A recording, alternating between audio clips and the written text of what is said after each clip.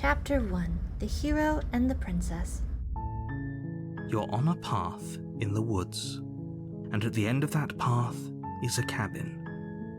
And in the basement of that cabin is a princess. You're here to slay her. If you don't, it will be the end of the world. The end of the world? What are you talking about? I'm talking about the end of everything as we know it. No more birds, no more trees, and perhaps most problematically of all, no more people. You have to put an end to her. Oh, that doesn't sound good. But how can a princess locked away in a basement end the world? Don't linger on the specifics. You have a job to do here. Just get in there and do what needs to be done. We're all counting on you. Yes, don't ask any questions, just stabby stab. Do you have any evidence to back this up? Look, you're already on the path that leads to the cabin. Why would you be here if it weren't to complete a very important task? You've made it this far, you might as well reach the end of your journey. I mean, you're not wrong. Have you considered that maybe the only reason she's going to end the world is because she's locked up? While I appreciate the mental exercise, we are running up against a bit of a ticking clock. Nevertheless, let me assure you, the princess is locked up because she's dangerous. She is not dangerous because she's locked up. And before you decide to waste even more of our time by asking how I know that, let me suggest a more pragmatic lens through which to view this situation. Causality doesn't matter here, because the end result is the same no matter what led us up to this point. If the princess leaves the cabin, the world will end, and there is no changing that. It's no use arguing semantics over a metaphorical chicken or egg, because the egg is hatched and it's about to ruin everything. Unless, of course, you do your job and slay her. Alright, so our job is to slay this princess or the world is going to end. Gotcha. Killing a princess seems kind of bad though, doesn't it? Does it? Are you a monarchist? Is slaying a princess that much worse than slaying a fisherman or a miller or a seamstress? If anything, slaying a princess is much better than slaying a seamstress. Seamstresses contribute something of value to society. I mean, I wouldn't slay any of them, really. Can't someone else do this? Oh, if only that were the case, but I don't make the rules. I have to say, I'm surprised at your reluctance thus far, but unfortunately for the both of us, you're the only one who can pull this off. Like I said, I don't make the rules, no matter how much I wish I did. Well, if I'm the only one that can pull this off, this is gonna just end badly. Do I get some sort of reward for doing this? Yes, but you'll have to slay her before you get it. Gosh dang it. Can you tell me what my prize is going to be for doing a good job? It's a secret, but I think you'll like it. It's a special reward, just for you. And whatever you think it might be, I can promise you it's going to be even better than your wildest imagination. A lifetime supply of oatmeal raisin cookies. Son of a bitch, I'm in. Have you considered that maybe I'm okay with the world ending? Of course I haven't. Why would I even consider that? Nobody wants the world to end. I mean, maybe some people do, like nihilists, or very, very evil people, but surely you're not one of those, right? Nope, not at all. Not any one of those. Wahaha! Look, I'll go to the cabin and I'll talk to her, and if she's as bad as you say she is, then maybe I'll slay her. But I'm not committing to anything until I've had the chance to meet her face to face. Then I guess we'll just have to see what happens. But a word of warning.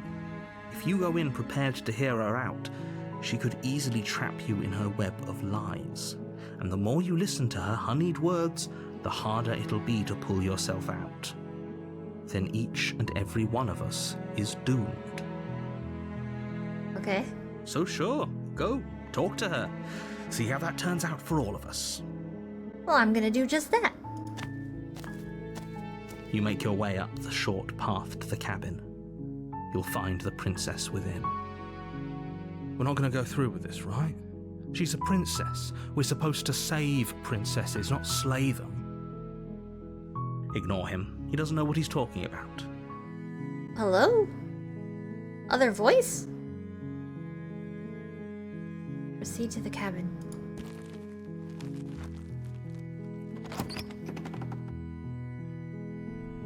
The interior of the cabin is almost entirely bare.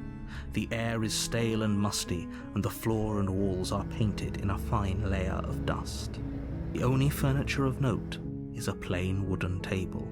Perched on that table is a pristine blade. I like this. This is nice and cozy. I like it. Especially the lovely blade over here. That looks like that can do some damage. The blade is your implement. You'll need it if you want to do this right. I guess we're gonna take the blade? You take the blade from the table.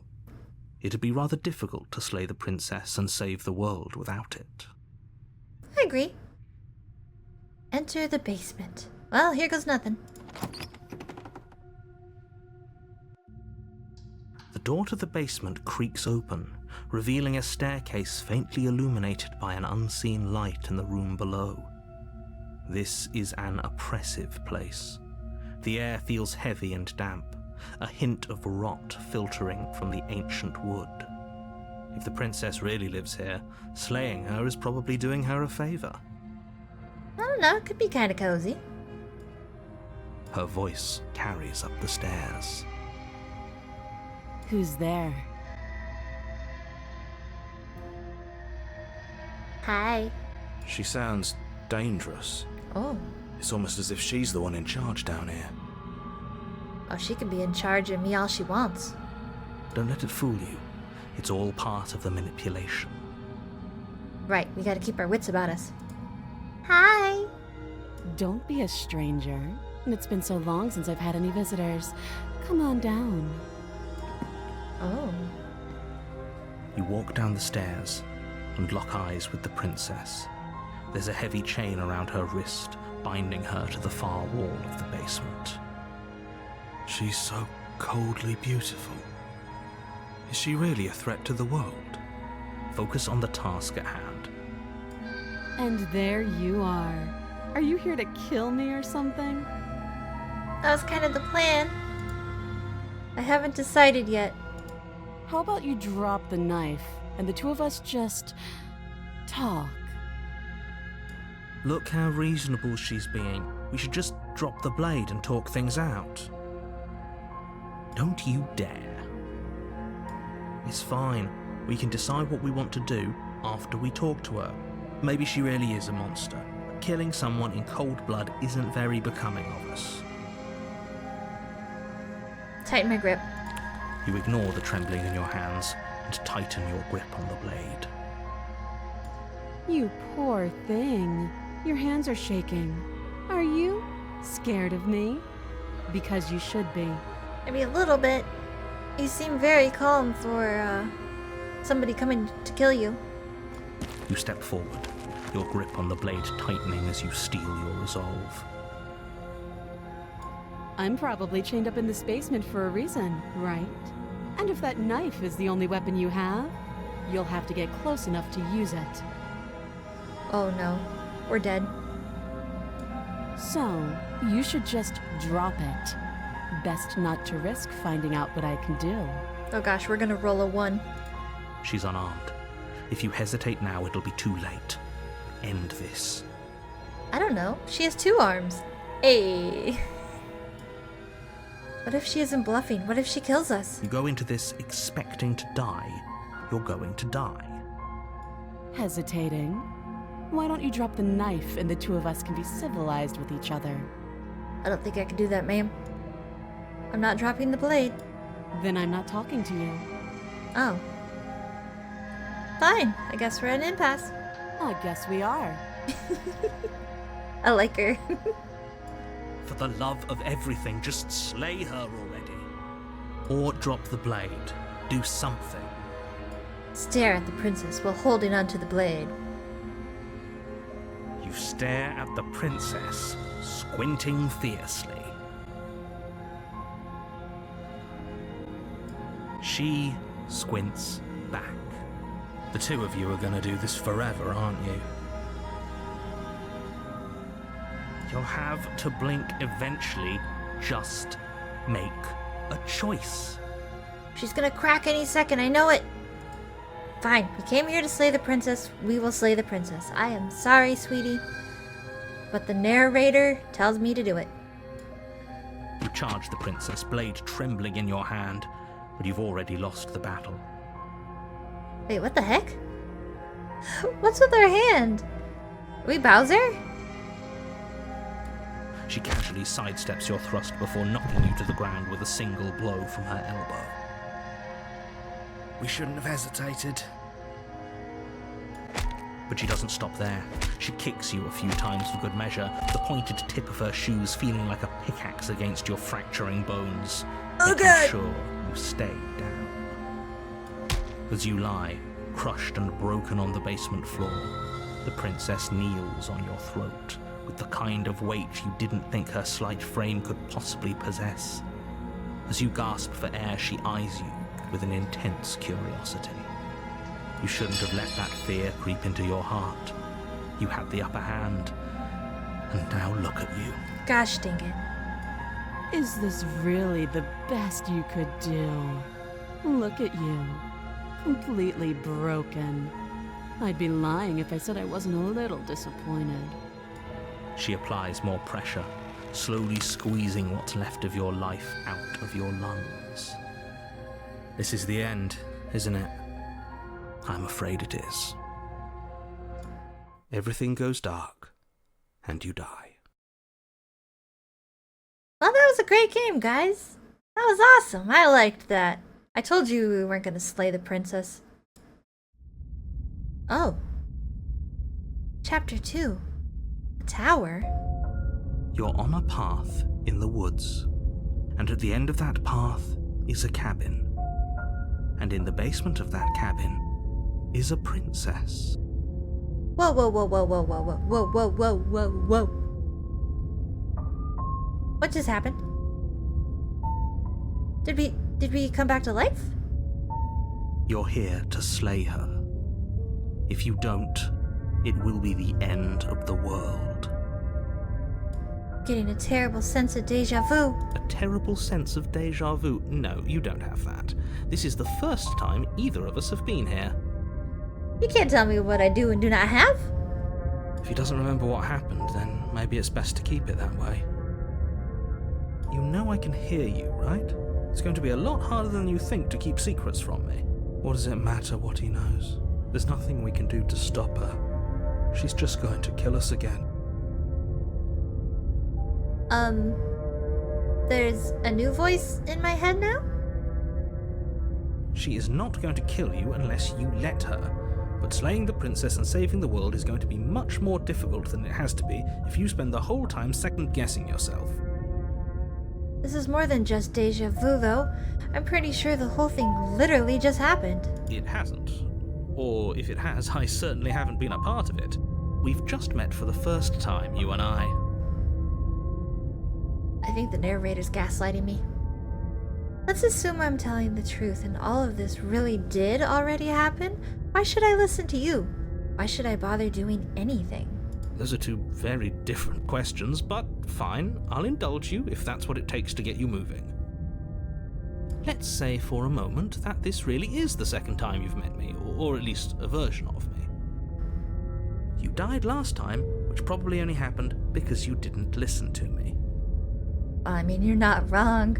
You wanted me to slay the princess and I went in there to have tea and chit-chat. Of course we died. We couldn't land a single blow on her, and she broke every bone in our body before she decided to let us die. What were we supposed to do to stop her then? What are we supposed to do to stop her now? It's pointless. Oh, we broke his spirit. She's just a princess. Slaying her shouldn't have been difficult, but congratulations. You've been given another chance to actually do this right. And I believe your other question was something along the lines of, oh, what's the point of doing anything? If you're asking that, it sounds to me like you're making the rather dangerous assumption that your actions last time around didn't have any consequences. Oh, I'm liking this. What do you mean? Of course there weren't any consequences. The princess killed us and now everyone's right back where they started. That sounds pretty consequence-free to me. Not really. Yes, but in this purely hypothetical scenario, that begs the question of how you got back here. Did time simply rewind itself, or were you instead transported to a different world entirely? Oh, it might be like parallel universes. If it's the latter, what do you think happened after you died? We were transported here. Do you think the people there lived happily ever after? Or do you think that the princess, left unhindered, brought about the end to everyone and everything, just like I told you she would? Oh gosh. You're right. We could have doomed everybody in the old world. If she ended the entire world, why should we even bother? We might as well just walk up to that cabin, break her chains and let her do whatever she wants. It's all the same in the end. I love how the voice of the broken sounds like Richmond from the IT crowd. Just because she's capable of ending the world doesn't mean you're not capable of slaying her. Both of those things can be true at the same time. So chin up. I believe in you. Okay, so this time we are not gonna hesitate. We're just gonna get the blade and go stabby stab. After a few more questions. Just be quick about it. Let's talk about the princess. She killed me last time around. How can I make sure that doesn't happen again? Like I said, if she killed you, it was probably because you didn't listen to me. Don't talk to her, don't trust her, just go in, do your job, and save the world. Got it. To quote you from last time around, she's just a princess. Why was she strong enough to beat me to death with her bare hands? She is just a princess. Whatever you think happened to you last time, just get it out of your head before you get to the cabin, and you'll be fine. Or we could pledge ourselves to her and stop pretending that we're capable of doing anything in this situation. She probably doesn't even need to try to overpower us. Can we tone down the pessimism just a smidge? I'm not being a pessimist. I'm just being realistic. Oh gosh, I'm the voice of the broken. You're being annoying. Oh gosh, I'm the voice of the broken. Just ignore their bickering, and whatever you do, don't pledge yourself to her. I cannot stress enough how absolutely catastrophic that would be for everyone, yourself included. Who locked her in the basement? What is this place? People locked her in that basement, and I told you what this place is. It's a path in the woods. Don't overcomplicate things. Oh yes, a path in the woods. Just like any old story. If people locked her away, why wouldn't they slay her? Why is this falling on me? Look, I'm not supposed to say this, but it's because you're special. You're the only person capable of doing this. Call it a prophecy, if that helps, but it's just the way things are. Wait, you're just trying to butter me up to slay her. Either that or I'm the only one stupid enough to take on this task. Probably both. Oh, I didn't know we were special. Of course you're special. Why else would you be here? Who cares if you think we're special? As far as I can tell, the only thing special about us is that we get to experience painfully dying all over again. You're being cagey. What aren't you telling me? I've told you everything you need to know. Going into more detail would just overcomplicate an otherwise very simple situation and make your job more difficult. The less you know about her, the better. That's all. Great. Now, if you don't mind, the whole world is waiting with bated breath for you to save it from ruin. Alright, let's do this.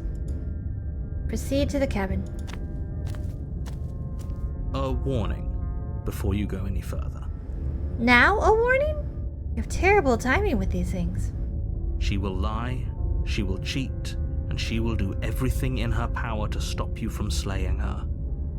Don't believe a word she says. Got it. Lying? Cheating? Why would she even bother? She didn't need to do anything like that last time. She caught us off guard last time. We'll be fine. Let's just keep our wits about us. Agreed. At least one of you still has a shred of sense. Just make sure you listen to him and not that whiner. Okay. Proceed to the cabin. If that's what you want, I guess I don't have a say here.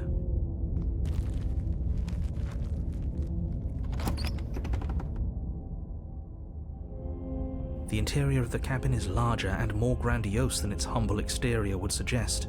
The only furniture of note is a massive marble altar with a pristine blade perched on its edge. Oh, this is different? This is very different. This is not a cabin. This is a tower. The blade is your implement.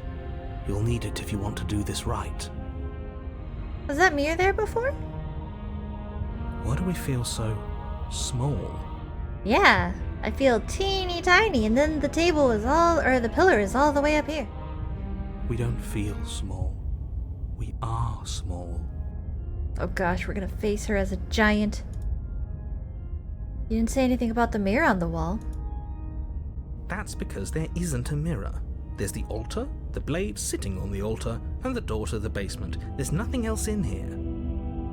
Well, there's the altar, the blade sitting on the altar, and then there's a flippin' mirror right here.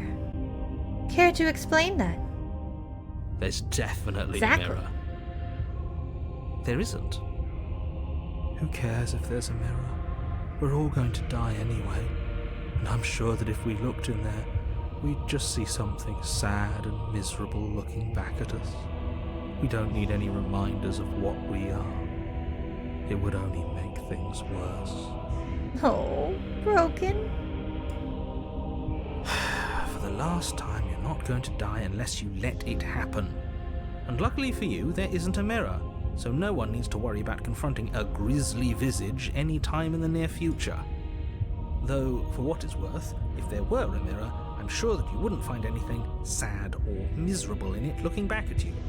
You probably look perfectly normal. Beg to differ. Probably. Do you not know what we look like?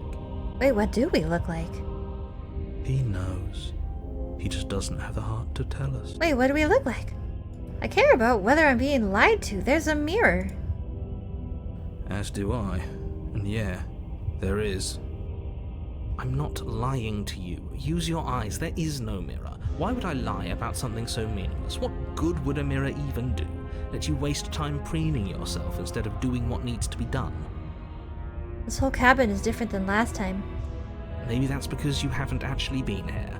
I hope this means you'll finally drop that ridiculous past life nonsense. You haven't died, and you certainly haven't been killed by the I don't know, this princess. cabin has a whole TARDIS feel to it. It looked teeny tiny from the outside, and here it's huge. I'm gonna approach the mirror. You walk up to the wall next to the basement door. It's a wall. There isn't much to see here. This really isn't funny. Wipe the mirror clean. You reach forward and rub your hand against the cabin wall. I hope you know how ridiculous you look right now. Disappeared. We should count ourselves lucky. Some things are better left unseen. I don't know, I think we're pretty handsome. Alright, let's do this. Take the blade. You take the blade from the altar. It would be difficult to slay the princess and save the world without a weapon. I agree. I'm gonna go down the basement. No talkie, just stabby stabby.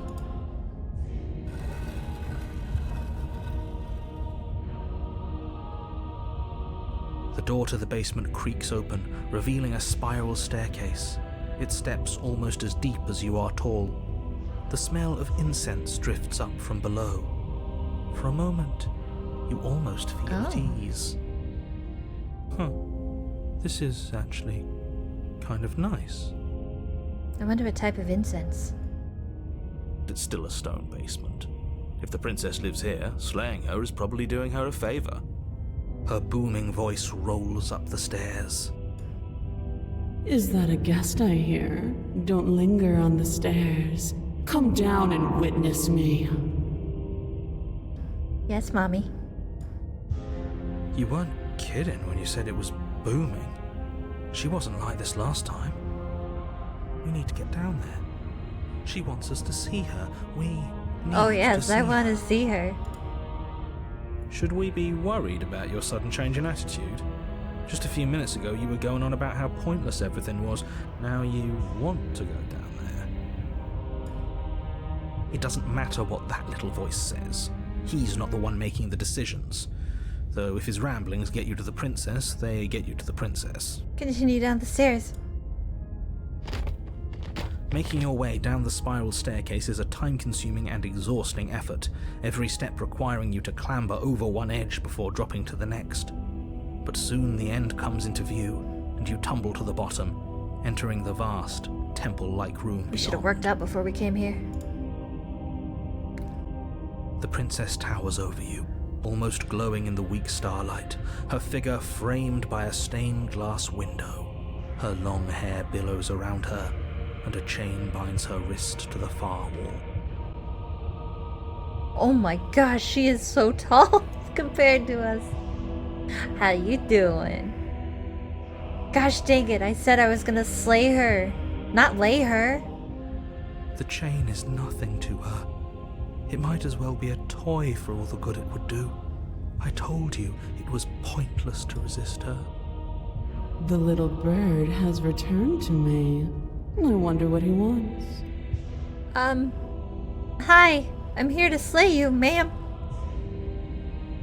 You brought that knife again, even though you know it's useless. Such charming audacity. She knows. Drop it. I don't know, narrator. She said to drop it, and I'm trying to resist the urge. I'm weak. Tighten your grip. We gotta kill her. As if on command, the blade slips from your grasp. It clatters uselessly to the floor. No! I tightened my grip. But we didn't drop it. We decided to grip it tighter, remember? Are you really just gonna let that happen we're dead. to us? We're dead. I have a duty to report facts as facts, and the fact is that you dropped the blade. I'm pretty sure I clicked tighten your grip on the blade. Of course we dropped it. She's so much more than us. You wouldn't understand what it feels like to be in her presence. Alright, well, just come over here and just step on us. Just be gentle. Just step right on us. It's okay. I got more lives. Do what you want with me. Oh, I understand what's going on, and you'd better snap yourself out of it. Kneel. I must resist. No. Oh, are you still trying to defy me? I said kneel. Your legs buckle, and your knees hit the floor. That's my good little bird. Now, why don't we talk? I like her. The last time we met, you couldn't even scratch me. And yet here you are again, trying to succeed where you've already catastrophically failed. What draws you back here beyond the empty halls of death? The narrator told me to. Speak. The last time we met? I suppose that lends credence to our conversation in the woods.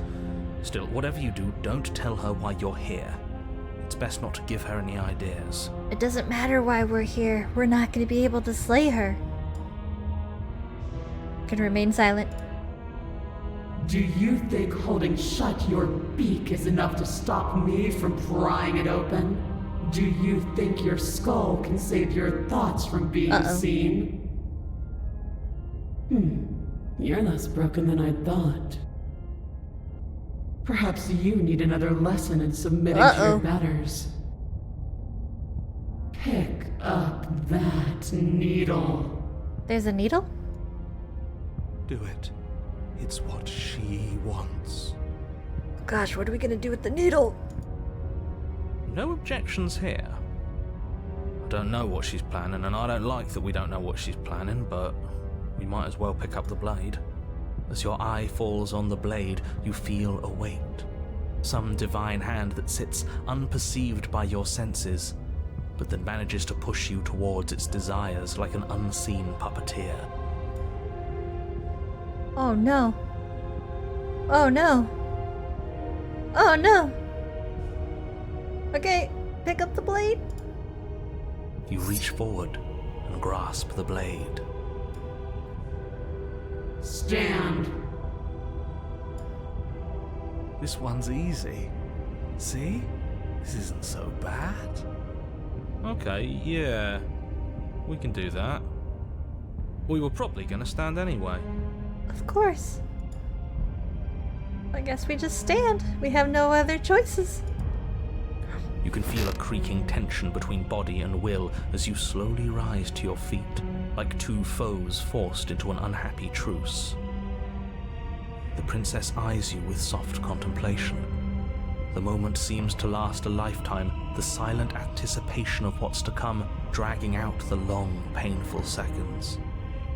But all silences are broken eventually. Well, it was nice knowing you guys. To define me is to claim we stand on level ground. We do not. You are quiet shadow, while I am brilliant radiance. I'll have to agree. Take that knife in your hand and slit your I don't agree with that. throat. I don't agree with this. What? You don't have to listen to her.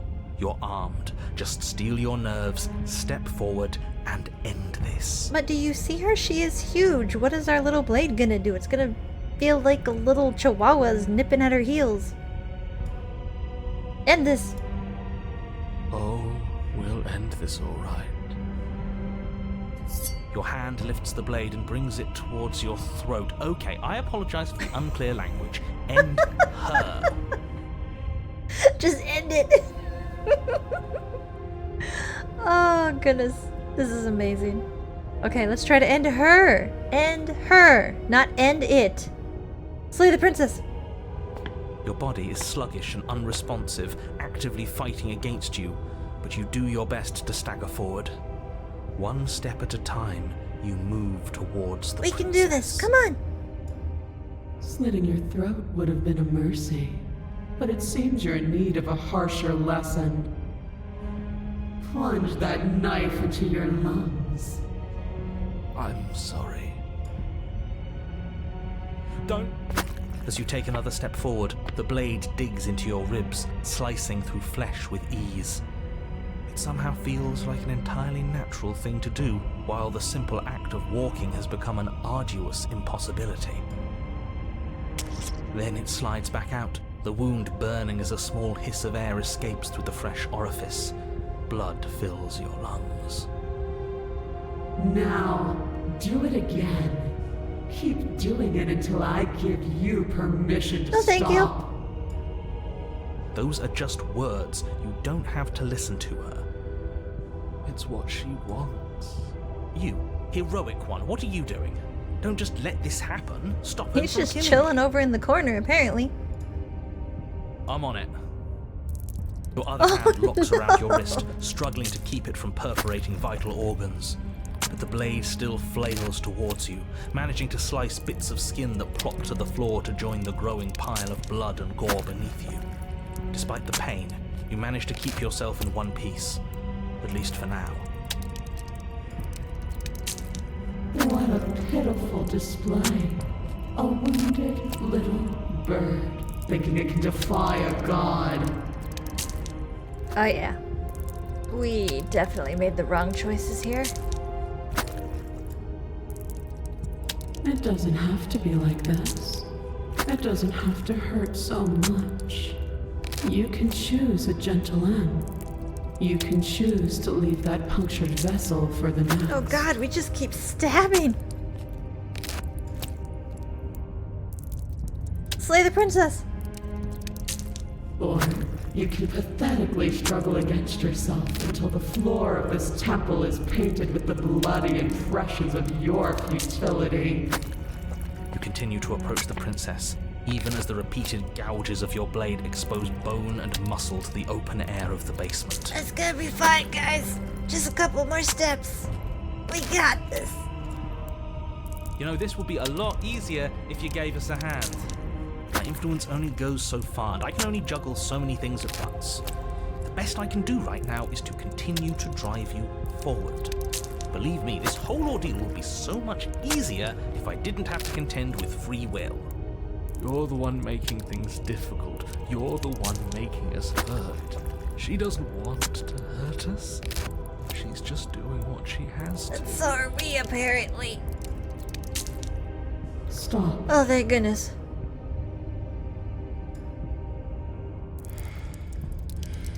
As you finish crossing the room, you fall to your knees at the princess's feet, your chest heaving as your blood pools in the crevices of the stone floor, the coppery taste coating your throat. I'm so sorry. I need to apologize. This is just one big misunderstanding. Everything's getting kind of woozy. I feel so good. The princess kneels down, lifting your chin with her finger as her face lowers to yours. Your devotion is misplaced. You've surrendered to delusion. But something about your defiant spirit speaks to me. You are different than you were before. That's me, ma'am. I just live out of spite. Perhaps, if you've learned your lesson, I can spare you from the release of death. There's a place at my side for you, if you'll have it. Not as an equal, but as something worthy to be kept. A priest, perhaps, or a pet. That sounds interesting, but I'm going to have to decline. Well, that's the meaning, isn't it? Yes, how thoughtful of her. It's a mercy. Take it. I think he's given up whatever say he had at the start of all this. At least one of you is sane. She's within striking distance, and she's only negotiating now because she knows you have what it takes to put an end to her. Seize the moment before I it's was too gonna late. say, she's vulnerable. Let's take our chance. Slay the princess. No. Yes. Though your body trembles, struggling to defend itself in the face of the princess's overwhelming will, you finally manage to break through, darting to her side before she can react. The wind of your freedom rushes through you, and you channel it into a decisive blow, stabbing into the soft flesh of her ankle and severing the tendons in an act of unyielding defiance. Let's go. She falls to the floor, crashing unceremoniously to her knees. But you don't give her any time to recover. Your heart pounding with determination, you plunge your blade into her Oh, we're so chest. tiny compared to her. As you find your target again and again, she laughs, crude emotion breaking through her once stony composure as your blade cuts Oh my her. goodness, she's enjoying this. We can do this. Come on, can't we can do this. Don't give up hope. You always could. The decision to give you this task was not made lightly. You're here for a reason. It's not too late to pick up the pieces. It's not too late to toss that blade aside and beg for... It's not too late, but we're not gonna do it. Shut up. We're here to slay her. I can't believe you would actually strike me. You heathen! You worm! You defiler! You don't know the consequences of your arrogance! Before you can strike the final blow, the princess lashes out, knocking you off your feet. There's an unsettling wet pop as your spine breaks, numbness and pain spreading through your body. As you rebound towards the ceiling in a moment of disorientated lightness, she drives her fist Oh into gosh, your this is chest. even worse than last time. Your body is crushed as she pulverizes you into the floor, the ground itself breaking from the impact. You lie there, broken, beyond pain, unable to even see what she's done to you.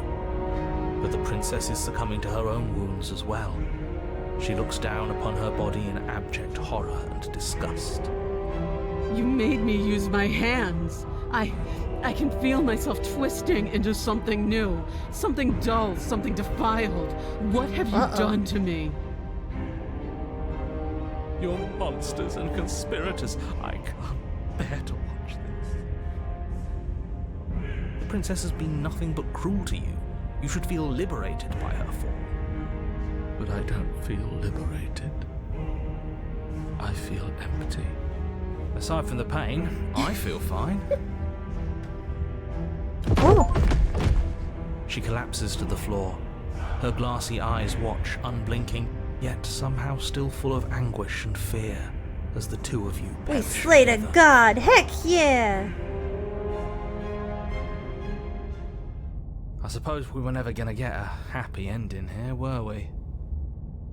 Don't let those be your final thoughts. You saved the world. That's worth something. At what cost? I guess. Regardless of how you feel about it, it's finally over. Thank you. Everything goes dark, and you die. Chapter 3. The Fury.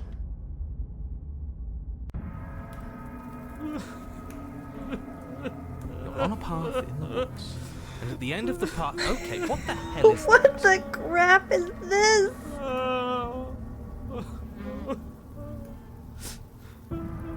Oh, I don't want to be here anymore. I don't... The broken... Shut up! I want to go home. This is terrible. Oh my gosh. I made everything worse. My gosh, broken. It's fine. We're gonna fix this. I think he's upset. You think? And what's he got to be upset about? We just killed a god. I mean, we did.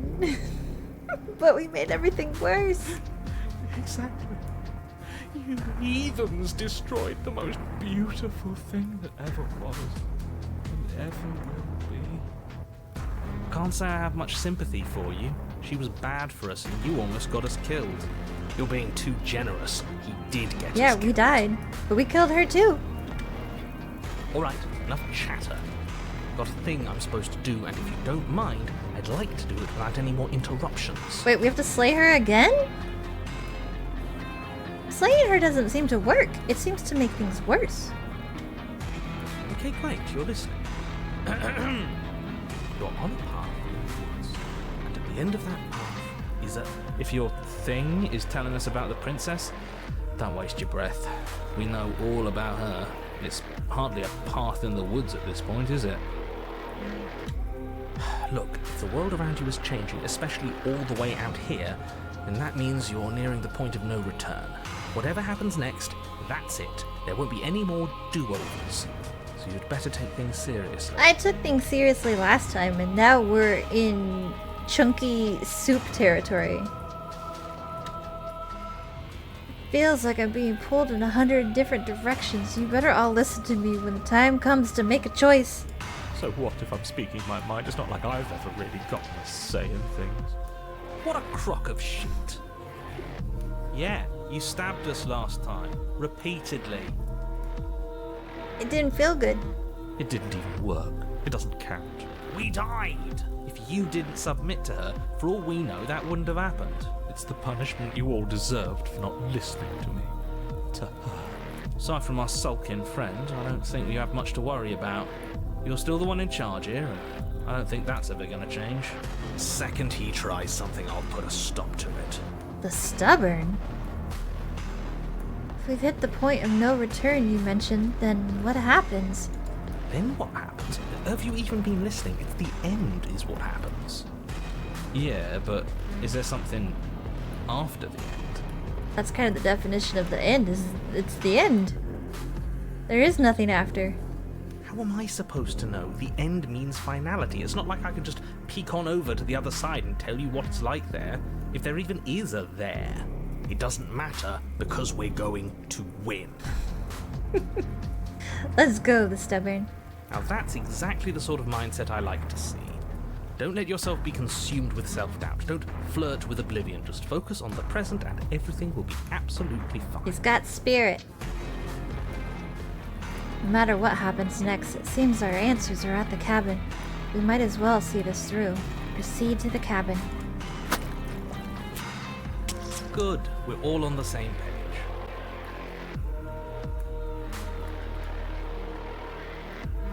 What the heck is all that? Ugh. It isn't long before you find yourself at the end of the path, staring up at the cabin on the hill. You'll find the princess within, as I'm sure you already know.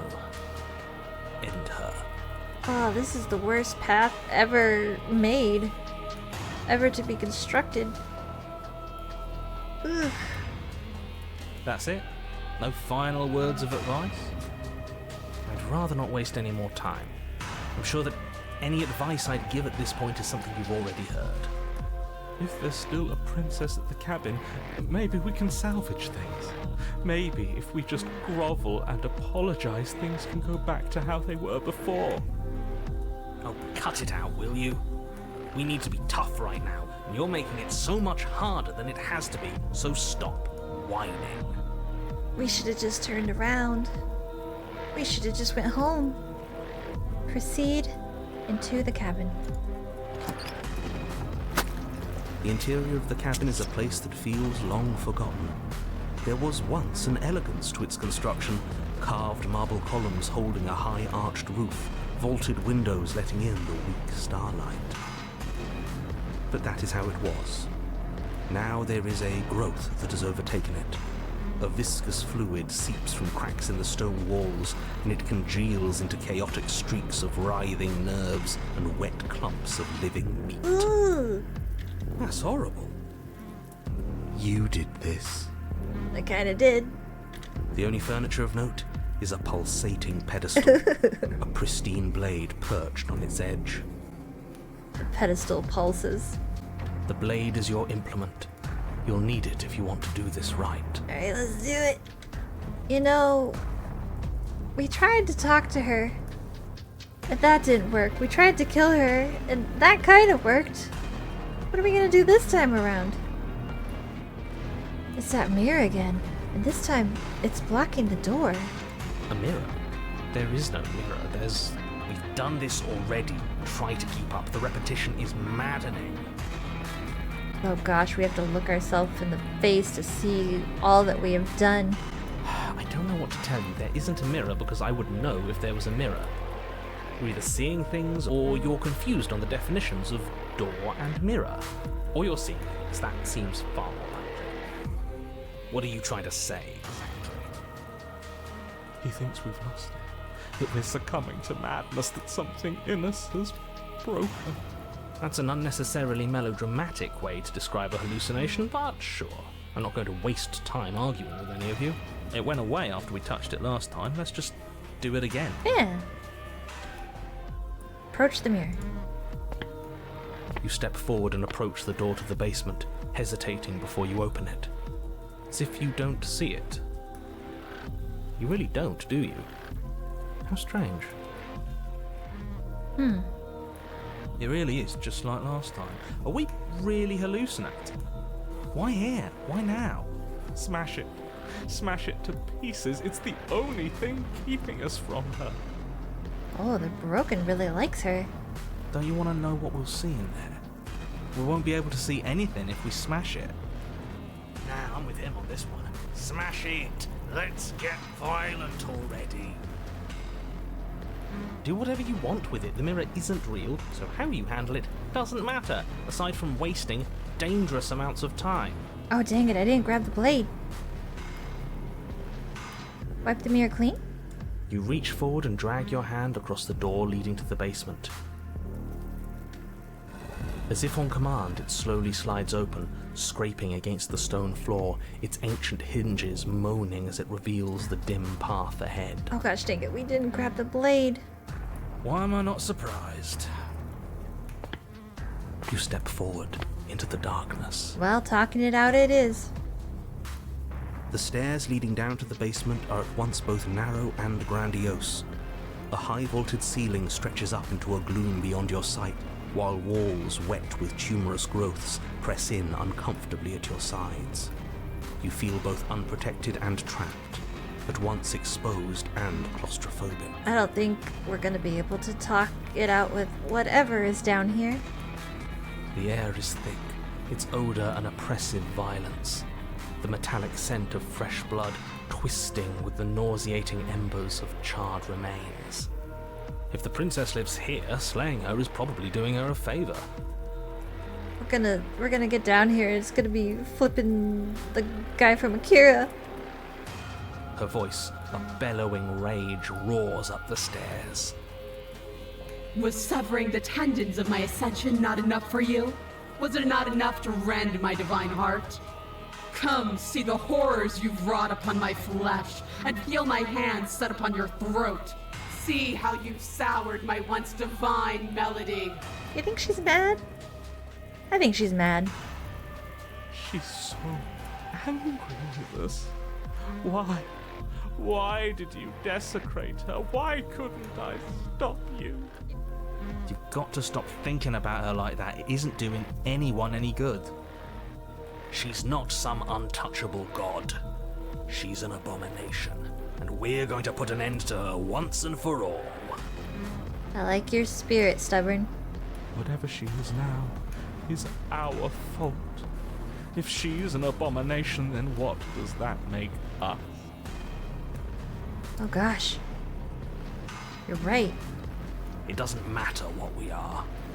She needs slaying, and we've got the means to do it, so let's get a move on. If I might interject, you didn't make her into an abomination. She's always been what she is.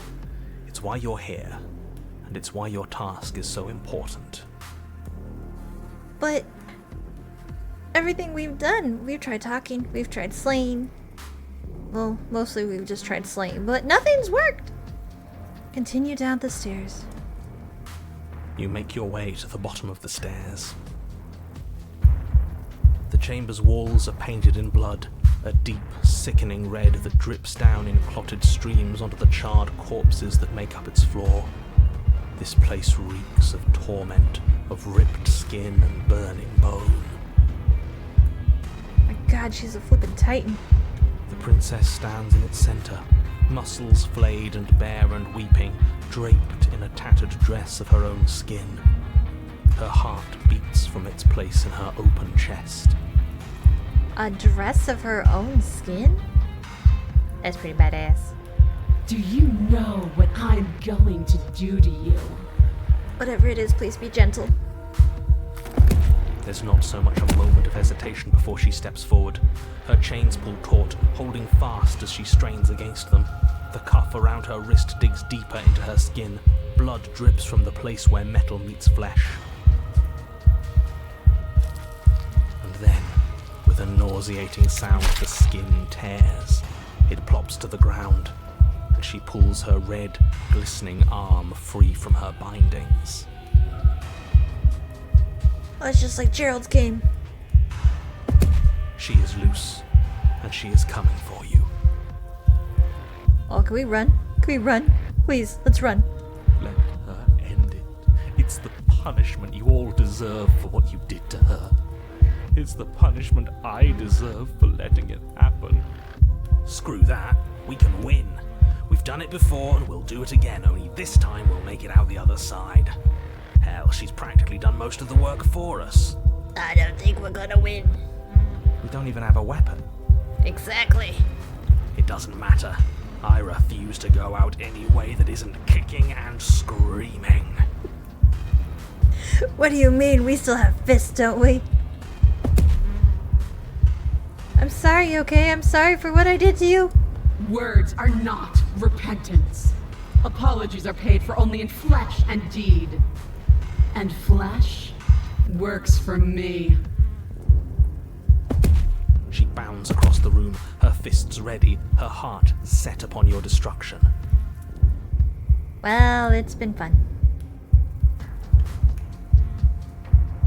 With a horrifying squelch, you are unwound.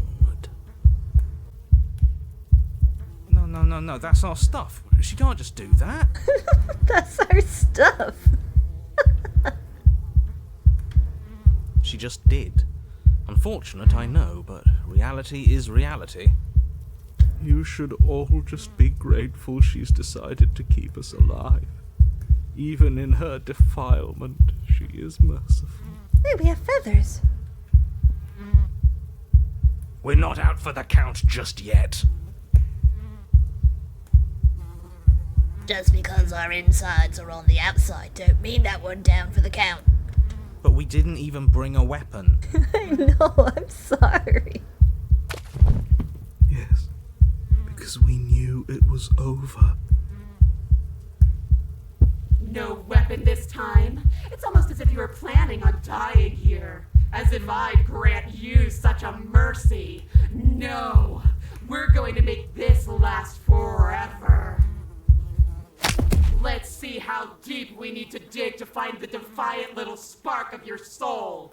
This will hurt you. Something infiltrates you. Though you do not see it, you feel it, slithering into your disaster of a body, seeping into the gaps between your molecules. Ugh. The body of a sapient creature has, on average, 30 trillion cells, and each one of those cells is composed of 100 trillion some odd atoms. One of those cells is peeled from the others. 100 trillion atoms are gone.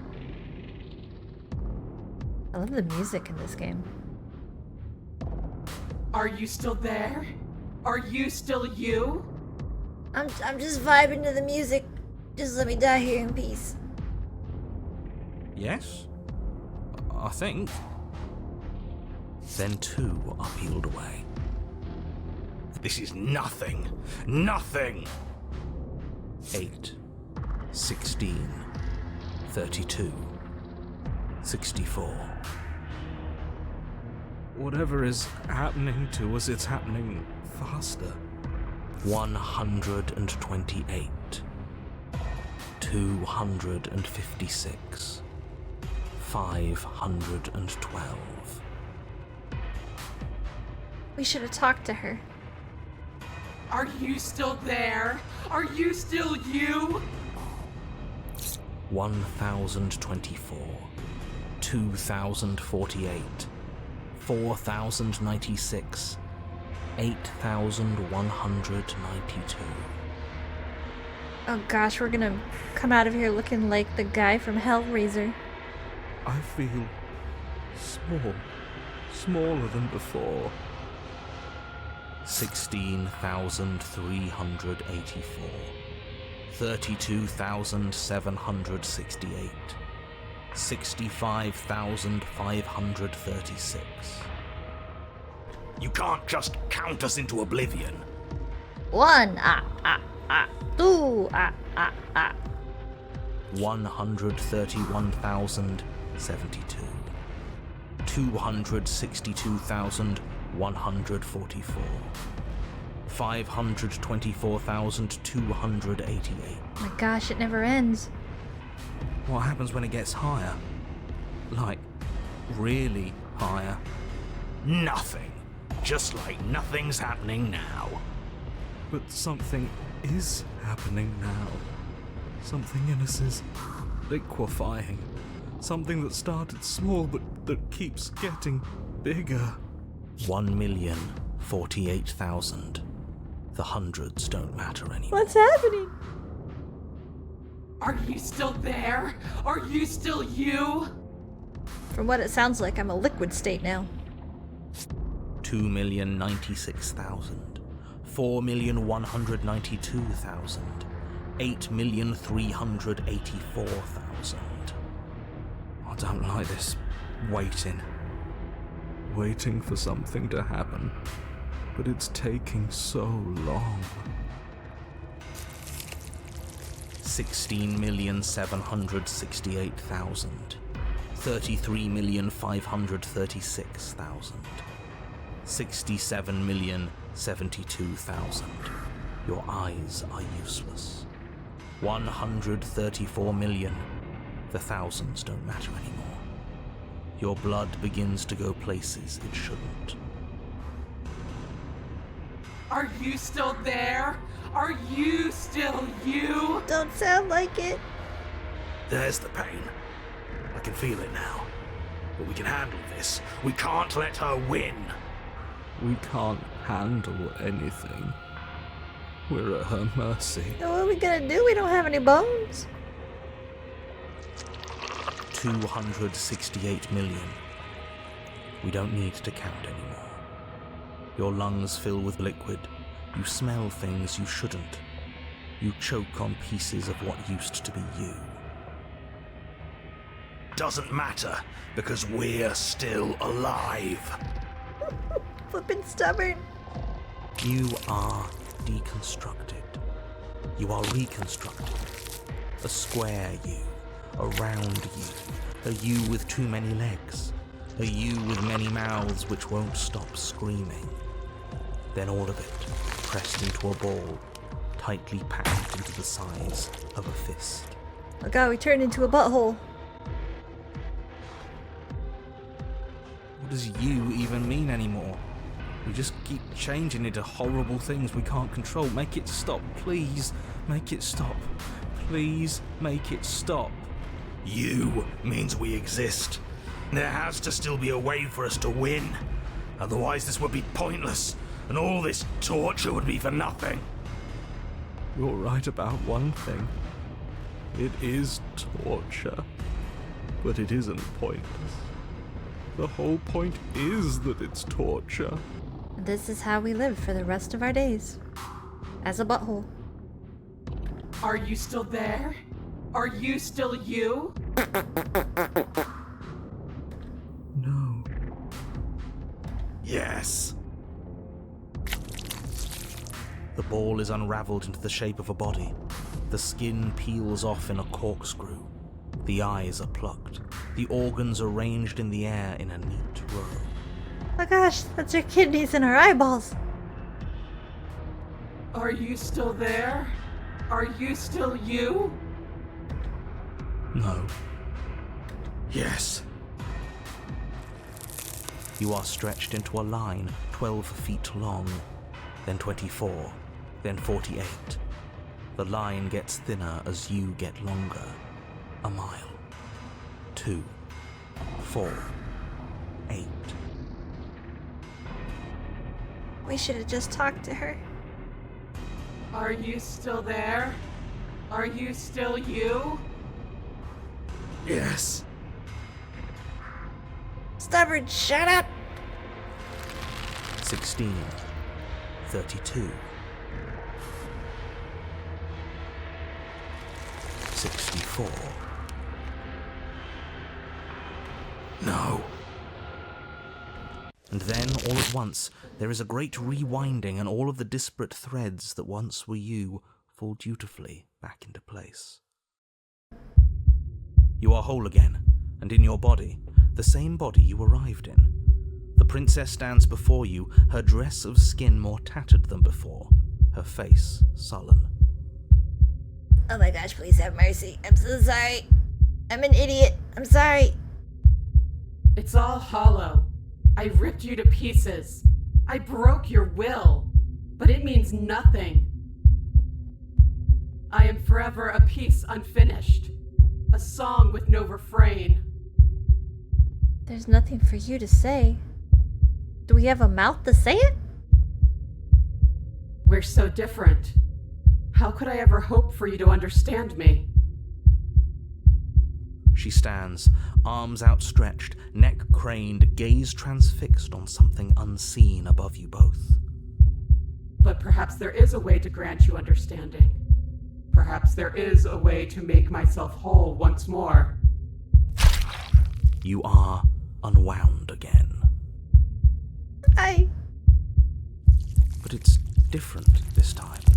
Nothing slithers into your cells. You can feel something changing inside of you. But you see her changing too. Oh gosh, we're gonna meld together. Threads, strands of you, becoming pieces of something new. Something that's both you and her. Oh no, absolutely not. You have to stop this. Do you hear me? You have to stop this, or the entire world ends.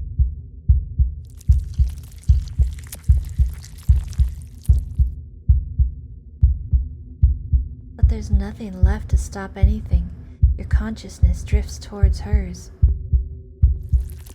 Yes, yes! See me as I have had to see you!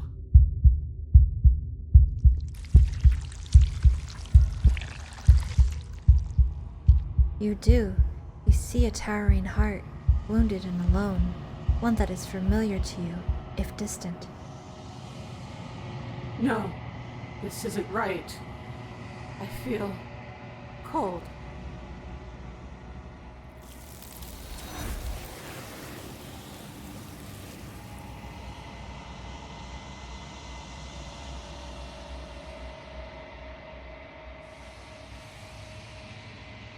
The tethers that attempt to form between you have snapped. Your union has been halted.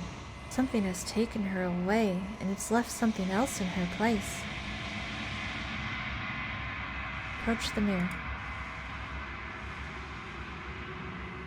Silence as you approach. Gaze into your reflection. It's you.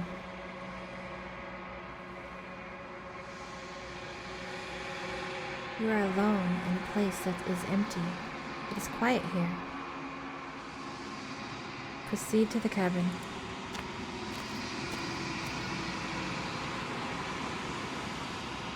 You are at the cabin. This does not look like the cabin. Approach her. Something finds me in the long quiet and brings me the gift of a fragile vessel. My God, she turned into a biblically accurate angel. What are you? I am solitary lights in an empty city. What are you? A snowman? Solitary lights? What do you mean? Thoughts without connections. A dim and nascent network. I wish to be more. What do you think I am? I think that you are like me.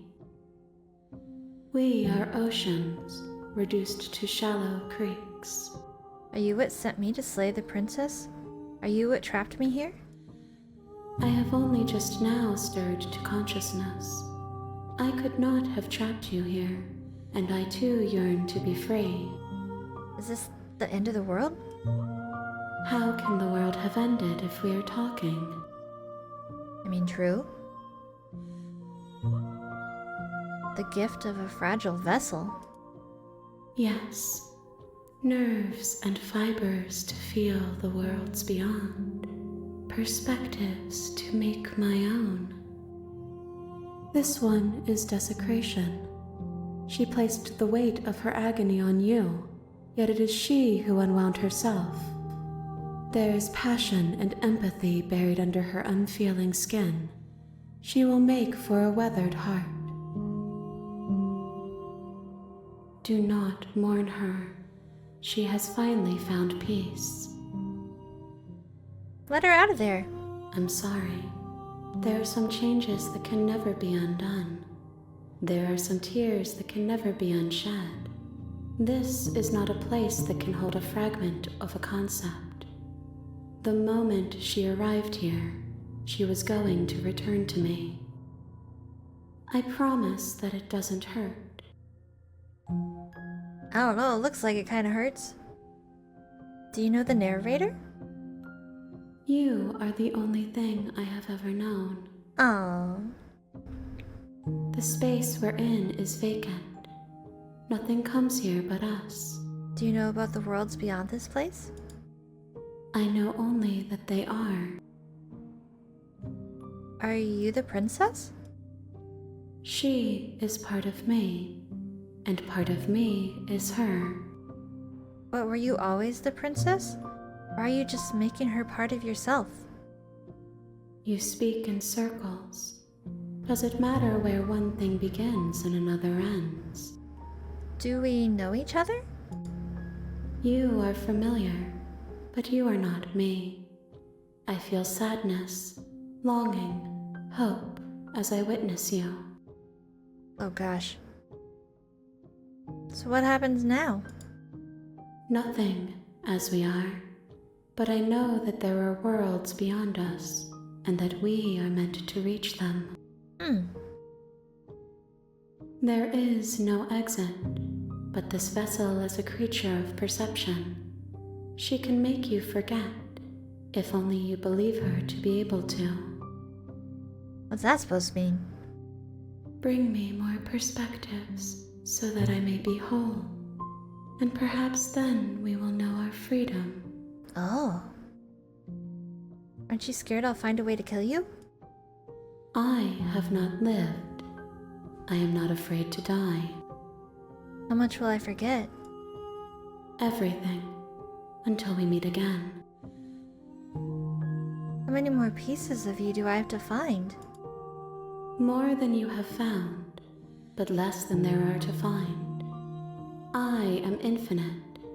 The rest will find their own way home. Are there like infinite endings to this game? That's amazing. And what if I don't let you do this to me? Then we will be here forever, as we are now. Unfinished, dry, hollow.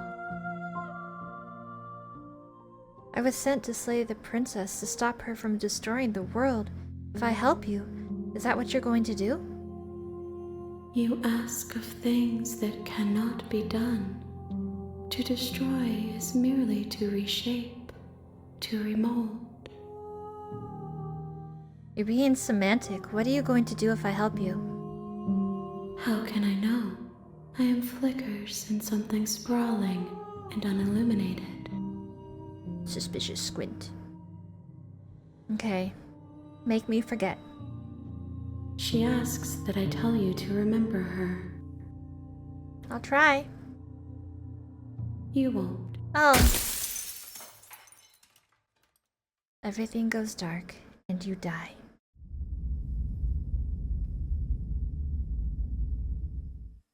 You're on a path in the woods, and at the end of that path is a cabin.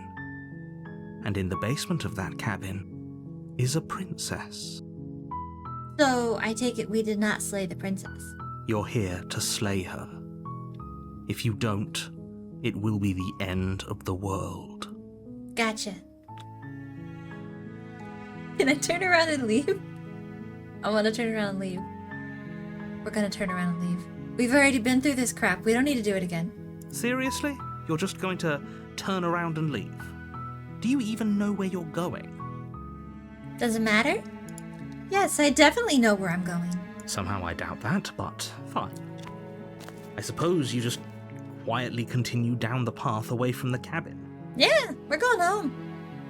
I got shows to watch. I want to watch X-Files. Good. What we're being asked to do here is wrong.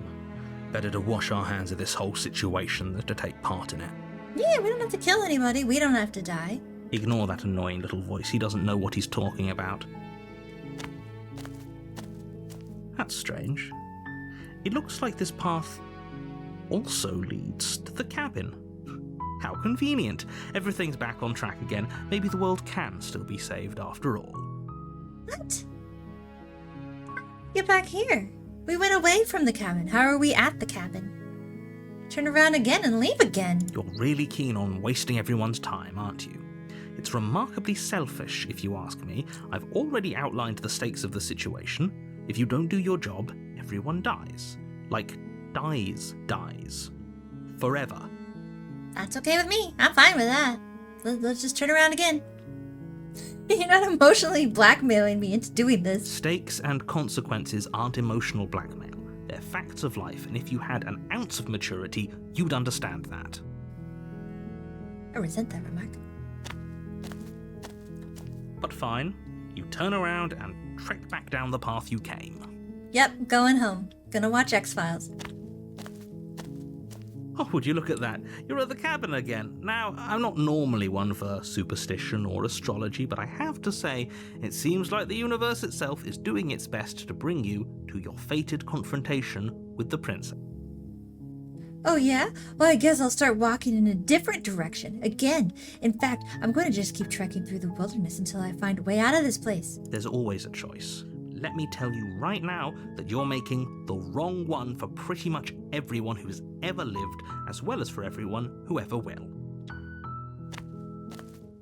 And here we go. As you trudge into the woods, something strange starts to happen. Ooh, what is it?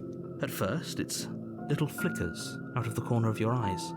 Glimpses of familiar wooden structures through the leaves. But as you focus on your surroundings, you start to realize that those flickers weren't just a trick of light. Okay. In every direction, there is a path and a cabin. And not just a cabin, the cabin. An infinite fractal of paths and cabins desperately trying to draw you back to where you need to be. Well, crap. Wait, what's going on? But you're too stubborn for that, aren't you? It doesn't matter how many paths or cabins appear around you, you're just going to do whatever you can to shirk your responsibility because you care more about irritating me than you do about the fate of the world. I'm sorry, narrator. You've doomed us all, you know that, right? But of course you do. Otherwise you wouldn't just wander off into the forest in search of certain death. I mean, is there death in the forest? Looks like there's death in the cabin. There's probably death in the cabin. You lose track of just how long you spend aimlessly tromping through the wilderness, but it's not like any of that time spent lost in the woods really matters, because it isn't long before the world ends and everyone dies. Oh. Well, crap.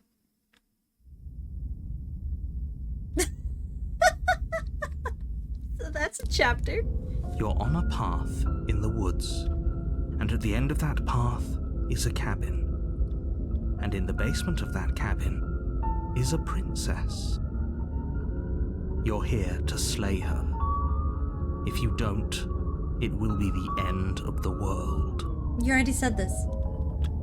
If I can't run away from the cabin, then I'm just staying here in the woods forever. Stay in the woods forever. Oh, that's clever! A little boring, though. I mean, a snowman belongs in the woods, right? It's extremely boring. Yeah, a little bit. Can we really do that? Can we really just do nothing? But when we did something, it was the end of the world, so we might as well try doing nothing. No, you can't just do nothing. You have to do something. Can't make me. Alright, so it's decided. Even if it's boring, we're going to do nothing forever. Mm-hmm. Congratulations, you continue to waste everyone's time and do nothing. Wait, can you still hear me? It's getting fuzzy. What is that weird feeling? It's like I'm barely even here anymore. Uh-oh. Well, it's not nothing, that's for sure. Does that mean we messed up? Probably.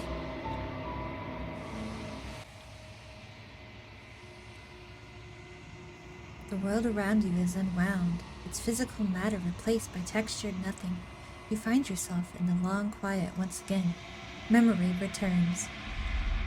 There's a distant rumbling, a sound of many sounds, undulations, pulse louder as something other comes close. Oh, we ticked off the princess. We were supposed to get more princesses, but we're like, no, we're not going to do anything. Can't make me. What is it, demand avoidance? Mm-hmm. You already know what dwells in the empty spaces. Feelers probe across the fabric of reality. Extremities find your consciousness and wrap themselves around it. You are no longer alone. What's the little hands from Labyrinth? Confusion. Why are you here? I am unfinished. Resistance. Fingers drag claws across the glass surface of your soul. Frustration. This vessel is full of you. It is useless to use it if it doesn't bring more gifts. Force pushing against your will. No! You cannot go back. Not there. Regret. This world is broken beyond repair. We must weave something new. A wagging finger. There is only so much thread in this place. Do not waste it. I am your only salvation.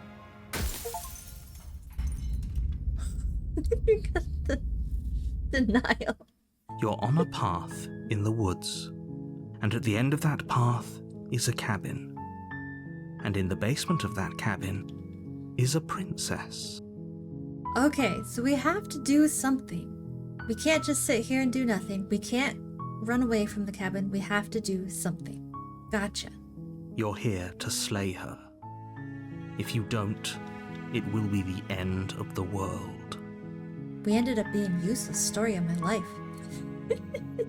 Fine. If we have to go towards the cabin, we're gonna try and be as passive as possible. We're gonna silently continue to the cabin. Just have our head down. And like, fine.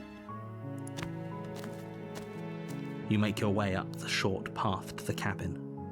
You'll find the princess within. We're not going to go through with this, right? She's a princess. We're supposed to save princesses, not slay them. No, I'm gonna go in the cabin and still do nothing. Ignore him. He doesn't know what he's talking about. Proceed into the cabin.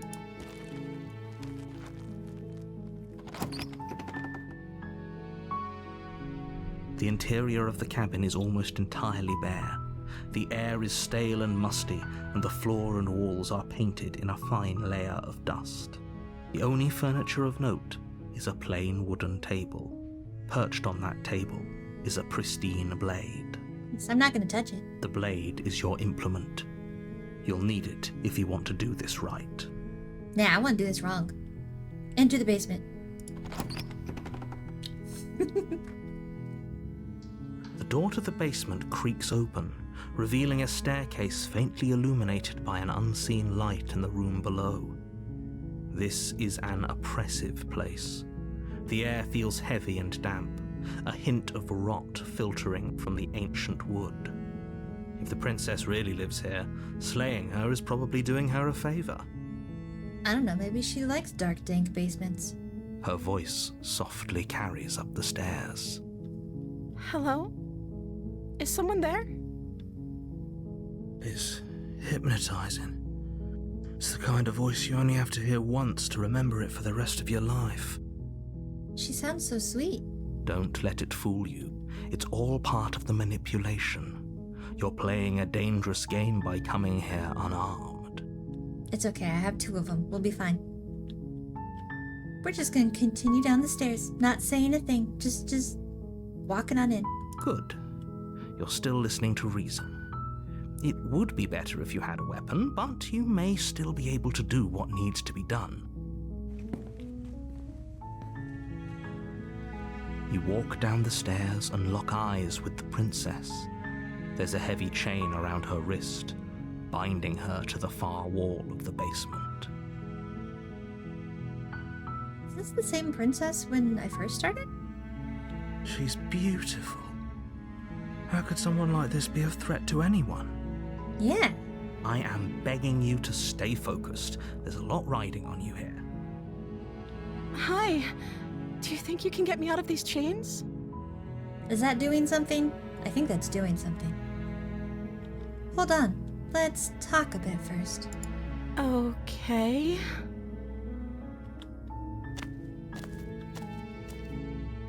Hi, how are you? How you doing? You look adorable when you're not trying to kill me. I like this.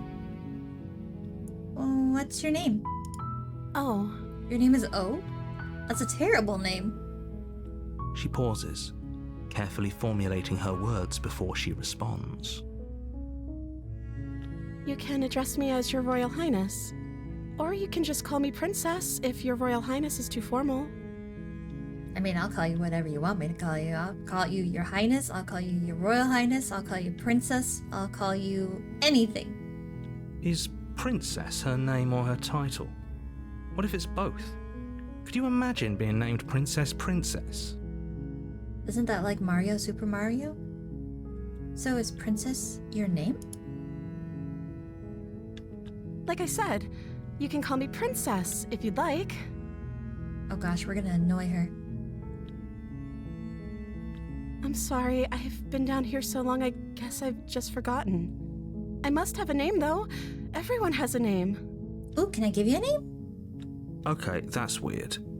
I shall name you Jabethany. She hadn't even thought to pick a name for herself.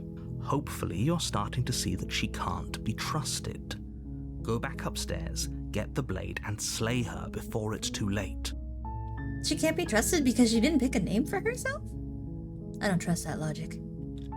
If I'm the first person you've seen in a while, what have you been eating? Or drinking? I don't see what that has to do with anything. That has everything to do with everything. How do you live? Who's been feeding you? Who's your housekeeper? What do you keep in your house?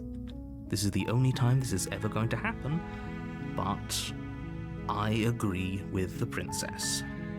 that's hardly relevant. What do you mean it's hardly relevant? That's a great question. Who's been feeding you and what? Okay, but actually, what has she been eating? She has to eat, right? Thank you, hero. What are you going to do if I let you out of here? The princess hesitates before responding. She doesn't know. She's been down here too long to have any idea of what she'd do in another life. Oh, that's kind of sad. She knows what she'd do. She's just searching for whatever answer she thinks you want to hear. Are you looking for the truth, or are you looking for the right answer? Because with the dynamic we have going on here, I don't think the specifics of what I do really matter. I don't know, I was just wondering what your hopes and dreams were. It's not like you'd believe me. I don't know, I'd probably believe you. If you were like, yeah, I'm gonna take over the world, I'd be like, oh, okay, cool. I was sent here to slay you. You're apparently supposed to end the world. But I don't think you're actually dangerous. Is that why they threw me down here? But I don't want to hurt anyone. I like the world, I think. I mean, you're a part of it. I don't remember much about it, to be honest. I've been down here for so long. That's... How long has she been locked away? Did they tell you how I'm supposed to end the world? The last time you ripped me apart, you turned me into many different pieces of matter and then you killed me. Maybe that? No, which is why I don't think you're actually dangerous. Sooner or later, you'll learn to trust me. Hopefully it won't be too late when you finally come around. Thank you for believing me. Now, can you help me get out of here? Heck yeah, let's do it. So, we walked away. That didn't work. So, we did nothing. That didn't work. So, we're going to let you go. Examine the chains. I'll see what I can do. You walk up to the chains binding the princess to the wall and give them a tug. I don't know what I can do with my little stick arms, but we'll try. They're large and heavy, far too solid for you to even imagine trying to break them apart. I'm guessing you don't have the key? Oh, crap. Maybe it's somewhere upstairs. Maybe it's just the dagger that we put into her heart. Doubtful. Whoever locked the princess away down here intended for her to never see the light of day. They wouldn't have just left the key to her chains somewhere in the cabin. It's probably under the doormat. I'm going to check upstairs. Maybe the key's still lying around somewhere up there. And if not, maybe at least I can find something to break you free. Okay, I'll be here. Good luck. You attempt to She's make so your way adorable. out of the basement, but the door at the top of the stairs slams shut. You hear the click of a lock sliding into place. Uh-oh. I played Scarlet Hollow. I know nothing good comes from a locked door in the basement. Is someone else here? Try the door. You try the door, but it's locked from the outside. Hey, let me out of here! Your shouts and pleas are met with silence. Well, it was worth a shot. You're here to slay the princess, and you won't leave until the task is done. Well, I guess we're both stuck down here. Because I don't have a key, I can't slay her because I have nothing to kill her with, so we're just gonna chill here for the rest of eternity, I guess. Return to the bottom of the stairs. You make your way to the bottom of the stairs. This would have been so much easier if you'd just taken the blade like you were supposed to. Easier for whom? Easier for everyone. Look at the mess you're in. I heard the door slam. They locked you down here too, didn't they? Hey. There's a slight panic rising in the princess's voice. If I could just get out of these chains, I know we could force our way out of here together. She barely hesitates before raising her arm to her mouth, her teeth tearing through her limb with the determination of a trapped wolf. Oh, I was not expecting that. She's flippin' sawing her way out of this. I like that. As she rips her flesh from her bone, a sound comes from behind you, the clang of bouncing metal. It's the blade from upstairs. You're not sure how it made its way down here, but if there's a time to strike, it's now. Wait, is she gonna cannibalize me? Sounds terrible. Or we could use it to free her. Yeah, she doesn't need to eat through her arm. Either that or we're gonna cut through her arm. You won't like what happens if you do that. I'm gonna try it. Save the princess. Fine. Against your better judgment, you place the blade against the ragged, self-inflicted wound on the princess's arm, just above the unyielding chain binding her to this place. You cut into her flesh. The blade is sharp, and it takes little effort to crack through the bone of her arm. I gotta hand it to her. She's got guts. Her limb falls to the ground, and the heavy chains follow suit. She didn't so much as utter a sound through the whole ordeal. You're right. She felt no pain. No, she didn't. Crap. She smiles softly as her gaze meets yours, blood from her wounded arm dripping rhythmically to the ground. Yeah, we should probably do something about that. How is she still smiling after everything? It's like she isn't even bothered by what just happened. Thank you. Now let's get out of here. Yeah, let's get out of here. Let's get the heck out of here. Approach the locked door. No, we won't have any of that. The stakes are too high. You can't just let her escape into the world. No, I can't just let her escape into the world. Wait, what? As the princess approaches the bottom stair, your body steps forward and raises the blade. Uh-oh. Wait, this isn't fair. You can't just do that. He's the narrator. He can do anything. Watch me. What are you doing?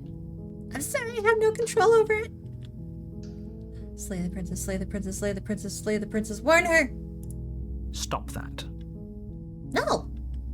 Run! Get out of here! Shoot! I have no control over my limbs. Something's come over you, hasn't it? You know you don't have to do this, right? Your body lunges forward, the blade held low, ready to sink into her heart. Oh, you better not, narrator. But the princess dodges, stumbling back against the wall before the blade has a chance to connect. Stop it. Stop trying to resist me. I'm trying to get you out of here alive. Wait, we're gonna get out of here alive. You're gonna get us in trouble. Slay the princess, slay the princess, slay the princess, slay the princess. Resist! The blade. Move the blade. As your body remains frozen in stubborn resistance, the princess takes a cautious step forward. I'm trying not to hurt you, sweetie. We both know this isn't you. She nervously reaches towards you and takes the blade from your infuriatingly rigid hands. What are you doing?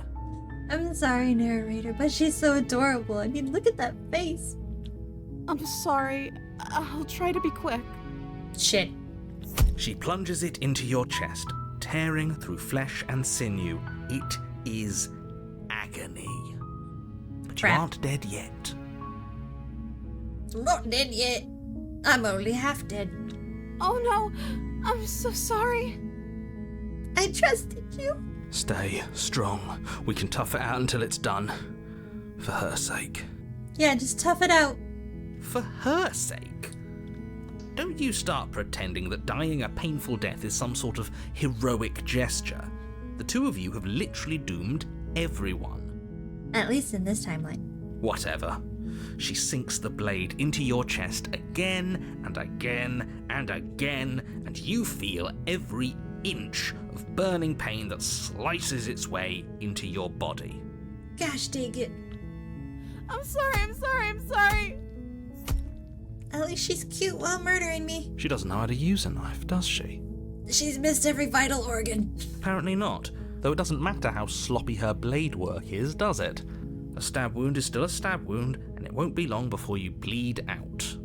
Gosh dang it. I'm so sorry. I love this game. With one last thrust of the knife, your legs give out beneath you. You collapse to the floor, your blood pooling around you, your limbs unresponsive. The princess stares down at your ruined chest as tears carve rivulets of pink down her blood-spattered cheeks. It can't just end like this, right?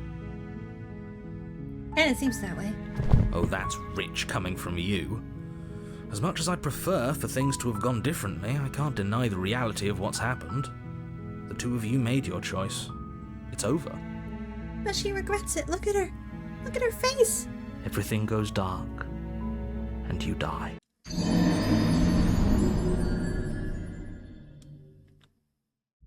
Chapter 2. The Damsel. You're on a path in the woods, and at the end of that path is a cabin. And in the basement of that cabin is a princess. You're here to slay her. If you don't, it will be the end of the world. Well, the world didn't end last time. We just died.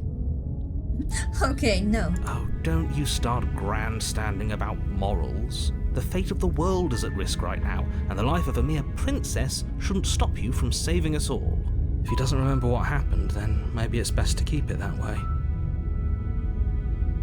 I think you're right, Hero. Yes, he didn't approve of us last time, did he? If we're going to save our beloved, we'll have to be sneaky about it. The voice of the smitten? Why do they sound like Matt Berry? Yes, let's go save the princess. Our beloved? Our one true love in life. Yes, you'll have to be very sneaky about your intentions if you're going to try and save the princess. Ah, so all of the cards are on the table. Then you should know that we and the princess are in love, and the four of us will be foiling any and all assassination attempts you've got in the works. Heck yeah. We'll see about that. Whatever you do, just be sure to ignore him specifically. It sounds like he's the sort who'd sacrifice the whole world for a peck on the cheek. I don't know, I'm kind of with the smitten. What can I say? A world without love is a world that isn't worth saving. Oh, yes. Let's assume I'm telling the truth, and all of this really did happen. Why should I listen to you? Why should I bother doing anything? Those are two very different questions, but fine, I'll indulge you if that's what it takes to get you moving. Let's say for a moment that this really is the second time you've met me, or at least a version of me. Technically, it's like the third now? If you're back here, I'm assuming you died, which probably only happened because you didn't listen to me. You were the one who did us in, villain. Villain! Well, not you in the literal sense, but you did everything you could to stop us from rescuing her.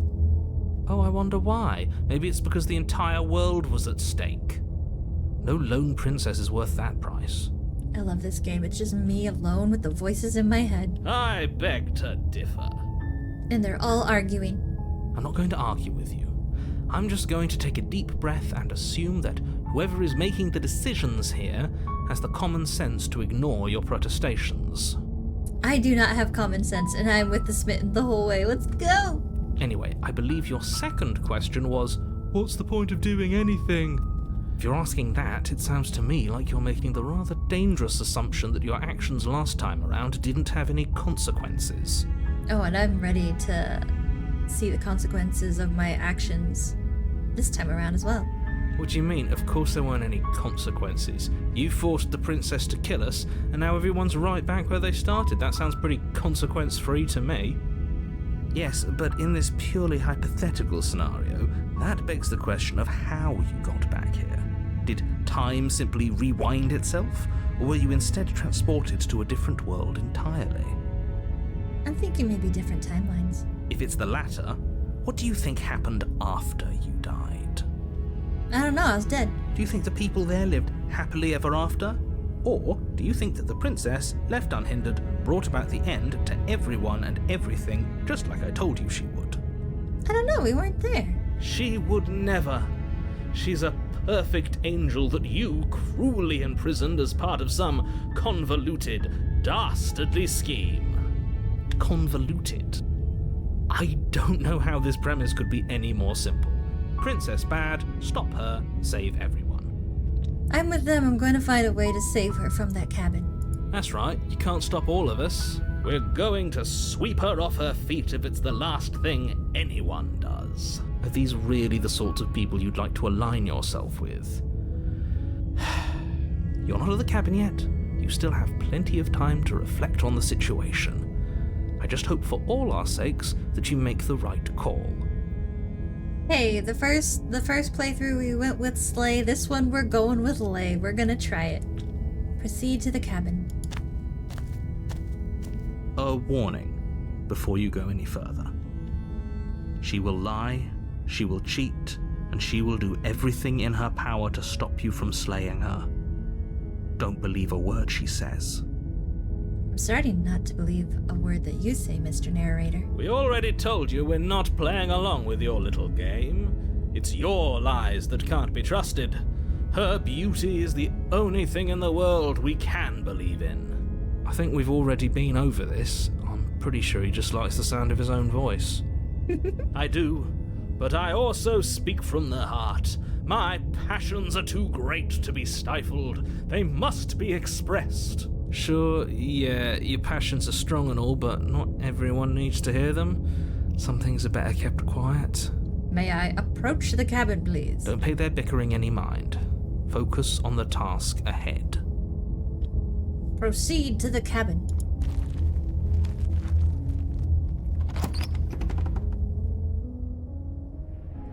The interior of the cabin is clean and elegant, its stone walls draped in fine-threaded tapestries, a prison befitting a royal prisoner.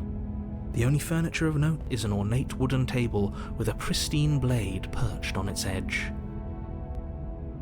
That's great. We're gonna go kiss her. The blade is your implement. You'll need it if you want to do this right. Ooh, approach the mirror. You walk up to the wall next to the basement door. It's a wall. There isn't much to see here. What are you talking about? This isn't a wall. It's a mirror. Or at least it'll be a mirror once we wipe off that layer of grime. I wonder what's with the mirror. Wipe the mirror clean. You reach forward and rub your hand against the cabin wall. I hope you know how ridiculous you look right now. But there was a mirror a second ago. And now it's gone.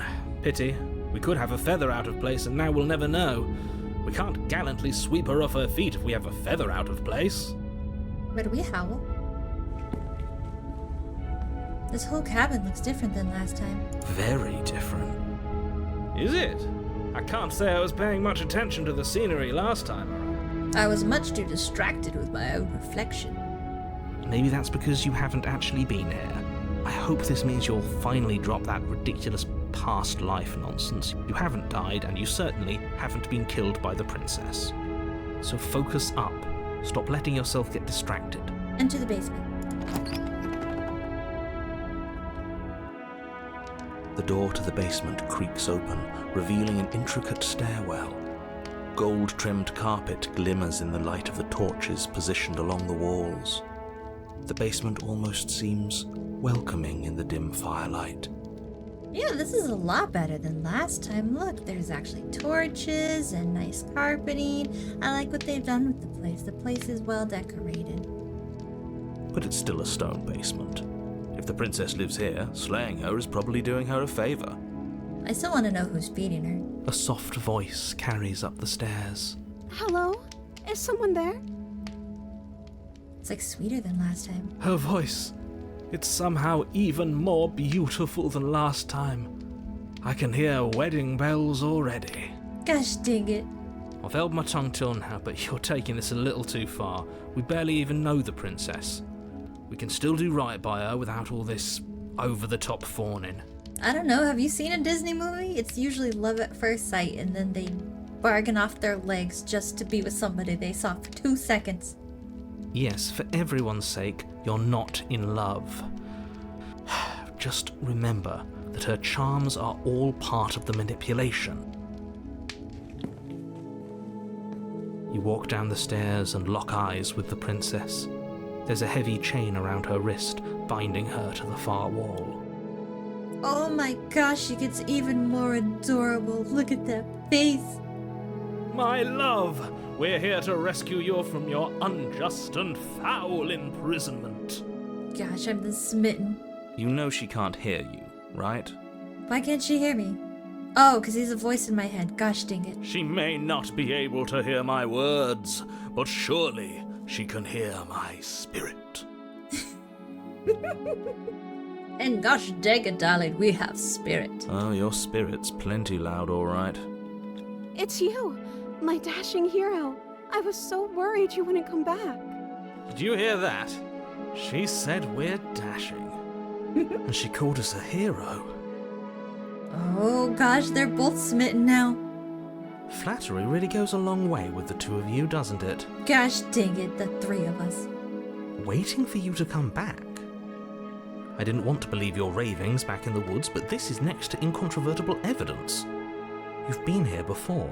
Mm-hmm. That's right, villain. And you killed us. Well, she killed us. Well, if he didn't attack her, she wouldn't have killed us, I don't think. Only because he made us try and kill her. It was self-defense. Our beloved's hands remain unstained by cruelty.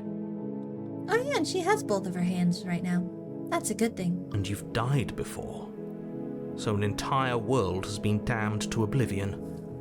I'd really hoped I'd be the first, but what's done is done. What matters is you have a chance to do it right this time. Actually, we don't. I left the blade upstairs once again. Now, hold on. If she actually ended a world, are you sure we want to do this? Are you sure we want to rescue her? Oh no. The voice of the hero is having doubts. What happened after I died? You died, and now we're talking. I don't answer anything. But before we started talking, did the world end? Did you end the world? I don't know. Was I supposed to have ended the world? Would that have made you happy? Isn't that just like our darling princess? She wants to make us happy. My heart melts further with every word that passes through her beautiful lips. Are you listening to her? That's a confession. Kinda is. I would have ended the world if you wanted me to. Honestly, the world sucks, people are a plague, and I hope you brought a slow and painful ruin to them all. No, I don't want the world to end. Then I didn't end the world. Gosh dang it, she's gaslighting us. See? She didn't confess anything. She is innocence itself. Not so sure. I'm sorry about what happened last time. The narrator who sent me here to kill you took over my body. It was extremely unfair. If another version of me was pushed to such drastic action, it was for good reason. That's okay. You were just doing your best, and that's all that matters. Oh my gosh, she's a Disney princess. She took that in stride. To a surprising extent. An almost unsettling extent, actually. That's because she's perfect. Do you think she has someone like him telling her what to do? Interesting question. She doesn't. There's no one else like me. I think he's right, because I like it better if she doesn't have some horrid little voice like him, always trying to drive her to violence. There's always that one voice where it's, I slay them all. You killed me last time and it hurt a lot. Why did you do that? I'm sorry. Didn't you want me to? No! Did we? We warned her of the cruel forces seizing our body. That's practically telling her to kill us. She is our beloved, and she made the choice to free us of our misery, to show us mercy and make the best decision for everyone. And that was kicking our butt. She made the best decision for her. Don't be so quick to assign kindness. You're just opening yourself up to manipulation. I didn't bring the knife. Do I have to cut you again? I'm okay with whatever you come up with. You can cut my arm off again. How is she just okay with this? She's like, oh yeah, whatever you like, whatever you need to do. We won't be laying a finger on her perfect wrists, and indeed, we won't even have to. Do you see how dainty her hands are? We'll be able to slip her right out with no harm done. What? No, she's a prisoner here. You can't just slip her hand through the chains. Why are you two arguing over the logistics of slipping her hand out of her shackles? She just said she'd be okay with any idea we came up with. Am I the only one here who thinks that's weird? The voice of the hero is starting to be a little skeptical, and that has me worried. She didn't care last time. Why should she care this time? That's our stoic, smiling angel. And we must save the smiling angel. No, you're right. It's extremely bizarre behaviour and further evidence that she's a monster who's not to be trusted. So go ahead and slay her. With what are we gonna slay her with? Our stick arms? Just stab her with the pointy end? I guess that's what we're gonna have to do, because I didn't bring the blade. We shall rescue the princess. This beautiful, darling, cute little creature will not bestow harm upon us. How good it! So beautiful. No, I can't let you do that. If you take another step towards the princess, You'll what? Take over our body and force us to try and kill her? I would if you had a weapon. Not on my watch, villain. My passions contain titanic depths, and if you try anything that might harm our dearest, I will end our life without a second thought. Gosh dang it. You wouldn't. I would. I'd listen to him if I were you. He has a lot of strong feelings. And doesn't the world end if we don't stop her? You approach the princess and gingerly slide her hand from her bindings. That shouldn't have worked.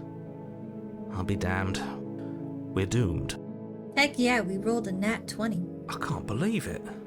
But I guess I have to. I told you. There's no life more worth living than that of a true believer. I'm free, and you're not trying to kill me this time. Thank you. Thank you so much. Alright, it's time to die. The princess jumps up and smothers you in a joyful embrace. Ugh. If only you had a weapon, one slip of the wrist and your pristine blade would be buried in her back and everyone out there would be saved. I don't know, I kind of want to be buried in her bosom right now. Luckily for Mr. Romance, we don't have a weapon. Oh, it's gonna be me and the princess forever. There is no harm that is going to come to me, and we are going to live happily ever after. Who needs a weapon when we have the power of love on our side? Exactly. What do we do now? I don't know. I didn't think we would get this far. What do you want to do? Let me guess. End the world? Spoken with the rank cynicism of someone who has never felt love in his heart. I don't actually know. Nobody's ever asked me what I wanted before. I mean, you sort of did last time, but this is different. She doesn't even know what she wants. You may have had her all wrong. What if this whole thing is just a misunderstanding? What if she doesn't want to end the world? You're so gullible. Is the only thing you've ever doubted the actual truth? I think I want to leave. And I think... She has the taste for blood. The princess closes her eyes in deep reflection, and then she shrugs. I don't know. What do you want to do? I don't know what you want to do. It's just good. Oh, it's a true relationship. Hey, what do you want to do? I don't know what you want to do. I don't know what you want to do. I don't know what you want to do. I want you to tell me what you want. I just want to make you happy. She can't just want to make us happy. It makes sense to me. That's all I want for her, so of course she'd want the same for us. But what would make you happy? I just want to make you happy. Oh my gosh, why are her eyes getting bigger? Is she broken? What's going on? Oh my gosh, she's turning into a little chibi character. What's going on is she's lying to you, only she isn't a good liar. Are you starting to trust me now? You have to want something more than just making me happy. Okay, I'll find something else to want if that makes you happy. What is going on? This isn't right. I don't know what's going on, but this isn't right. I agree. I fail to see the problem here. She's just sweet on us. You don't have to act like it's a big deal. There must be something you want. I just want to make you happy.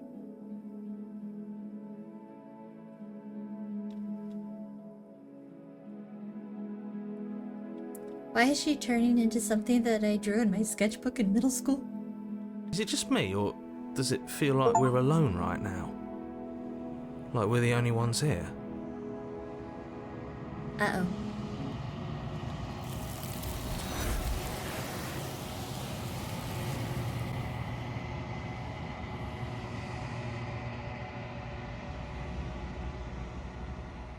You don't get the chance to ask another question, nor will you ever. It's time for you to leave. Memory returns. No. She was our perfect match. She's gone. Where did she go? Should we try and find her? And is that a mirror? Why is it here? Why now? It's going to be okay. Just trust me. But it feels so bad. Like looking into it right now is going to be the end of everything. Yes, I fear that we won't like what we'll see. What if we just sit here and preen for a while? That can't hurt, right? I'll see you on the other side. It's going to be okay. Okay. If you say so. We'll trust you. She'll be there waiting for us. I just know it. Approach the mirror. You approach the mirror. Gaze into your reflection. Silence as you reach forward. They're gone once again. The mirror always makes them leave, but you need to see what's in it. What the heck? The bloat. You've grown. You find yourself in the long quiet once again.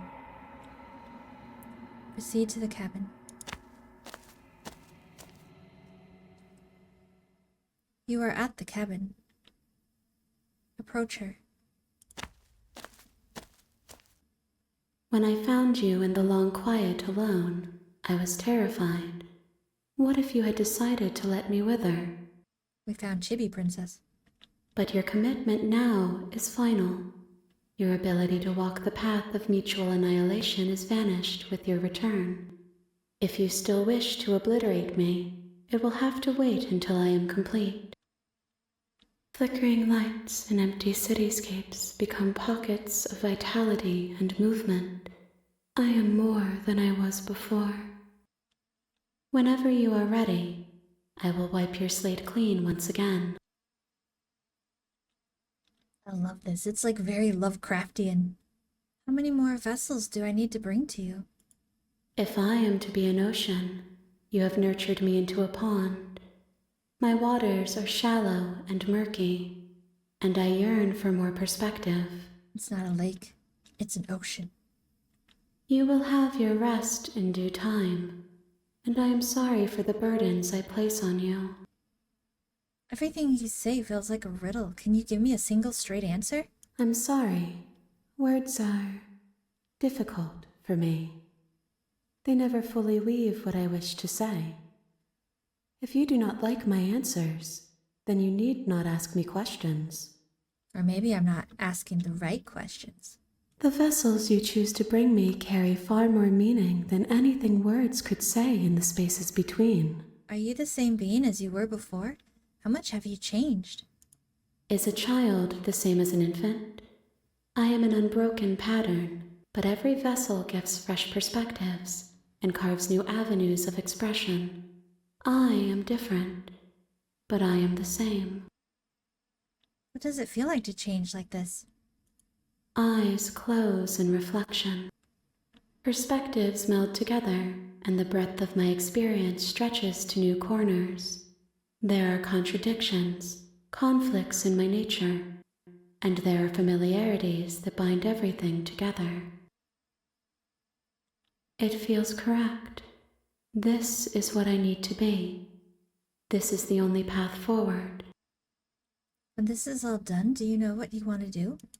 With every gift you bring me, I excavate the alleys of what I am meant to be, and every exploration yields new and complicated truths. What I will be is different than what I am, and what I am is different from what I was.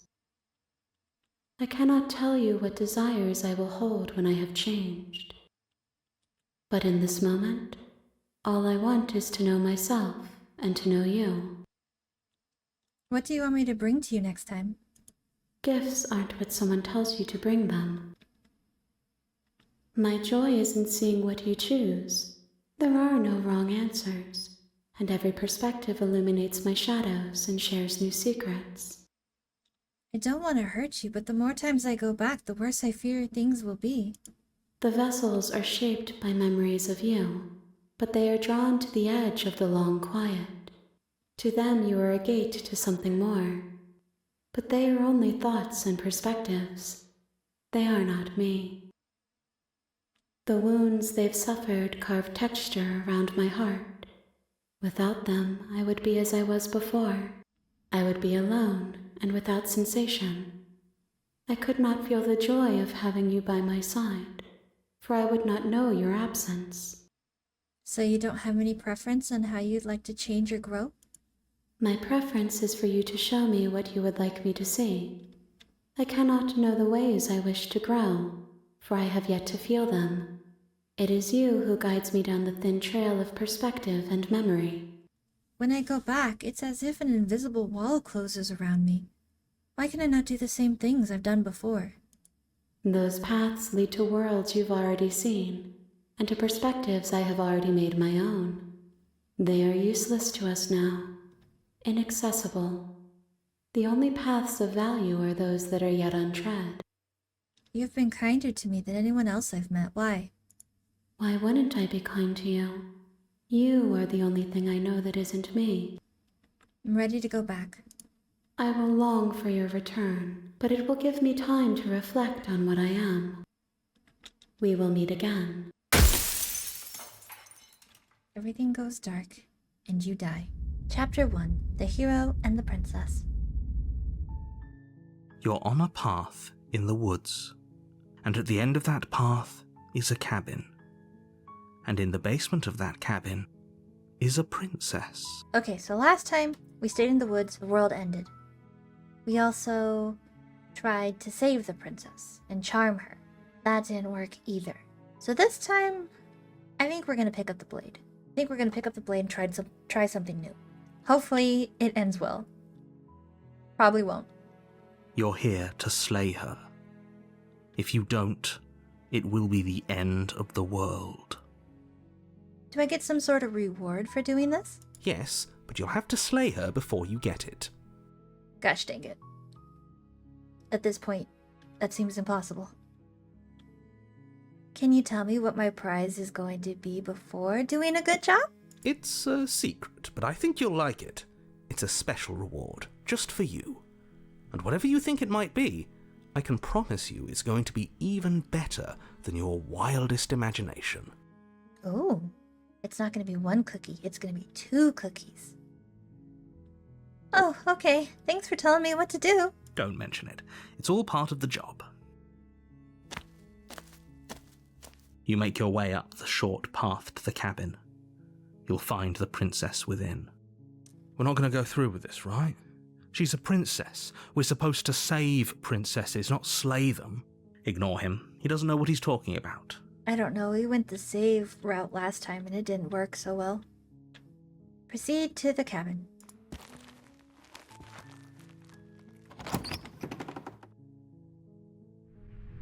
The interior of the cabin is almost entirely bare. The air is stale and musty, and the floor and walls are painted in a fine layer of dust. The only furniture of note is a plain wooden table. Perched on that table is a pristine blade. Yep, everything seems the same as last time. Not a blade out of place. The blade is your implement. You'll need it if you want to do this right. Take the blade. You take the blade from the table. It'd be rather difficult to slay the princess and save the world without it. Enter the basement. Oh, we have the blade in our hand. Look at that.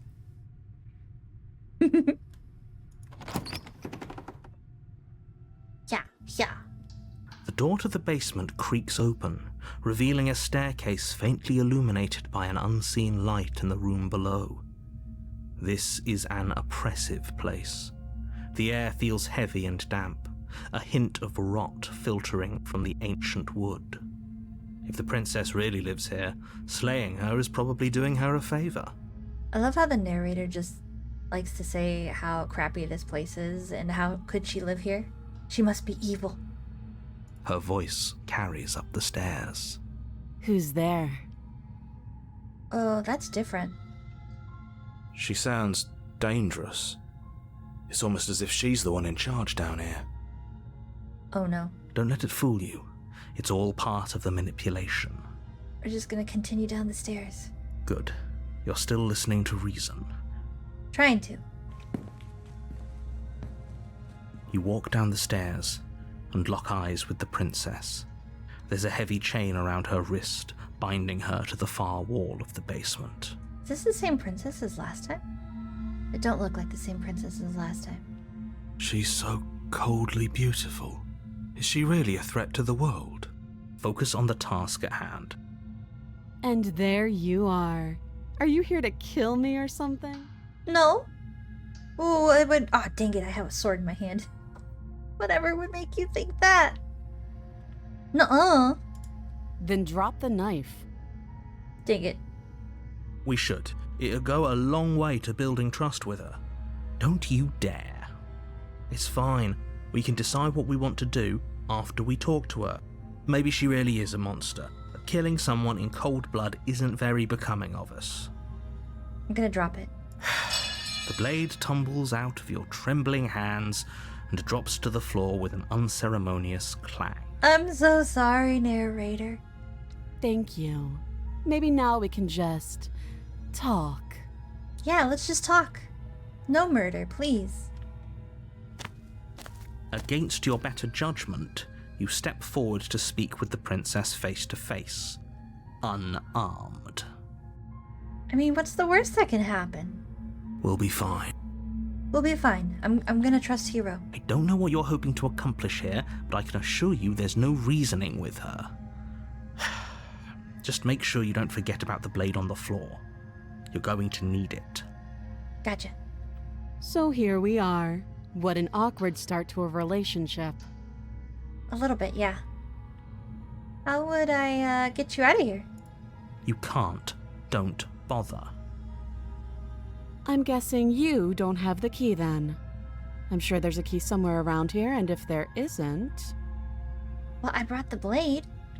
Well, we can always put that knife to good use. Exactly. Wait a second, she cut off her hand last time. Her sharp eyes settle on the edge of the blade. She isn't suggesting what I think she's suggesting, right? I think she is. She is. I'm sure of it. Mm-hmm. Yeah, it's pretty awkward. I know. I just said that. Now why are you here to kill me? Narrator told me to.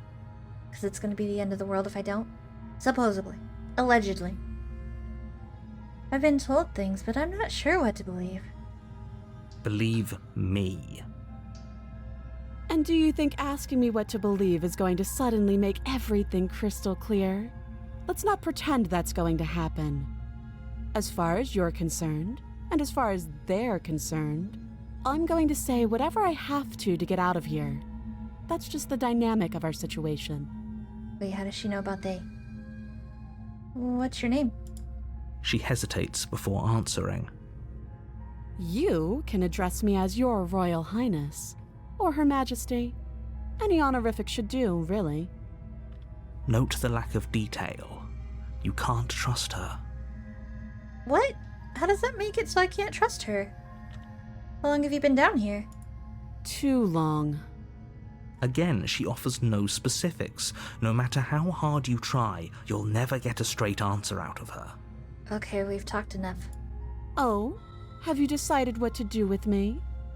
You know why you're here. I'm getting you out of here. Oh, you have to be kidding me. I'm sorry, narrator. I have to try. It's probably gonna come back to bite me in the butt. It seems to always come back to bite me in the butt, but I'm gonna try. You walk up to the chains binding the princess to the wall and give them a tug. They're large and heavy, far too solid for you to even imagine trying to break them apart. If you don't have the key, maybe you should go looking for it. I'm sure it's somewhere upstairs. Doubtful. Doubtful. Whoever locked the princess away down here intended for her to never see the light of day. They wouldn't have just left the key to her chains somewhere in the cabin. You never know, you gotta be optimistic. And if there isn't a key, do you have any ideas besides me cutting you out of here? That would be fine. I can lose an arm. Okay.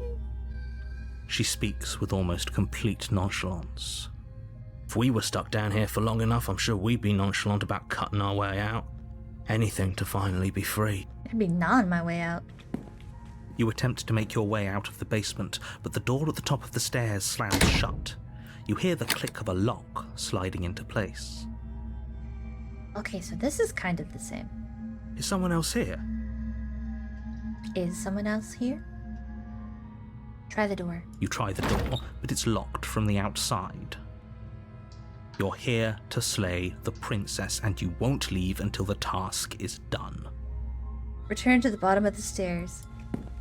You make your way back to the bottom of the stairs. This would have been so much easier if you'd simply slain her like you were supposed to. Well, hey, now we're trapped down here together. That's perfectly fine with me. Easier for whom? Easier for everyone. I heard the door slam. They locked you down here too, didn't they? Yeah, I didn't plan for that. The knife. Pick it up and cut me out of here. Are you sure? You won't like what happens if you do that. Oh no. Save the princess. Against your better judgment, you place the blade against the princess's arm, just above the massive, unyielding chain. It's okay, this is not gonna hurt a bit. You cut into her flesh. The blade is sharp, and you make quick work of it. Before long, you're able to crack through bone, and she pulls the bleeding stub of her arm through the iron gauntlet. She didn't even flinch. She didn't so much as utter a sound. Free from her bindings, the princess turns to face you, her fierce gaze meeting your eye. How is she so composed after losing an arm? It's like she isn't even bothered by it. Yeah, we should probably do something about that. Do you want my scarf, sweetie? We should probably dress that wound. Thank you. Now let's get out of here. Yeah, let's get the heck out of here. Approach the locked door. No, we won't have any of that. The stakes are too high. You can't just let her escape into the world. No, I just can't let her escape into the world. Gosh dang it, narrator. As the princess approaches the bottom stair, your body steps forward and raises the blade. Wait, this isn't fair. You can't just do that. Watch me. He's cheating. Oh. Slay the princess, slay the princess. Warn her. Slay the princess. Warn her. Stop that. No. I thought this was a little too easy. It's not me, I swear. Your body lunges forward to sink the blade into her back, but the princess swiftly moves out of the way before you can connect. Run away. I have no control over my limbs. Stop it. Stop resisting me. I am trying to get you out of here alive. We are alive. Slay the princess, slay the princess, slay the princess. Resist. The blade. Move the blade. You're doing your best to help me, aren't you? I can see the conflict in your eyes. Please have mercy. I'll make this quick. Crap. She steps forward and pries the blade from your rigid hands. Maybe I'll see you in another life. You can count on it. And then she slits your throat with an almost clinical ease. Her face remains unchanged as she watches you collapse to the ground, blood flowing from your butchered neck. At least she didn't stab me 40 times this time. This is the end, isn't it? I'm afraid it is. Everything goes dark, and you die. I hope it was worth it. Definitely worth it. Chapter 2. The Prisoner. You're on a path in the woods, and at the end of that path is a cabin. And in the basement of that cabin is a princess. Well, at least that worked out a little bit better than the first time. At least a little bit better. Just a tiny bit better. You're here to slay her. If you don't, it will be the end of the world. Oh, you bastard, you're in for it now. I'm wise to your tricks. My tricks? What on earth are you talking about? We've just met for the first time. Oh my gosh. Don't forget what he did to us the last time around. I wouldn't trust a word out of his mouth. There's got to be a way out of here, for us and for the princess. We just have to keep trying. I'm with you, skeptic. I'm inclined to agree. If he doesn't remember what happened last time, maybe it's best to keep it that way. You know I can hear you two, right? It's going to be a lot harder than you think to keep secrets from me. And as far as trying to help her goes, need I remind you how catastrophically dangerous she is to the world at large? I told you about the stakes of this situation less than a minute ago. Proceed to the cabin. A warning before you go any further. I know. I've heard this like 40 million times before. You don't remember that, but I do. She will lie, she will cheat, and she will do everything in her power to stop you from slaying her. Don't believe a word she says. Yes, don't believe a word she says. Just go in, take the knife, and do what you're supposed to. Wink. Did you just say wink out loud? Well, I guess he can't wink because he's a voice in my head, so he has to say wink. Did you just say wink out loud? That's what I just said. No, I didn't. Wink. Just ignore this clown and focus on the princess. We're going to proceed into the cabin and slay her. Wink. Wait. Wink.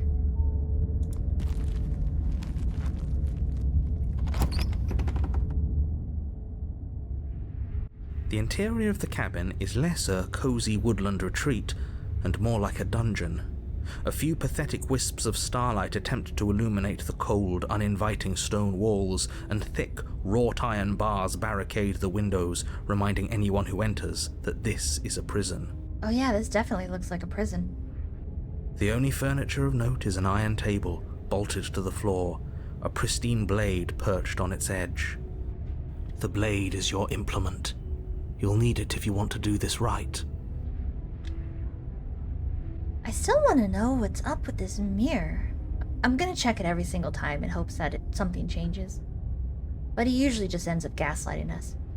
You didn't say anything about the mirror on the wall? He definitely did not. Does the mirror not count as furniture of note to you? Because it should. There isn't a mirror. There's a table, the blade sitting on the table, and the door to the basement. There's nothing else in here. And the mirror. Right here. There's definitely a mirror. There isn't. I think you know what we have to do. I want to look at myself. I want to see how handsome I am. Let's not get caught up in vanity, but we should definitely take a closer look. Whatever it is, he must not want us to know about it. Exactly. There's something with the mirror. I just haven't figured it out yet. Is this some sort of rehearsed bit? Use your eyes. There is no mirror.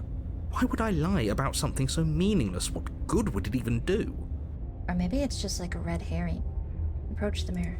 You walk up to the wall next to the basement door. It's a wall. There isn't much to see here. This really isn't funny. Wipe the mirror clean. You reach forward and rub your hand against the cabin wall. I hope you know how ridiculous you look right now. But it was there a second ago. And now it's gone. If he doesn't want us to know about it, it must be important. We should keep our eyes peeled. Maybe it'll be back. Maybe. Enter the basement. I'm afraid I'm going to insist we take the blade. We're in a dangerous situation, and I'm not letting us go down there without a weapon. Alright, let's take the blade. Are you sure? What if she, I don't know, turns it against us? Which I'm bringing up in a purely hypothetical manner. Yes, I'm sure. Turns it against you? She's a prisoner here. She'll only be able to turn it against you if you give it to her. Which you won't be doing because she's an existential threat to the entire world. Oh, about that. Okay. I'm trusting you. Hey, don't I get a save here? What's the big idea? Normally, yeah, but not about this. Call it a reflex. We take the knife as we go. Wonderful. You do exactly that, sweeping the blade from the table before proceeding to the basement. Gosh dang it. Don't worry about it. We have a knife, so what? It's not like we have to use it. I'm with you, hero. No, you don't have to do anything, but you do well to use it regardless. Moving on.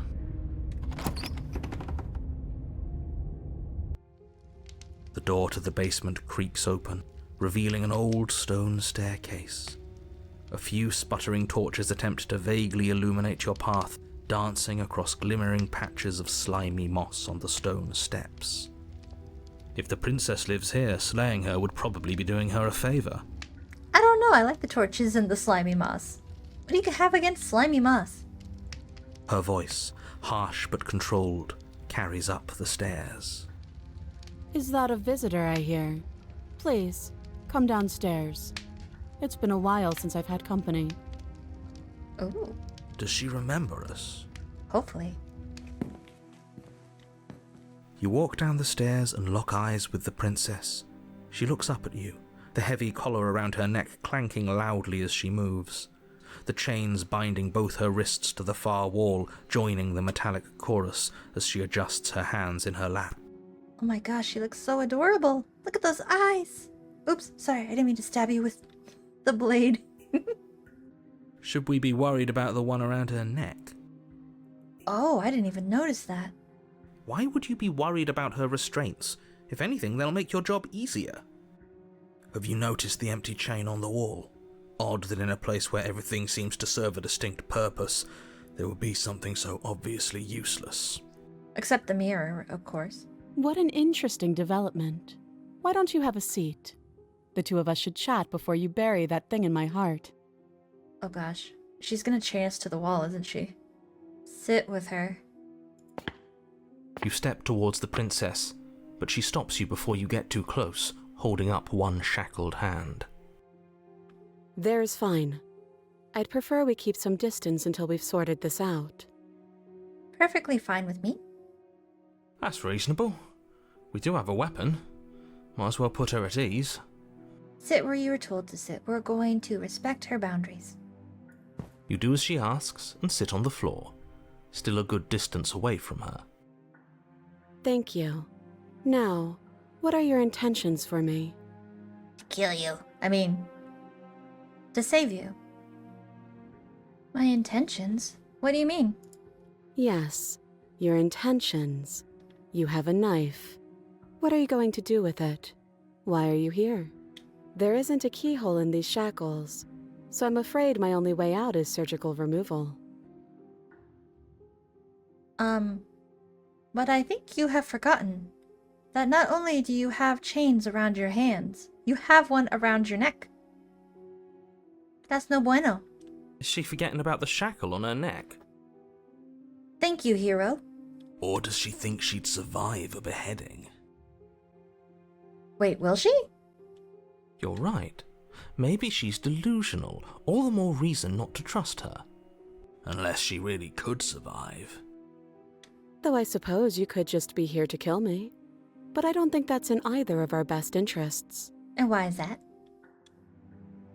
Okay, so maybe the Explorer is similar to Scarlet Hollow, where you can explore all the different options and it just gives you more story, hopefully, and it doesn't affect it too much. And then I think these would be the actual things that you would do, your actual actions that affect the story. Just spitballing here. I've been here before. Am I the only one who remembers this? Oh? Are we acknowledging that? I thought we weren't going to give away the game. But yeah, I remember. First you make a comment about having been here before, and now this. Game? Sweetie, the only game I've seen you play is Saw. I want to play a game. As much as I would like to remain in denial, it's no use. This has complicated things. It's complicated things how, exactly? Ideally, this was supposed to be one and done. You go to the cabin, you heroically slay the princess, and in the process you save the entire world from being damned to oblivion. So does the narrator remember now? The situation right now, where you're getting a second shot at things, is a contingency. Explain. A contingency for what? For you failing, obviously. And you being here means that things are going to be a lot harder than they were. I really shouldn't say anything else, I'm just going to make it worse. Just good luck. If you knew this could happen, why didn't you tell us? All of this is incredibly valuable information. It would have changed our actions considerably. I needed you to be in the dark for as long as I could keep you there. It's important. Necessary, even. And maybe I wanted to be the first version of me that you met. I didn't want to be confronted by the alternative. I am confusion. That's pathetic. I never said I wasn't. I get it. It would be pretty upsetting, wouldn't it? To know that you might not be the first version of yourself. At least we can remember what happened before. Seems like we should count ourselves lucky for that. Exactly, he gets it. You're lucky, so don't waste that luck by messing it up again. Alright? It's me, I'm probably gonna mess it up. Actually, I guarantee I'm gonna mess it up. Moving on. Why is it important for us to be ignorant? How is it ever helpful to be in the dark? The more I say, the more your mind will swim into dangerous waters. Even saying that is too much. Your success hinges on you having imperfect information. For the sake of the entire world, you need to accept that. So we have an unreliable narrator. I like it. I won't. Just give it a rest, this isn't helping. Focus. This is a serious situation. You shouldn't be daydreaming. Wait, the whole time that was going on, was I just sitting there with like drool coming out of my mouth, just like, while the voices in my head were having a conversation? What happened after I died last time? Nothing happened. You died. I went upstairs. I couldn't leave. I found myself in a new place in chains again. More of them. Oh. And now you're back. Yeah. Is that really all she knows? It's not like we have much of a clue about how things work. And she's probably even more in the dark than we are. You're looking at me like I might be hiding something. I'm not. I mean, she's just as much of a prisoner here as we are. At least that's what it seems like. I guess it's possible she really doesn't know anything. Maybe both of us are stuck in this loop without any idea why or how. Exactly. That other chain on the wall, who is it for? I don't know, but you could always try it on. Heck no! Maybe it'll fit. I'm good right here. I hope I don't actually have to say this, but please don't lock yourself in chains. We need you ambulatory if you're going to save the world. No, nope. We're just gonna stay right here. Because getting closer would be, not respecting her boundaries. She told us to sit here, and sit here we shall. What would you have me do? Let me borrow that knife. Don't worry, you'll get it back. Well, I don't care about that. I'm just worried about what you're gonna do with the knife. That's ominous. But she seems confident. Whatever it is she has planned, I think she knows what she's doing. Oh please, she's just putting on an act to disarm you. That much should be obvious. In case you need to hear a voice of reason, it would obviously be unwise to give away your only weapon. Why do I constantly find myself wanting to do the exact opposite that the narrator tells me to do? Though if she isn't bluffing, whatever she has planned might be for her benefit alone. There's no guarantee that what's good for her is good for us. True, skeptic. True. So, what should we do? I have no idea. I don't know. I'm just spelling out our options, listing the pros and cons. Then let me help you. I'll start with the cons. If you're handing her your weapon, the cons are that she might use it to escape and end the entire world, and she might use it to kill you. Okay, but she escaped last time. She killed us and she left, and then she came back here. So she can't escape. Right? That doesn't sound great. What about the pros? There are none. Stab, stab. The pros are that we can't trust him, possibly even more than we can't trust her. And whatever she has planned could do something to mess with what he has planned. Or maybe they're both screwing us over in their own ways. Or maybe her plan is the same as his plan, is different than what we had planned, but it is all exactly the same plan. Okay, I'm trusting you. Give her the knife. Slide it over. Please don't kill me with it. No, absolutely not. I am not letting you hand your only weapon over to the world-ending princess. Until you come up with any other idea, like, say, I don't know, doing your job and slaying her, you remain rigidly in place. Can't make me. Well, actually, you can. But you can't make me. You tried this last time. Do you want to know how it went for you? We died. Oh, I remember. She killed us, which, by your estimation, ended the world, right? We don't know that for sure. Oh, Rory tried to take over your body. Exactly. If I were you, I wouldn't be too keen on repeating your mistake. Hell, we could even force your hand and do it ourselves. I'm not afraid of dying again. Are you? Wait, can they do that? Can they all take control? I'm worried now. A little. I think you got your point across. Fine. You slide the blade across the floor. The princess maintains unsettling eye contact as she reaches down to pick it up. Settling eye contact. Thanks.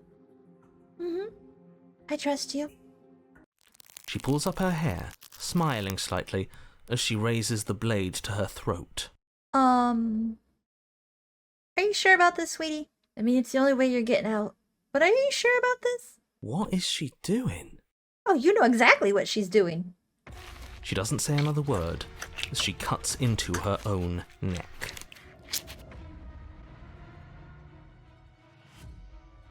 By freeing you, this is not what I meant, but I figured it was gonna go this way. No.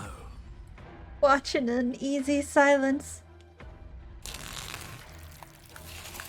Her eyes stare forward, unblinking, as she saws through skin, veins, cartilage. At last she reaches bone, the blade grinding audibly against her vertebra as it continues to slice its way through her neck. I'll be damned. She's actually doing your job for you. Wait, what? Why would she do that? Huh. So that's her play. Does that mean we slayed the princess? Killing herself? She isn't dead yet. Finally, you hear a snap. Her eye twitches. We did it, guys! We slayed the princess! Yay! There's an uneasy silence. She remains motionless for a long moment, her twitching eye the only movement in the room, until at last it stops in an unsettling half-wink. Her head twists slowly to the side, flopping to her shoulder, and her neck opens. The remaining tissue is not enough to hold the weight of her severed head. It stretches and tears until finally it falls to the floor, completely free. It bounces a few times before rolling to a stop at your feet. I didn't even get a chance to tell her I'm head over heels for her. That's not a way to get ahead in life. It's a shame she wasn't more headstrong. Well, I guess I'm heading off. She at least could have given me a heads up. I wonder if her favorite shampoo is Head and Shoulders. I was gonna say a joke about this situation, but I can't remember it off the top of my head. Well, crap. I guess that means we slayed the princess and we get our reward, right? Yay. Oh no, oh no, oh no, what did we do? Can we put it back? Please tell me we can put it back. Yeah, let's just get some duct tape and tape it back on. It'll be fine. The princess's eyes stare up at you. Dead. Congratulations! You saved the world. Yay! Huh. So I guess that's it. What a way to go. But she is gone, isn't she? I am at least 100% sure she is. I hate this. Can we just get out of here now, please? I'm with you. Let's go. Of course, the princess is slain and the world is saved. Whenever you're ready, you can proceed to your reward. Sweet, let's go. Now hold on, she's dead. So what's the rush? What's your angle? Suspicious squint. I don't have an angle. I'm just looking forward to putting all this behind us. I'm sure you can understand that. I just don't trust the narrator for some reason. Look, I'm just not ready to put my guard down. It's best to keep sharp. She wouldn't have done all that without some kind of a reason. She's left us with this dangling thread, and I need to know why. I mean, that's pretty hardcore. She killed herself rather than go with us. You're just wasting your energy. The danger has passed, and now we can all relax and enjoy your reward. It better be a tray full of cookies. Take the princess with you? I'm not taking her with me. Poor thing just offed herself. Oh, but she's gonna be alone forever. But I'll seem like I'm crazy carrying a head around with me. Nah, we're just gonna leave. We're just gonna leave. Leave the basement. I'm already traumatized enough. Leave the basement to claim your reward. Fine. But if we're leaving, then we're taking the blade. I feel exposed without it. I don't go anywhere without my little pointy stick. With your work done, you remove the blade from the princess's corpse and make your way back upstairs, closing the door to the basement behind you. You can think of it as sealing yourself off from an unpleasant chapter of your life. It's all uphill from here. The windows. Do you see that? We used to be able to see the outside world from up here, but now it's just empty. You're right. It's just emptiness. The door. Check the door. Quick, the door. Open the door and accept your reward. You open the cabin door, ready to return to a world saved from certain doom. Only a world saved from certain doom isn't what you find. Instead, what you find is nothing at all. Where a lush forest stood mere minutes ago, the only thing in front of you now is the vast emptiness of some place far away. So wait a second, is the princess the world? She died, and there's nothing. You don't have to act surprised. We could see this vast emptiness through the windows. But if everything's gone, does that mean we're not gonna get our reward? We're not gonna get our cookies. This is your reward. An eternity of bliss, if you'll have it. And I suggest that you have it. You son of a... Okay. This is what's best for everyone. Trust me. Like hell it is. I was kinda hoping we'd get a better ending for saving the world. This isn't an ending. In fact, now that the princess has been slain, endings are a thing of the past. No, this is the beginning of eternity. Your reward, like I just told you. Could eternity at least have a bookshelf with some books? I don't want to be stuck in eternity with 3 of you. Time passes. You can't be sure if it's days or months or years or even decades. It's all a wonderful, boring blur. You've never been happier. Beg to differ. Decades? No, it can't be decades. We can't go along with this. We can't let him win. Decades? What do you suggest then? We still have a blade. Let's use it on ourselves and start over. Gosh dang it. I knew you were gonna say that. He's suggesting you kill yourself. You shouldn't kill yourself when you have an eternity of bliss right in front of you. I have like 1,000,000 lives apparently, so it's not gonna matter anyway. Gosh dang it. Play yourself. You goddamn spiteful bastard. Are you really going to turn down immortality itself just to make me lose? We live and die out of spite. Why should it matter if we die at this point? Haven't you already gotten what you want? Yeah, he won. I don't have to answer that. Cheeky bastard. That's all we needed to hear. You raise the blade, then drive it into your heart. You collapse to the floor, everything goes dark, and you die. You're a genocidal maniac, you know that, right? Yeah, we'll see about that.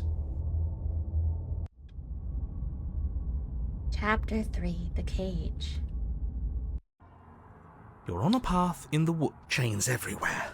This is different. This is new.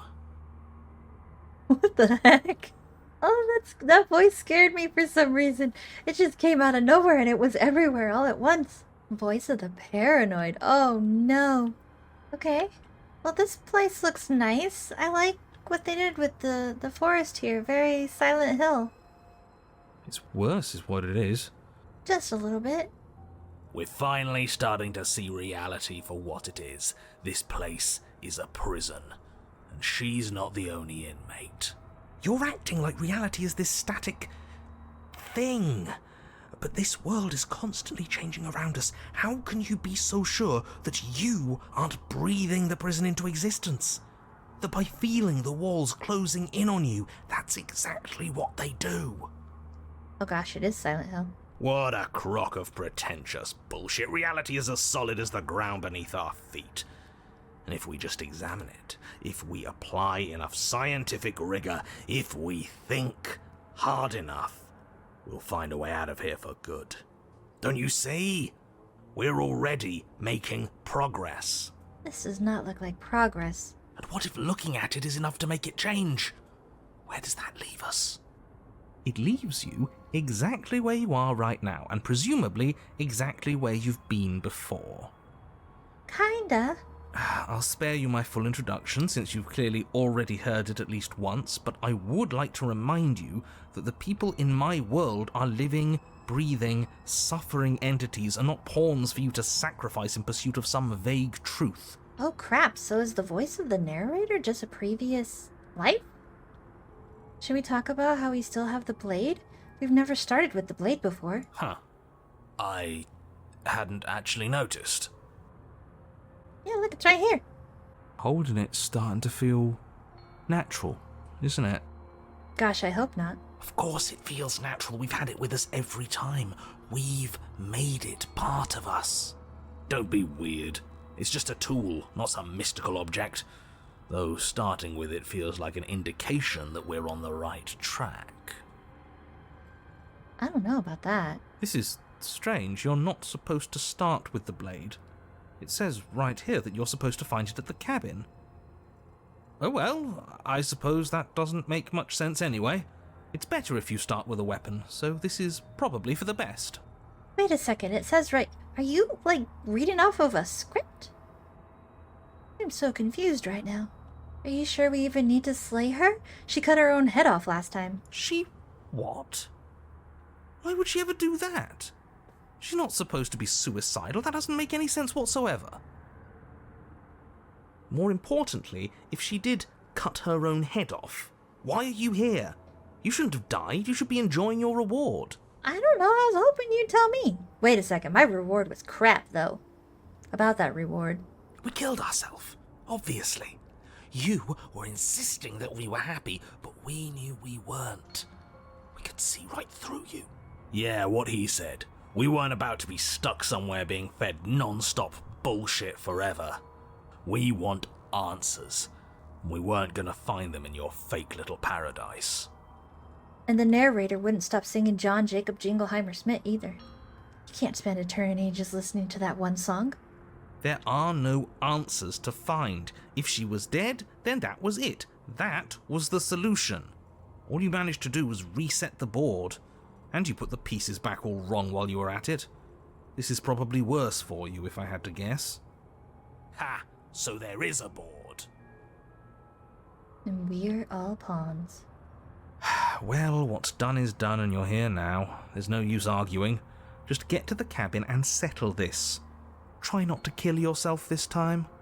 I read that as get to the cabin and kill yourself this time. I was like, wow, that was really direct.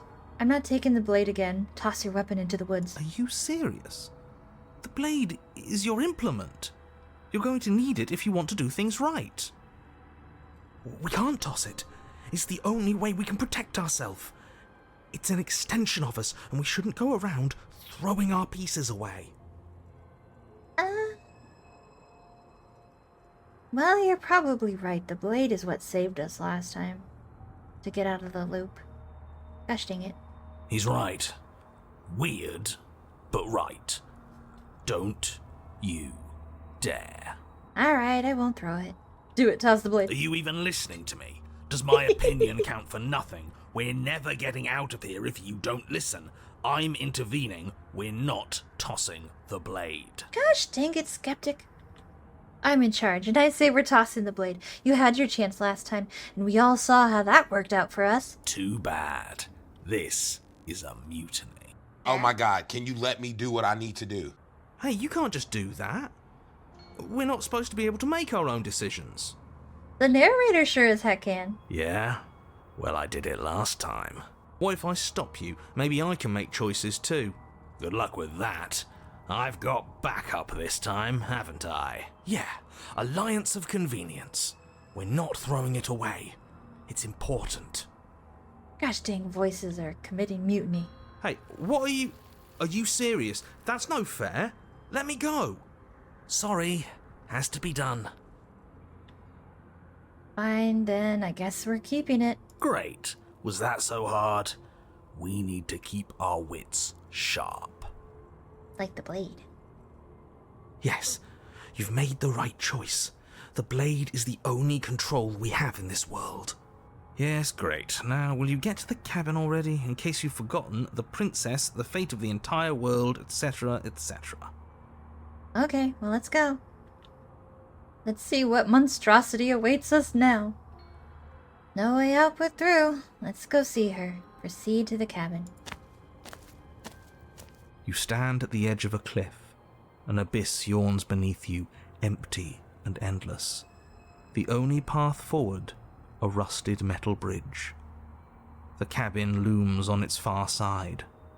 I think you already know what waits for you within. I'm kind of scared to know what's within. It's like the world itself doesn't want us to reach her. There's nothing to find out here. Time to check in with the missus. I'm going to pretend you didn't just call her that. Same narrator, same. Proceed into the cabin. Every surface of the cabin is draped in chains, the air filled with the mock birdsong of metallic clinks. Where there should be walls, you can see only endless ropes of metal, with hooks dangling from their ends. A fitting cage for a monster destined to end the world. Oh, I do not like this. I do not like this at all. There's nothing for you to do but step forward into the basement. You already have your weapon. Your objective awaits. And yet he still does not acknowledge the presence of the mirror. It's because we have to reflect on our terrible decisions.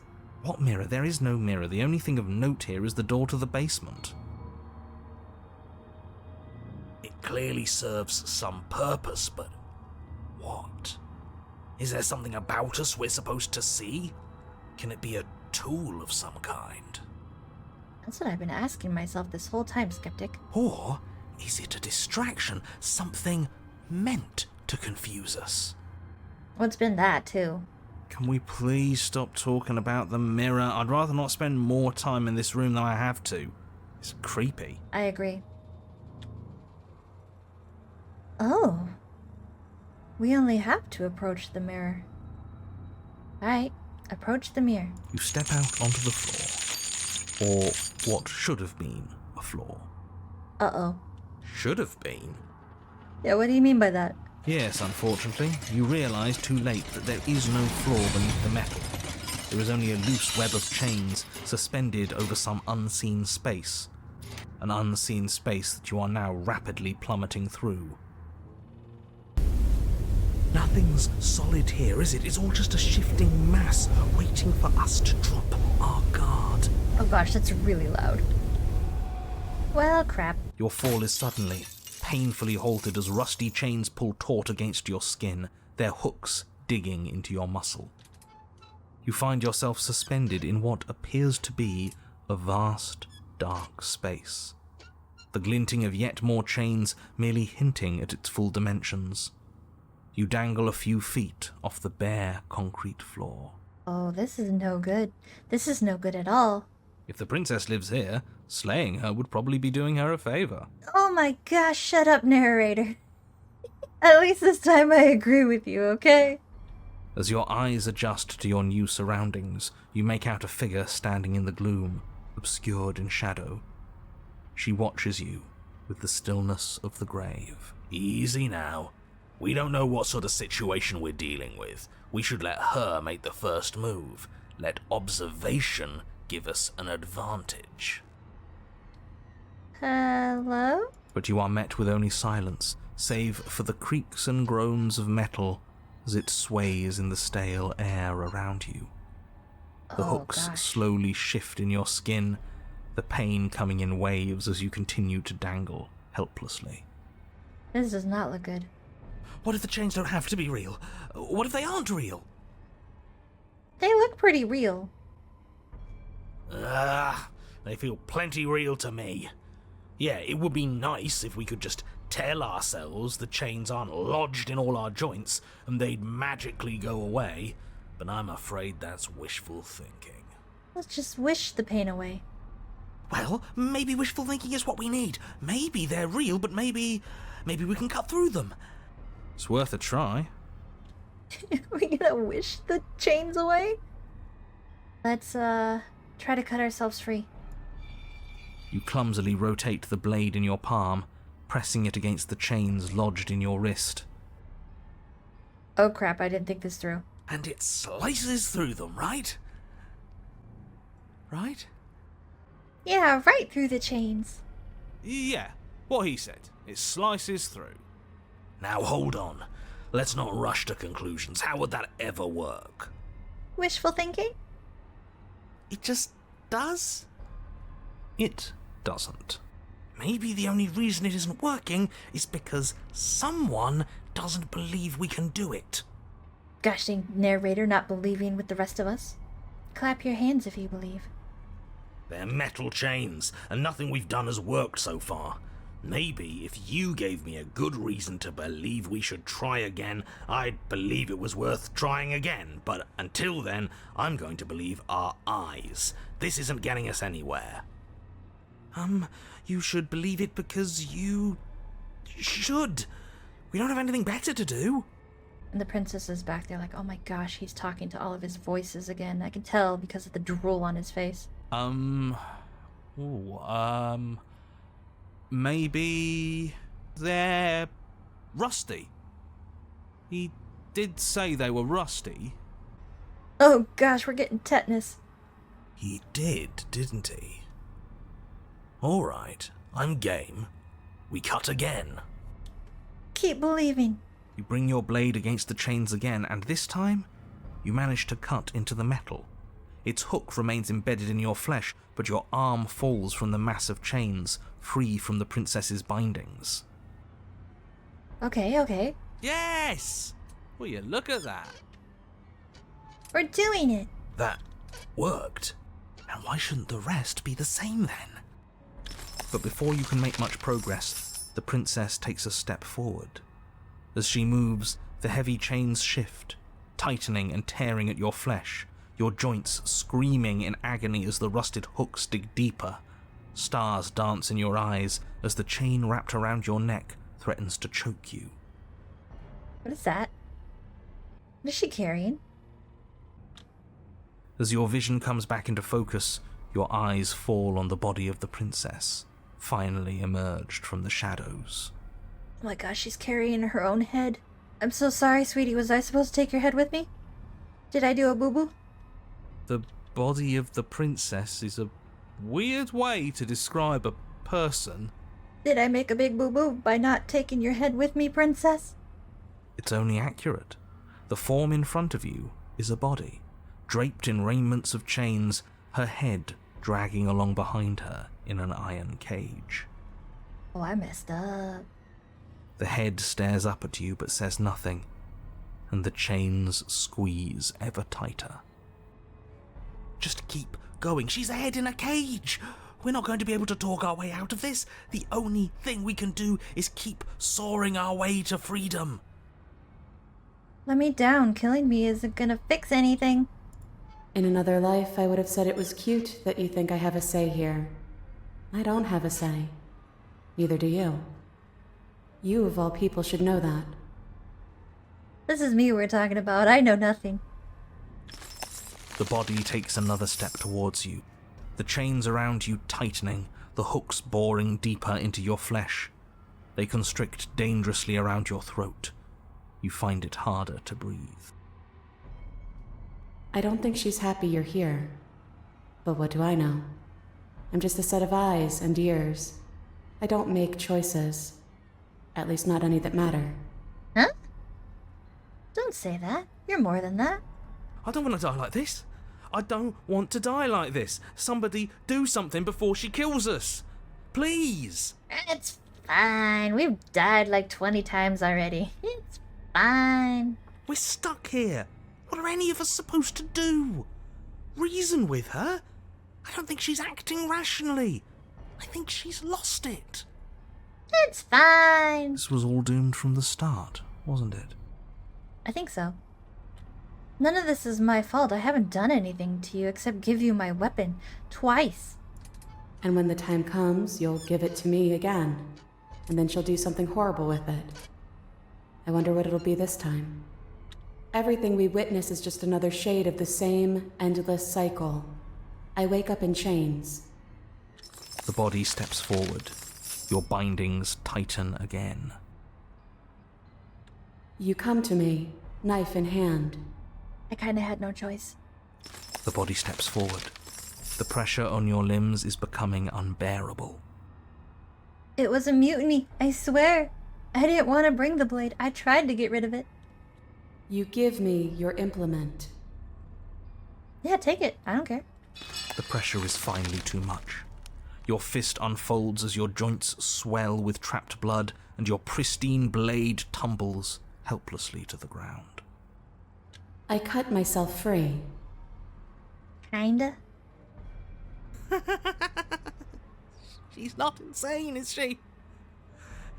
No, she's just right. It's all been the same. The whole time, it's all been the same. We never had a say. I didn't want to take the knife with me. I was forced to. So you understand exactly how unfair this all is. Give in with me. None of this is up to us. She steps forward yet again, and the chains dig into you, your nerves screaming, your heart pounding, your lungs desperate for air. It's okay, sweetie. I still love you. I don't think we can hold on to you much longer. Just fight it. Just fight it. How many times will we have to do this? I'm tired. As many as it takes. This is all getting so predictable, isn't it? Pop.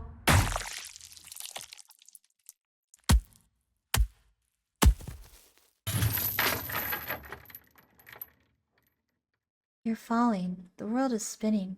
And then you hit the ground. Your body light in a way that is sickeningly wrong, and roll to a stop. The sound of rattling chains and a heavy thud as if the rest of what was once you falls to the ground somewhere nearby. Are we just ahead now?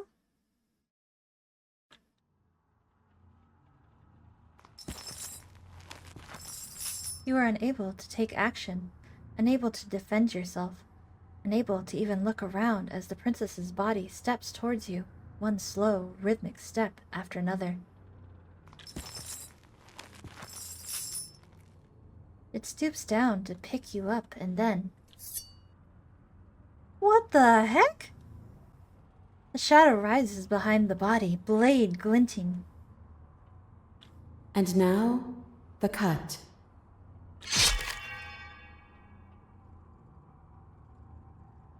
Wait a second, is that my body? What the heck? It strikes, and it strikes true, and the body drops its cage in pain.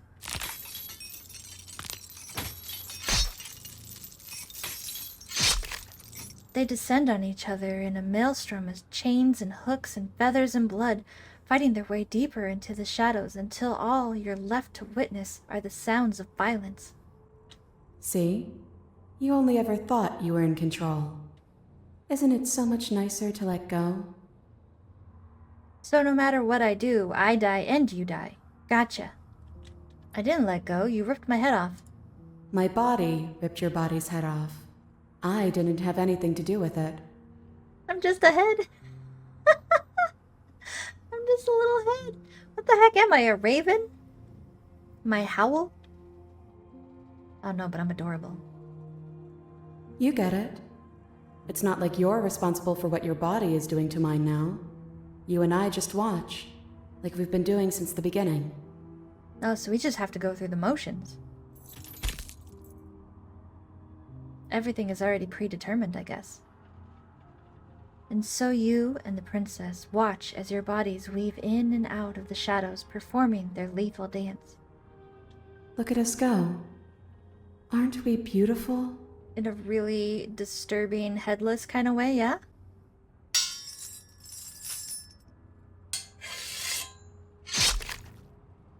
The movement is gorgeous, primal, uninhibited. Steel crashing against steel and flesh rolling off of flesh. It's all going to come to a head soon. I see what you did there. Head. Hey, we were meant for each other. If you would have heard the bad jokes I was telling earlier, you would have been laughing too. And at last, the climax plays out. Your body, wreathed in chains and shadow, makes its final move. But so does hers. Chains shatter spine and blade pierces heart. I guess I'll see you next time. Bye, sweetie. Both hers and yours collapse, their dance complete. Blood drips from the princess's mouth, and she coughs. It's cold, but that's always been us, hasn't it? Cold isn't bad. Is it because I'm a snowman?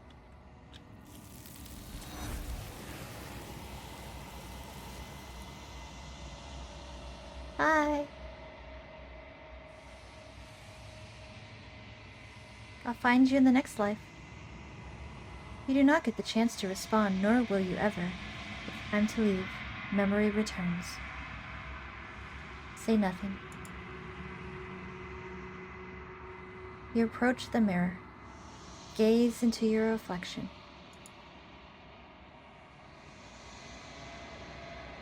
You've withered.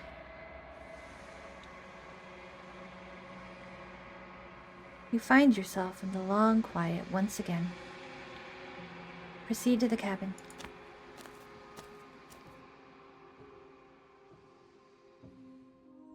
Wait, are those arms? I thought that was fire. There's just little arms flailing around. You are at the cabin. Approach her. I am a growing chorus of contradiction. A mass of tides ebbing and flowing all at once in more directions than my attention can bear to hold. To look at any one is to shift them all into something new, and to look away is to reshape them yet again. She's so unsettlingly beautiful. All of me is changing, and yet the rest of me is still the same. You can't be a contradiction. Contradictions don't exist. And yet my waters flow and my streets bustle.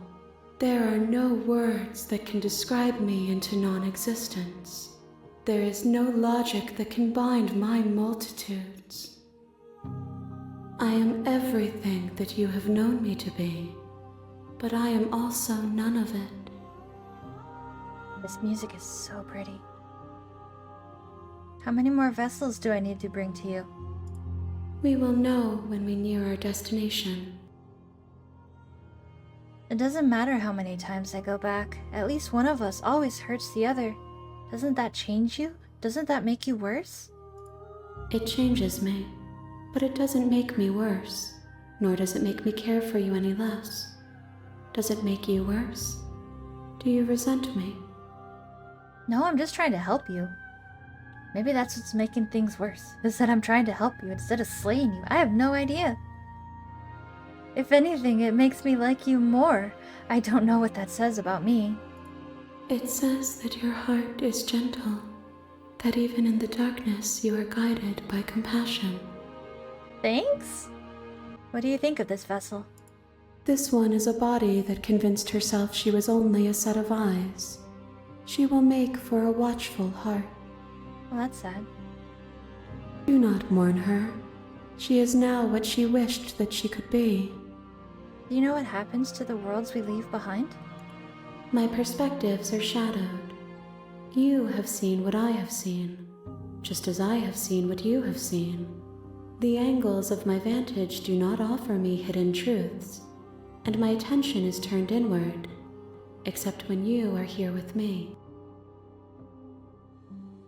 Perhaps this will change when our work is done. Like I said, I'm really loving the music. I love the music in Scarlet Hollow. This is 10 out of 10. Mwah! So beautiful. Do you still not care what I bring you next? I care about your gifts, but I have no preferences to burden you with. Even if I did, I would never dare to tarnish our relationship by assuming myself above you. Oh, you're so sweet. So you don't have any preference on how you'd like to change or grow? The tides do not dictate where they are pulled. A river does not dictate its outlets. My gift to you is to let you choose your path, and my task is to treasure the gifts you bring me. Oh, that's so sweet. She treasures all my bad decisions. I'm ready to go back. I will be here when it is time for us to meet again. Everything goes dark, and you die. Chapter 1: The Hero and the Princess. You're on a path in the woods, and at the end of that path is a cabin. And in the basement of that cabin is a princess. I don't even know what to do anymore. Trying to take the passive route is not working. Do we actually have to just try to slay her? You're here to slay her. If you don't, it will be the end of the world. I know that's the task, but I don't want to do it. Do I get some reward for doing this? Yes, but you'll have to slay her before you get it. Have you considered that maybe the only reason she's going to end the world is because she's locked up?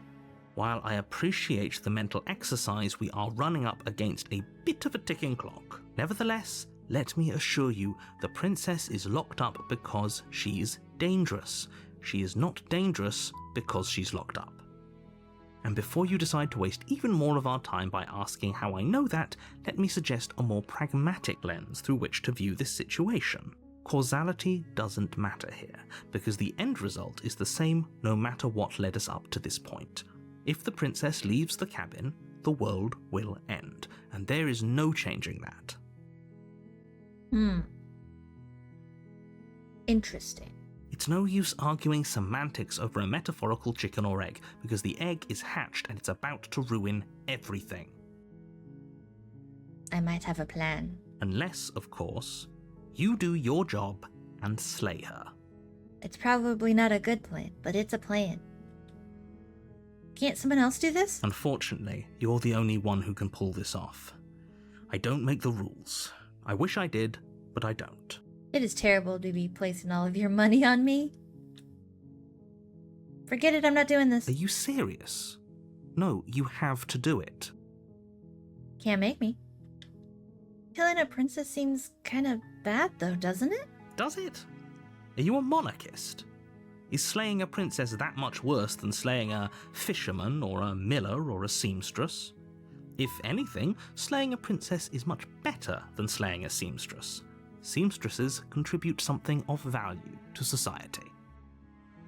I mean, if it were up to me, I would slay no one. Can you tell me what my prize is going to be for doing a good job? It's a secret, but I think you'll like it. It's a special reward, just for you. And whatever you think it might be, I can promise you it's going to be even better than your wildest imagination. I doubt that. This is your reward. An eternity of bliss, if you'll have it. And I suggest that you have it. You son of a... Look, I'll go to the cabin and I'll talk to her, and if she's as bad as you say she is, then maybe I'll slay her. But I'm not committing to anything until I've had the chance to meet her face to face. Then I guess we'll just have to see what happens. But a word of warning. If you go in prepared to hear her out, she could easily trap you in her web of lies. And the more you listen to her honeyed words, the harder it'll be to pull yourself out. Then each and every one of us is doomed. I'll take my chances. So sure, go, talk to her. See how that turns out for all of us. So far, it's not turning out very well. You make your way up the short path to the cabin. You'll find the princess within. Alright, let's go. We're not going to go through with this, right? She's a princess. We're supposed to save princesses, not slay them. I've been trying, hero. Ignore him. He doesn't know what he's talking about. Proceed into the cabin.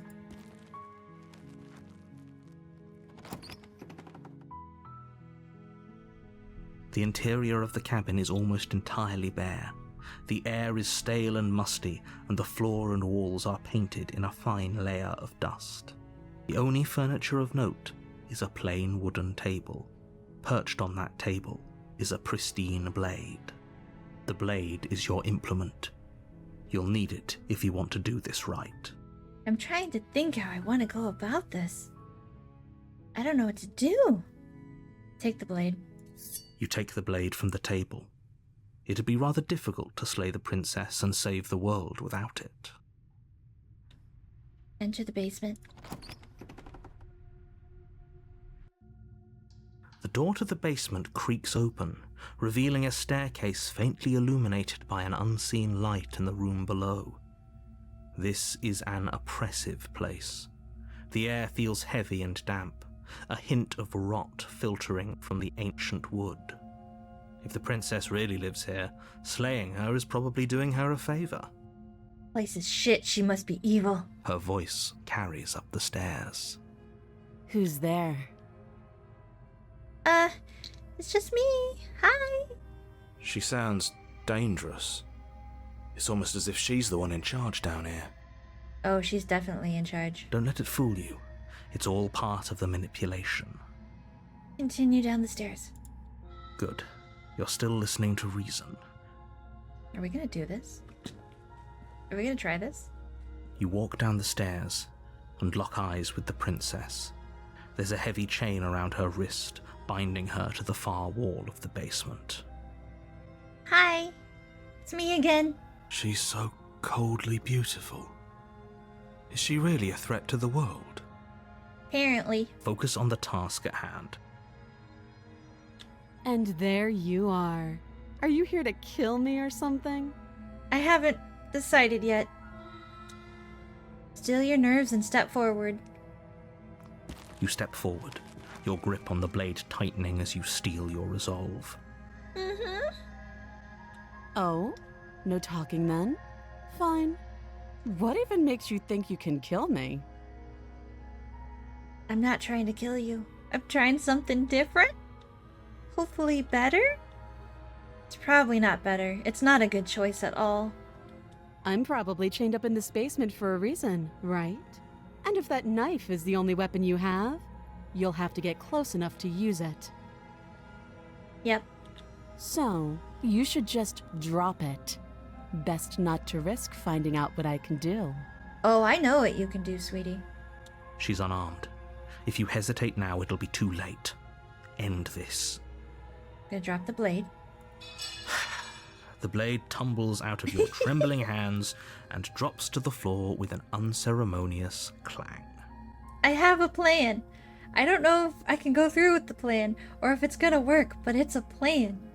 I've tried to free her, and this is probably gonna be much worse, but I'm gonna try it. Thank you. Maybe now we can just talk. Yeah. Against your better judgment, you step forward to speak with the princess face to face, unarmed. We'll be fine. We'll be fine. I don't know what you're hoping to accomplish here, but I can assure you there's no reasoning with her. Just make sure you don't forget about the blade on the floor. You're going to need it. Gotcha. Don't worry. Everything's gonna be fine, I swear. So here we are. What an awkward start to a relationship. Yeah, it's, pretty awkward. I know. I just said that. Now why are you here to kill me? I'm technically not here to kill you. I'm trying to decide what to do. I kinda have a plan. But, I don't know. Do you know why I'm here to kill you? She was just threatening us a second ago. Am I the only one here unnerved by that perfect little laugh? More of her face right now. I'll take that as a sign that you're finally coming around to reason. I have the absence of reason. I have no idea. To be honest, I don't even know why I'm down here, or how I got here. I was kind of hoping you might be able to shed some light on the whole situation. I'm just as clueless as you are. Okay, we've talked enough. Oh, have you decided what to do with me? You know why you're here. Yeah, but the blade's back there. So as long as she is locked down here, the world doesn't end, and I do not have to slay her. But I'm gonna feel terrible about this. I'm going to keep you locked away down here, at least for a bit. We can get to know each other better while I decide what to do. Keep her locked away. That seems like a pretty good compromise. Yeah! Right? It sounds like a great plan. And it's not at all gonna come back to bite us in the butt, right? Right. Leaving her alive is too risky. If you don't deal with her soon, she will find a way out. Hey, you said if she escapes, that it's the end of the world, right? I think that's what he said. I don't remember. If the princess leaves the cabin, the world will end. And One way or another, I'm going to find a way out of here. You can make it easier for both of us if you help. And if you don't... You're gonna kill me? I mean, you've done that like multiple times. It's fine. It's fine. Right? I can promise that you'll come to regret that decision. Probably. you have to make a choice. Let's hope for all our sakes it's the right one. It's probably not. I've made my choice. I'm locking you here in the basement. I know you think this is a fair compromise, but it isn't. No one wins here. I know. It's a chance we'll have to take. We can make this work. If we just stay here and keep watch, no one has to die. Exactly. Thank you, hero. You're making a mistake. Like I said, probably. You turn your back to the princess and make your way to the stairs. See, I'll just stand guard. It's fine. I'm fine with standing guard for the rest of my life. I don't have to kill you. You just chill here. Everybody's happy. Right? Right. It won't be long before I slip these chains. And once I'm out of here, there will be hell to pay for leaving me behind. I mean, if you could, you would have done it, darling. Slip these chains? She can't, right? She needed our help to get out of here. But do you hear the conviction in her voice? I don't think she's bluffing. I think she would have done it if she was able. Either way, she dropped her mask, didn't she? You can still turn around and finish the job. Nope, we're sticking to the plan and locking her down here. You'll be the death of all of us, but fine. Have it your way. You close the basement door, locking it behind you and quickly barricading it with the heavy wooden table that once held the blade. I think this is for the best. We don't have to slay her. She just stays down there for the rest of her life and ours. I think this is gonna work. I don't think that little table's gonna hold her if she does get out. But hey. Something's better than nothing, right? Okay, we can make this work. Exactly. You settle in against the far wall to watch the basement door. Never taken my eyes away from the door. It isn't long before you start to drift off, your eyelids heavy with fatigue. But sleep doesn't come. Instead, your rest is broken by a piercing, wailing voice calling out to you from the other side of the door. Crap. I know you're still there. Why don't you make things easier on yourself and let me out? Stay strong, little table. Stay strong. It's not like this little door will hold for very long anyways. It's probably a good idea to try to get back on my good side.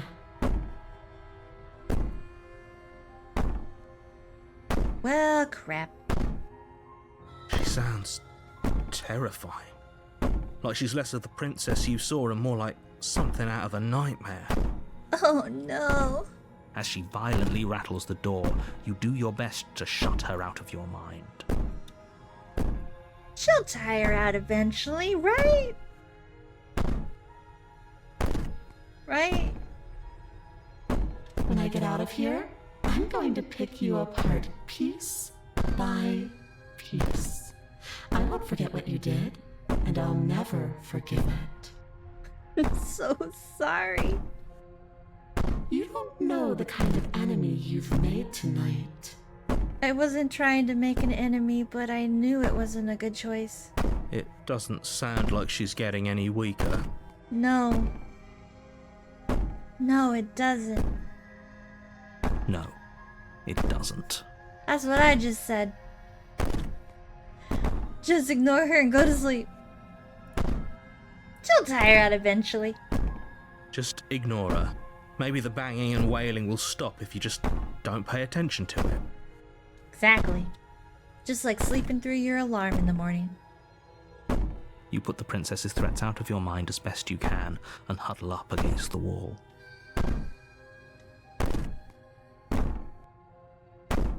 She underestimates my ability to sleep through anything. You jolt awake in the middle of the night to silence in the cabin. The ruckus has stopped, and the door to the basement is ajar, its lock broken, and the table shoved out of the way. Dang me being a heavy sleeper. Where is she? Thanks for helping me get out of that awful basement. Somebody call Ghostbusters. What the heck is that? You try and stumble to your feet, but as the princess draws near, it's as though your body simply stops working. Dang it, no matter what I do. Alright, just kill me. I'm ready for the next life. Just do it. It isn't all at once. The paralysis comes in waves. First your toes go numb, and then your feet, and then your legs. You lie prone on the floor of the cabin, unable to do anything but witness her approach. Whose side are you on? Yours, of course. But I have a duty to uphold the truth. Lying about the facts of the situation doesn't change them. So helpless. I can take my time with you, can't I? She steps closer, one silent footfall at a time, cocking her head in curiosity as you feel your organs shutting down one by one. Oh, I don't like this at all. Or maybe Oh! I can't take my time with you. You don't look well. A little green around the gills. Why do I make the worst decisions? What a shame. If you'd only helped me get out of here, we could have done such wonderful things together. Can you please stop flashing like that? I'd appreciate it, sweetie. Just knock it off. Just pick a plane. Pick a plane. Either you're here or you're not. Your lungs stop drawing in breath, and your heart freezes in your chest. You have seconds left. Wait a second. Can I turn off flashing? There we go. Okay, that's a bit better. Thank you for not causing me a migraine. I appreciate that. I greatly appreciate that. Okay, what happened? Sorry, your blinking made my brain overload. You're so beautiful even though you look like a baby elephant. I'd say better luck next time. But we both know this is the end, don't we? I'll have you know I probably at least have 2 more lives to mess this up. It can't be. This can't actually be how everything ends. I'm sorry, but it is. Everything goes dark, and you die. Chapter 2: The Nightmare. You're on a path in the woods, and at the end of that path is a cabin. And in the basement of that cabin is a princess. Oh, I did not like the name of that title. Things are just going from bad to worse. Gosh dang it. You're here to slay her. If you don't, it will be the end of the world. Wait, hasn't this already happened? It hasn't. Or if it has, I certainly haven't been a part of it. We've just met for the first time, you and I. Gosh dang it, you're keeping this crap up? If he doesn't remember what happened, then maybe it's best to keep it that way. Shh. What if he hears us? Oh, hey, Paranoid. That's a very good question, little voice. What if he does hear you? Shit. I think you'll find yourselves very hard-pressed to keep any secrets from me. Not that it matters right now, because like I said, this is the first time we've met. Still, I'd rather not get off on the wrong foot. We've a world to save, after all. Okay, we're gonna proceed to the cabin.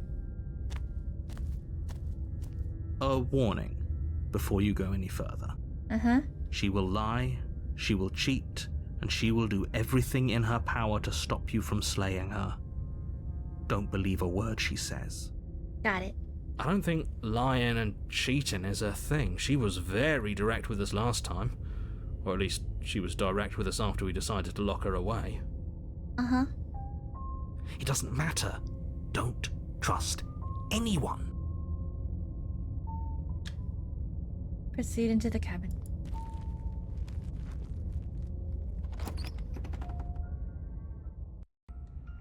The interior of the cabin is plain, the smooth wood of the walls almost featureless. The only furniture of note is a lone table, knocked on its side in the corner of the room. A pristine blade stands between you and the open, inviting basement doorway. What the heck is that? What are those? Okay, so we got spooky little creatures watching us outside. We got the mirror and the blade on the floor. There's no door, because she busted it down last time. Great. We're off to a great start. The blade is your implement. You'll need it if you want to do this right. In the music. It's like a creepy old toy piano. Hold on. What happened to the door? There was a door here last time. Yep. It's just an empty frame. Yep, nothing keeping her down there. She's already gotten out, hasn't she?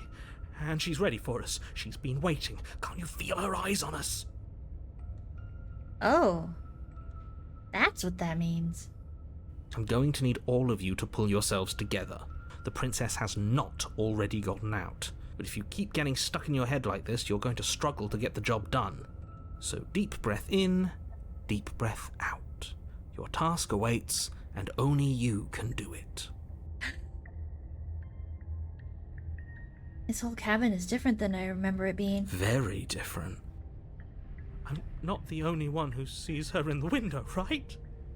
She knows that we're here. Calm down. Maybe the three of you just think everything is different because you haven't been here before. Enough of this past life nonsense. You haven't died, you certainly haven't been killed by the princess. You're gaslighting the crap out of me. So focus up. A lot's riding on this. Should I take the blade? I don't think a blade is gonna hurt a ghost. Enter the basement. We should have taken the knife again. I don't think she's going to take an olive branch. We need something sharper. Like I said, a blade is not gonna hurt a ghost, sweetie. You cross over the threshold and onto a series of isolated steps suspended in darkness. More eyes, too. You never mention the eyes. Oh, I do not like this. The air seeping up from below reminds you of fresh lightning and static, as if you're descending into a place that isn't meant for a creature of flesh and blood. If the princess lives here, slaying her would probably be doing her a favor. That line makes me laugh every single time. I don't know why. Her cruel and playful voice prances up the stairs. I didn't think you'd come back. We're gonna have a lot of fun, you and I. Ah, no. Okay, we need a game plan. Last time we were here, just being close to her was enough to kill us. Yeah, she made all of our organs stop. Continue down the stairs in silence. You make your way to the bottom of the stairs.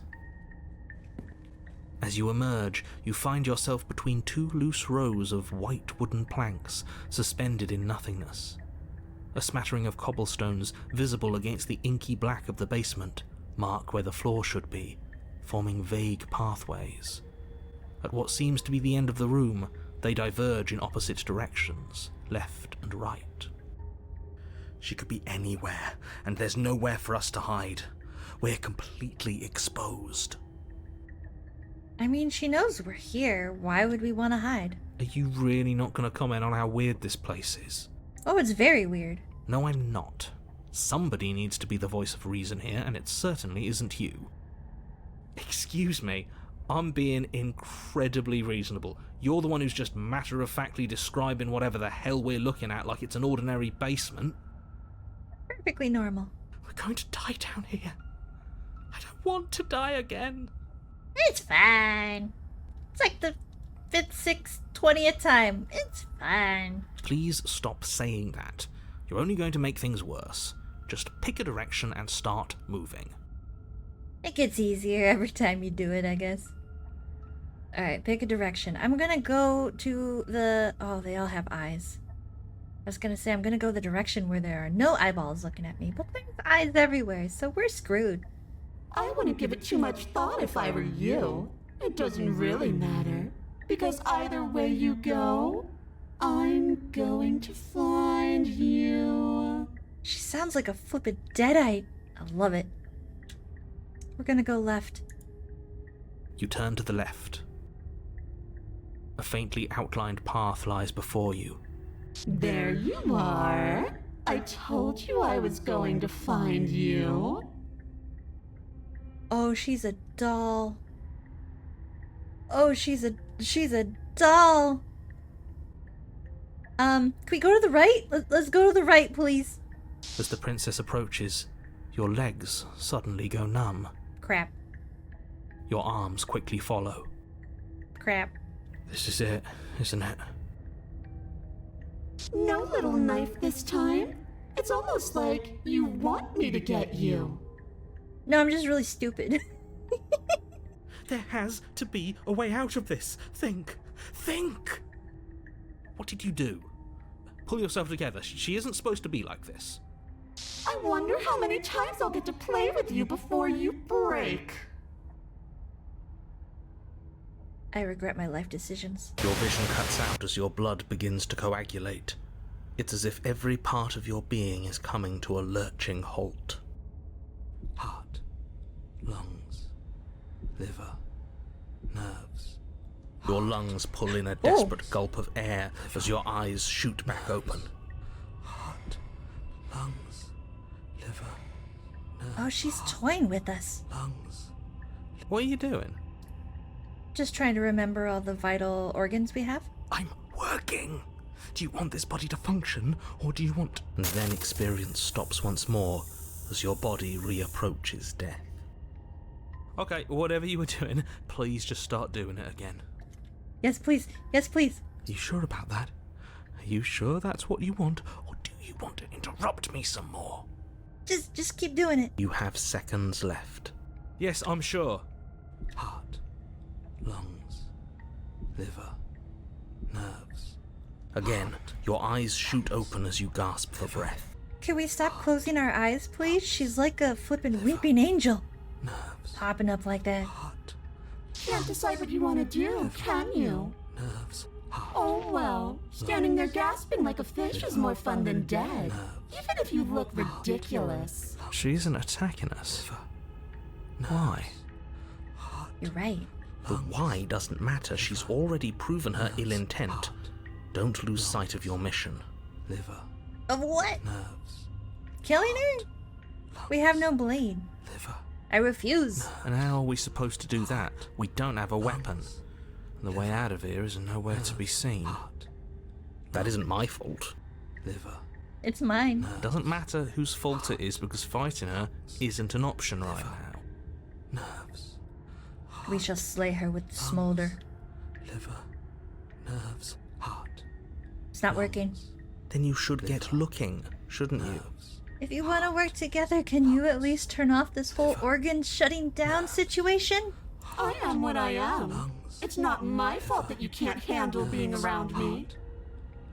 Why won't you finish me off? Because I don't want to. And even if I did, I don't have to.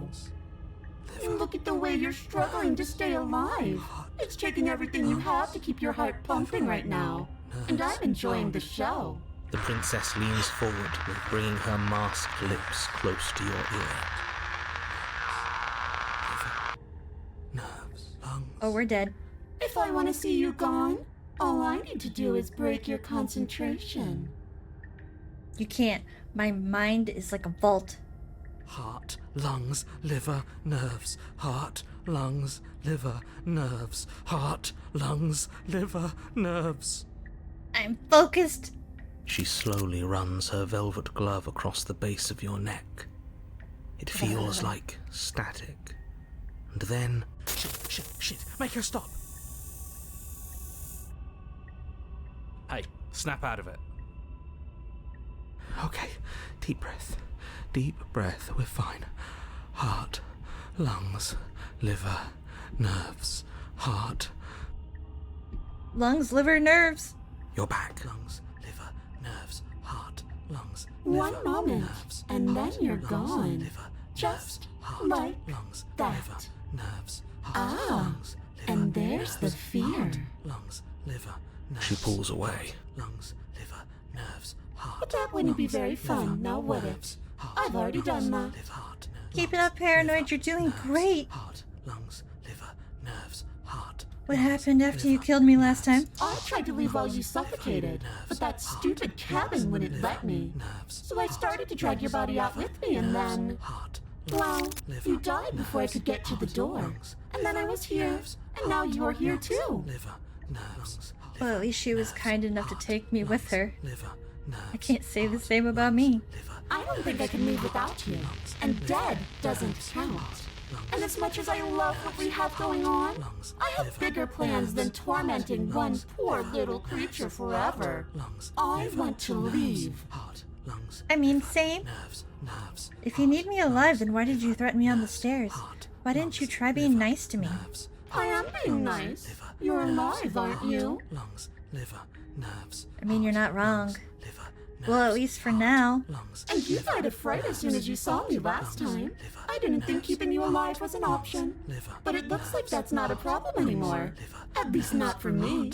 lungs, liver, Wait, we died of fright? lungs, liver, Badass. nerves, You seem miserable. nerves, heart, lungs, liver, And if I let you out, what then? Do we go our separate ways? Oh no, definitely not. If you're what I need to leave this place, chances are you're pretty useful.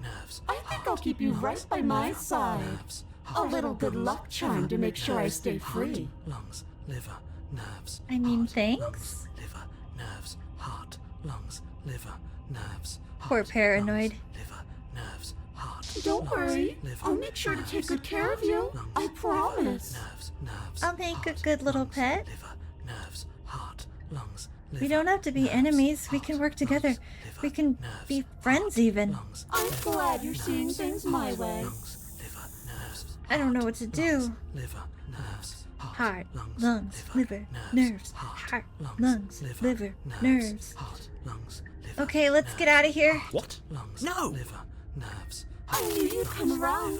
Oh, this is going to be so wonderful. No, I'm not going to let this happen. Before you can utter another word, your body stops moving, and, Do you think you can just wrest control away from us? This body's barely functioning as it is. Doesn't the world end if we fail to stop her? Won't letting us die here just make it end faster? shit. Heart, lungs, liver, nerves, heart, lungs, liver, nerves, heart. With a flick of the princess's wrist, the stairs slide back into place. I can't believe you're making me watch you damn everyone to torment and oblivion. I'm so sorry. Come along now. You don't want to be stuck down here. The princess glides onto the stairs and beckons you to follow. If only you had a weapon, this would be the perfect opportunity to use it.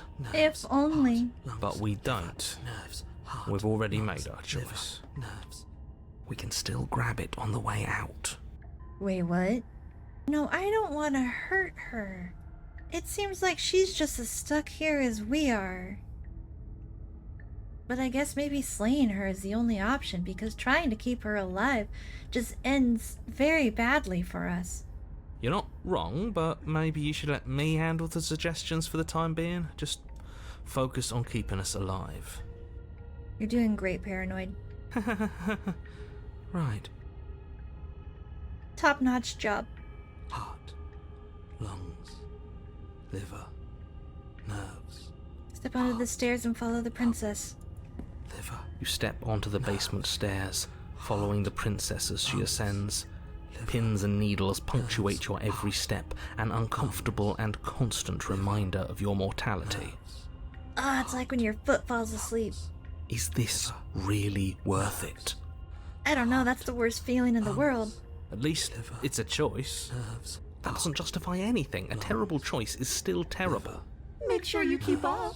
We wouldn't want you to fall. I'm trying. As if acting on instinct, you crane your neck and look behind you. There is nothing there. Heart, lungs, liver, nerves, heart, lungs. The princess reaches the top of the stairs and taps on the door. Her head twists back in your direction, watching you with dead eyes as the way out creaks open. Nerves. Please don't do that again. Don't forget that your pristine blade is still on the other side. You can still make this right. You can still save everyone. You can still save yourself from becoming her tormented pet. Nerves. Wait, I'm becoming her pet? Lungs. I mean... Nerves. There's no harm in us having a weapon. All it does is give us more options, and we are dangerously low on those right now. We're just gonna keep going. Have you considered that maybe you could operate the autonomic nervous system for a bit?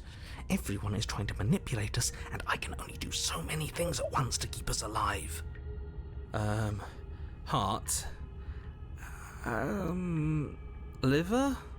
Were you not paying attention, hero? Your body seizes violently as you regain consciousness on the floor of the cabin. No, no, no! You're doing it all wrong. You're supposed to do it like this. Heart, lungs, liver, nerves, heart. I guess I have to do Everything around here, don't I?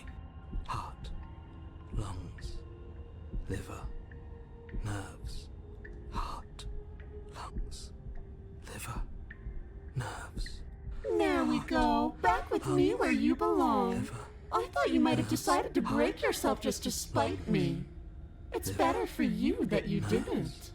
Heart, lungs. I don't know what's worse, the nothingness or this. Now we can get back to business. For starters, we won't need this where we're going. Lungs, The princess plucks the blade from the floor nerves, and tosses it through the door behind you. It vanishes into the inky black of the basement, heart, never to be seen again. liver, heart, But that was my favorite blade. liver, Guess we're not stabbing her in the back. I guess not. I'm going to fix myself a stiff drink. If I'm about to watch you hand the world to her on a silver platter, I'd rather not be sober. And now you open the door. Wait, can't you open the door? There's nothing else for us to do. There's windows. Fly out of those. Liver. Nerves. Step into the world. The doorknob twists in your hand, revealing the forested path beyond the cabin. You bastard. Lungs. You've actually done it. Liver. You've actually Nerves. doomed everyone. Lungs. Liver. Nerves. I don't know. Paranoid's still here. Lungs. It's so beautiful. Heart. I can't wait to ruin it. Liver. Wait, she actually destroys the world? Lungs. But it's so cold, too. It's itching against my skin. Liver. Nerves. Heart. Lungs. Liver. Nerves. The princess, exhausted, slumps to the ground. Why is it so cold? Nerves.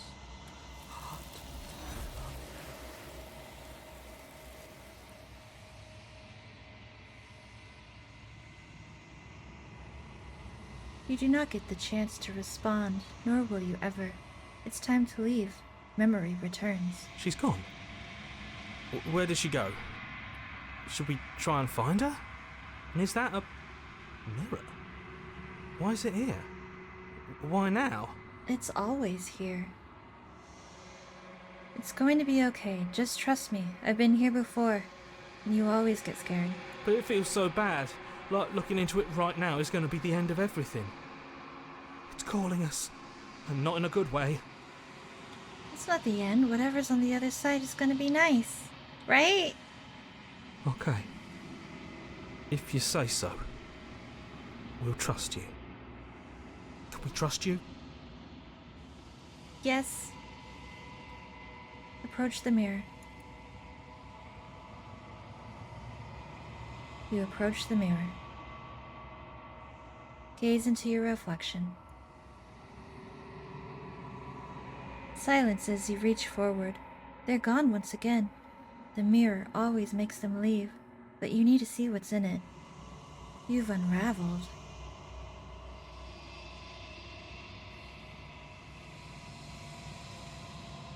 You find yourself in the long quiet once again. Proceed to the cabin. You are at the cabin. Approach her. There's a world beyond the endless walls of the long quiet. I am curious to see what it means for us to know it. Do you think there are people out there? It doesn't matter if there are. People are too small for us. You and I are the only things that interest me. Do you think anything is real out there? Do you think we're real? We are real. Nothing is an idea that dwells in the absence of something. But nothing cannot exist on its own. And because of that, nothing can't exist. Wait, you're hurting my little snowman brain. Do you have thoughts on this vessel? This one is filled with sadness. A doll, abandoned to the company of her darkest impulses. She desires only companionship, but the only thing she knows is how to hurt. She will make for a tender heart. Oh my gosh, she's Jessie. Do not mourn her. She has finally found her way home. Do you know what's going to happen when you awaken? If I did, I would already be awake.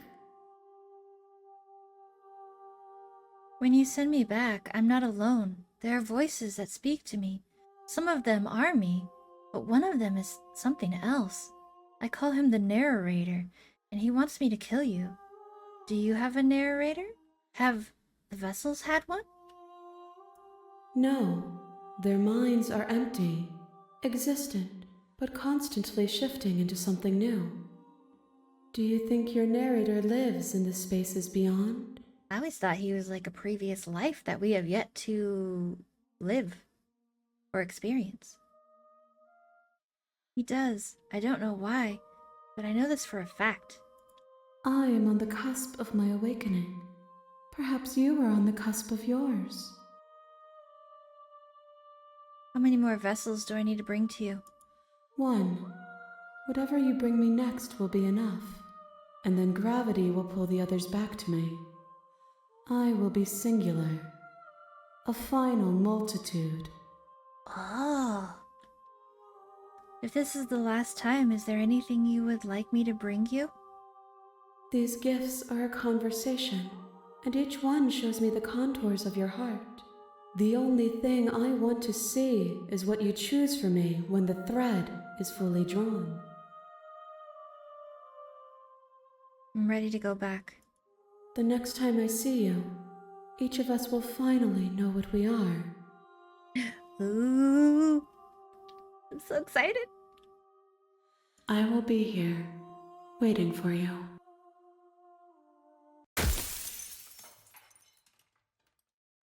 Everything goes dark, and you die.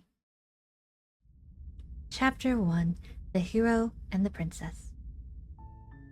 You're on a path in the woods, and at the end of that path is a cabin. And in the basement of that cabin is a princess. So this is the final princess, I guess? At least that's what it said. Oh gosh, I don't even know what I'm gonna do for this princess. I'm all out of plans. We tried to keep her in the cabin. That didn't work. We tried to be nice with her multiple times. That didn't work. I think one time we actually tried to slay her, and that didn't work. I'm so out of ideas.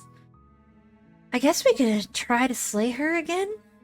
Because the love conquers all don't seem to be working. You're here to slay her. If you don't, it will be the end of the world. Okay, I'm sold. Let's get this over with. Good. As long as you remain focused on your goal, it should all be smooth sailing. Let's do it. You make your way up the short path to the cabin. You'll find the princess within. We're not going to go through with this, right? She's a princess. We're supposed to save princesses, not slay them. It looks that way. It looks like it's the only way. Ignore him. He doesn't know what he's talking about. Proceed to the cabin.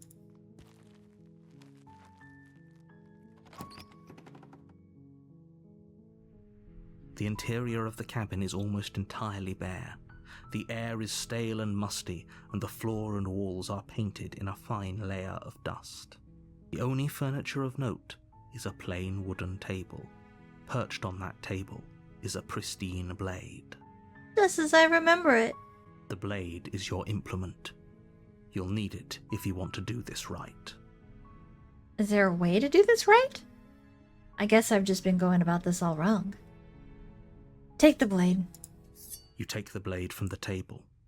It'd be rather difficult to slay the princess and save the world without it. I don't like it, but we're gonna try it. Enter the basement. The door to the basement creaks open, revealing a staircase faintly illuminated by an unseen light in the room below. This is an oppressive place.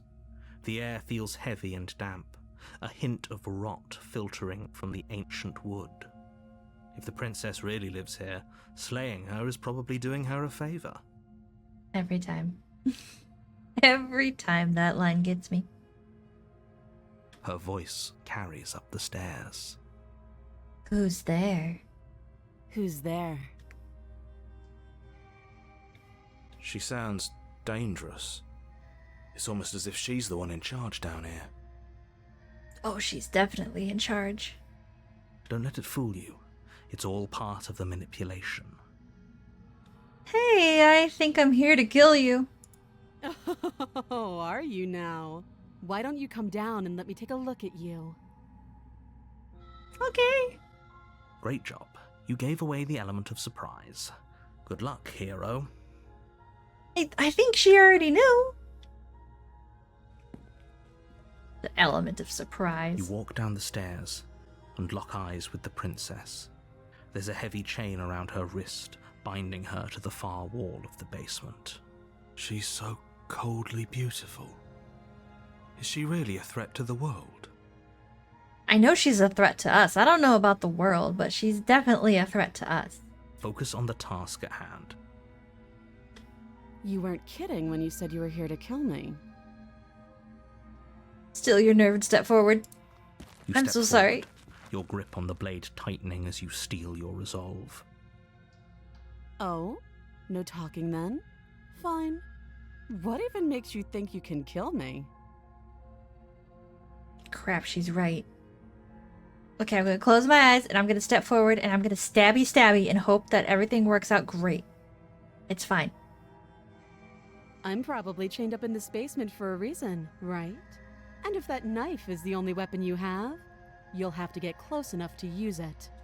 So, you should just drop it. Best not to risk finding out what I can do. I know exactly what you can do. We're gonna do it! She's unarmed. If you hesitate now, it'll be too late. We're gonna End this. We're gonna do it! Slay the princess! You lunge forward without a moment's hesitation. I'm so sorry. I am so sorry. You feel flesh easily give way and look down to see your blade already sinking deep into her heart. I'm so sorry. Oh, Yeah, this is it, isn't it? maybe. I'm almost embarrassed. I should have seen that coming. But I have to wonder, Oh, we're dead. do you actually believe this was enough to kill me?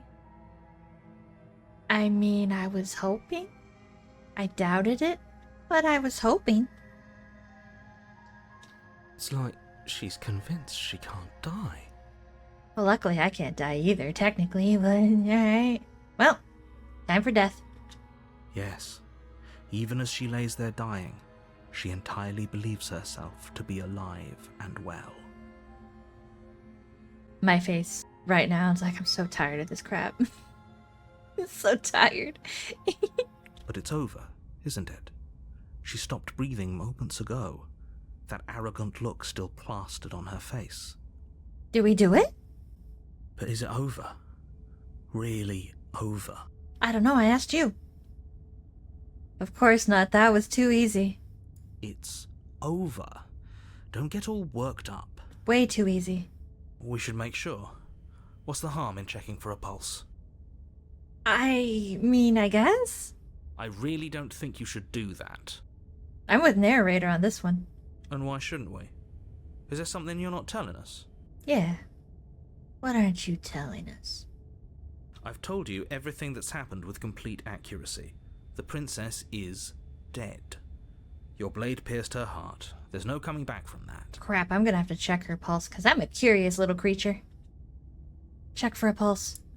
You lean down and place your hand against her neck, holding your breath as you search for a pulse, even though you know you're not going to find one.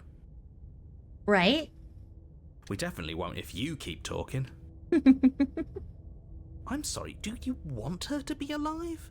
You just saved the entire world from annihilation. Why are you suddenly trying to call that into question? Wait, what was that? Oh no. I mean, that's a good thing, right? But it's a bad thing. It's a good thing. It's a bad thing. You know what that was. That was the sound of a heartbeat, followed by another, and another. I guess I won't be dying alone after all. What is her face?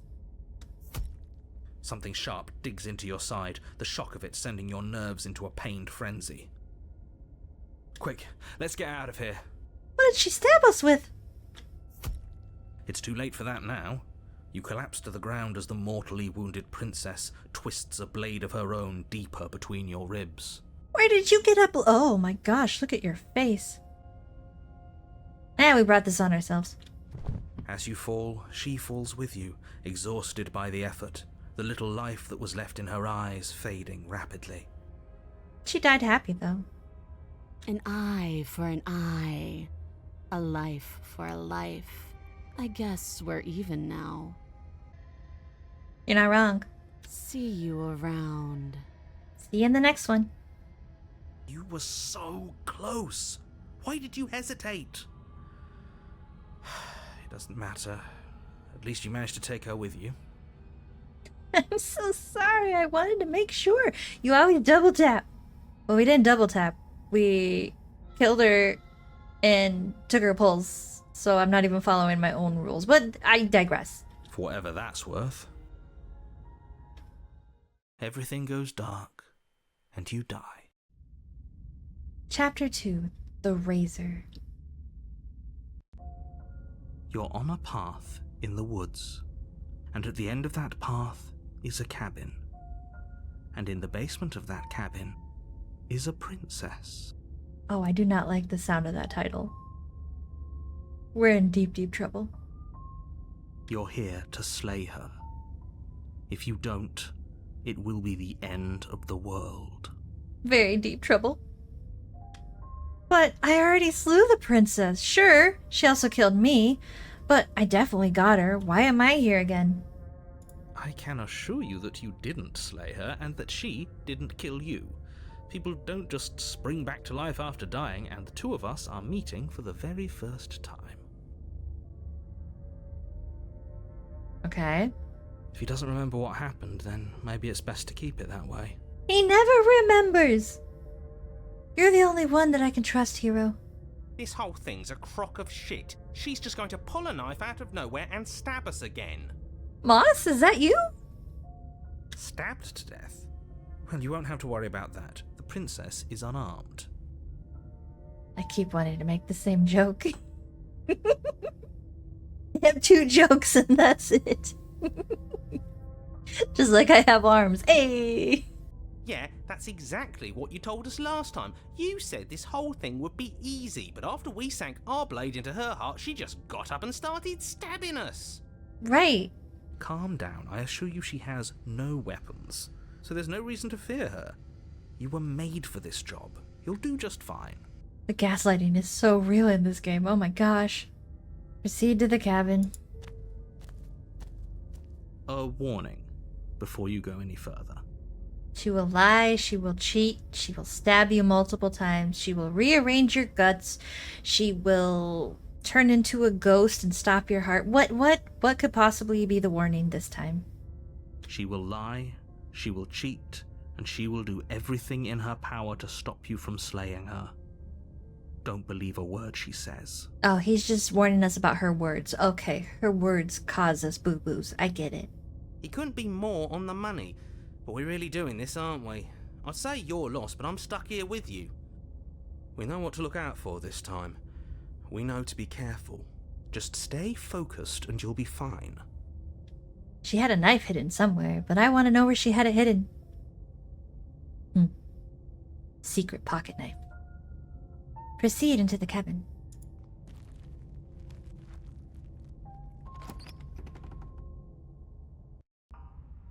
The interior of the cabin is a jagged mess of warped wood and broken boards, their splintered edges as uninviting as shattered glass. The only furniture of note is a pointed table with a pristine blade perched on its edge. This does not look fun. This definitely does not look fun. I don't like the looks of this. The blade is your implement. You'll need it if you want to do this right. Take the blade. You take the blade from the table. It will be difficult to slay the princess and save the world without a weapon. She was armed last time, so we need something to kind of protect ourselves. I mean, we died last time too, so it's not really protecting ourselves, but a snowman can hope. It feels a bit better to have a weapon in our hands. Let's make her hurt for what she's done to us. You didn't say anything about the mirror on the wall. That's because there isn't a mirror. There's a table, the blade sitting on the table, and the door to the basement. There's nothing else in here. There's definitely a mirror. There isn't. I still don't know what's with the mirror. I'll find out one of these days. Can you two stop arguing? It's stressful enough in here without all of this extra noise. I care about whether I'm being lied to. As do I. I'm not lying to you. Use your eyes. There is no mirror. Why would I lie about something so meaningless? What good would a mirror even do? Let you waste time preening yourself instead of doing what needs to be done. It's not that I want to preen myself. There is something right here. Look at it. It's right here. Every single time, it's right here. What is the purpose of this mirror? And then every time we go over to it, it just disappears. It has to mean something. Everything means something. Approach the mirror once again. You walk up to the wall next to the basement door. It's a wall. There isn't much to see here. Suspicious squint. This really isn't funny. Yeah, he's totally lying to us. Wipe the mirror clean. You reach forward and rub your hand against the cabin wall. I hope you know how ridiculous you look right now. One of these days, this is gonna work, and I'm gonna be like, I told you so. I'm not crazy. But it was there a second ago. Now it's gone. Yet another thing in here playing tricks on us. I hate this place. Enter the basement. The door to the basement creaks open, revealing what must once have been stairs. The fractured slats look as if they've been torn from their source and violently jammed into the wall. Place looks welcoming. Very homey. I like it. The air seeping up from below has an almost metallic quality to it, like the smell of fresh blood. And you can hear what sounds like the rhythmic scraping of metal coming from down below. If the princess lives here, slaying her would probably be doing her a favor. Gosh, she's gonna be Optimus Prime. That's right, scraping. I told you she has something, I told you. That sound could be anything. It's probably just her chains dragging across the floor. I am begging you to get out of your head. I don't know, I think the cheated is onto something here. Her grating voice carries up the stairs. I hope you've come to rescue me. I've been stuck down here forever. I mean, she still sounds kind of cute. I like it. I was thinking she'd be more threatening based off of this room and the upper room of the cabin. I was hoping for the worst. There is something so wrong with that voice. I mean, you're not wrong. Yeah, she thinks she's better than us, like she doesn't even have to put on an act this time. That's not what I was thinking, but sure. As you descend the final step, the form of the princess comes into view, her sharp eyes following you from across the room. Hi. How's it going? I wonder if she remembers us. I mean, we can always ask her. Finally, somebody! Quick, get me out of these chains. We're not safe here.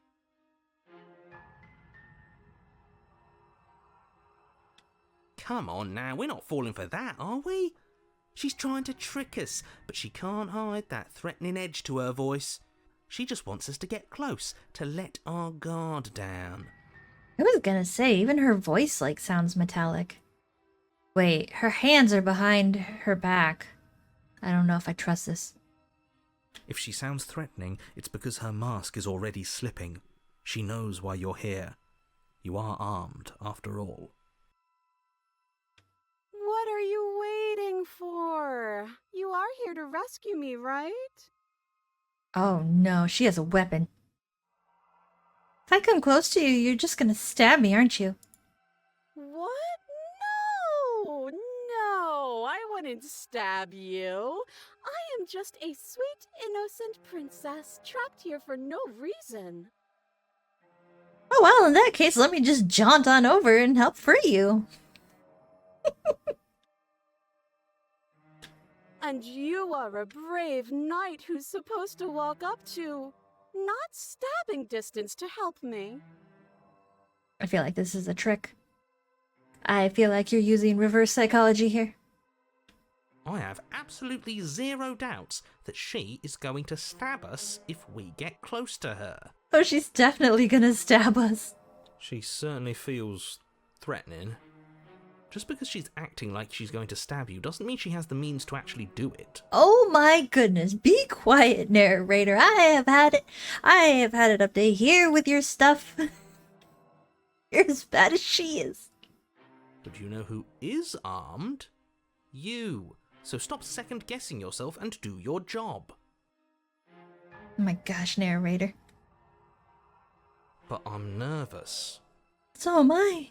All the more reason to jump into the deep end and deal with her right now before you waste any more time getting stuck in your head. The narrator's gonna get us killed. Again. Many times. Do you remember what happened last time? Last time? If somebody came into my house and stabbed me to death and then I killed him, surely I would remember that. Oh, she remembers. But I don't remember it, so it must not have happened. She definitely remembers. Last time? What are you talking about?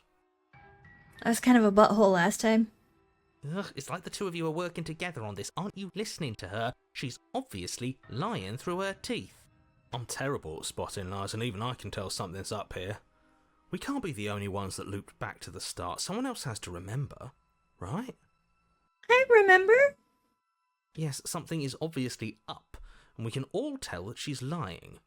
The thing she's lying about is how dangerous she is, not dimension hopping or time travel or whatever it is you think you're doing. The narrator's lying to us too.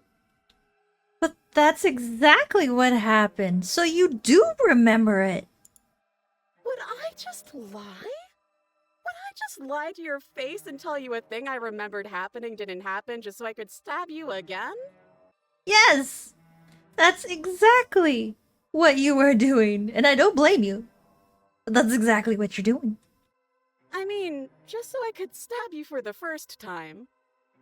I mean, I know you're angry. I'm sorry. I didn't want to do it. Aha! She slipped up there. She said again, and her taking it back doesn't count. No take backsies. Do you hear how deranged you sound right now? Please stop dawdling. This is only going to end with violence. Postponing the inevitable is only going to make it worse for you when it actually happens. By the end of this game, it just has you questioning your own sanity. I love it.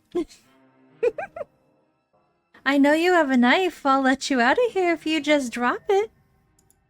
A knife? What are you talking about? I don't have a knife. Where would I keep a knife? I don't know. Where'd you keep it last time?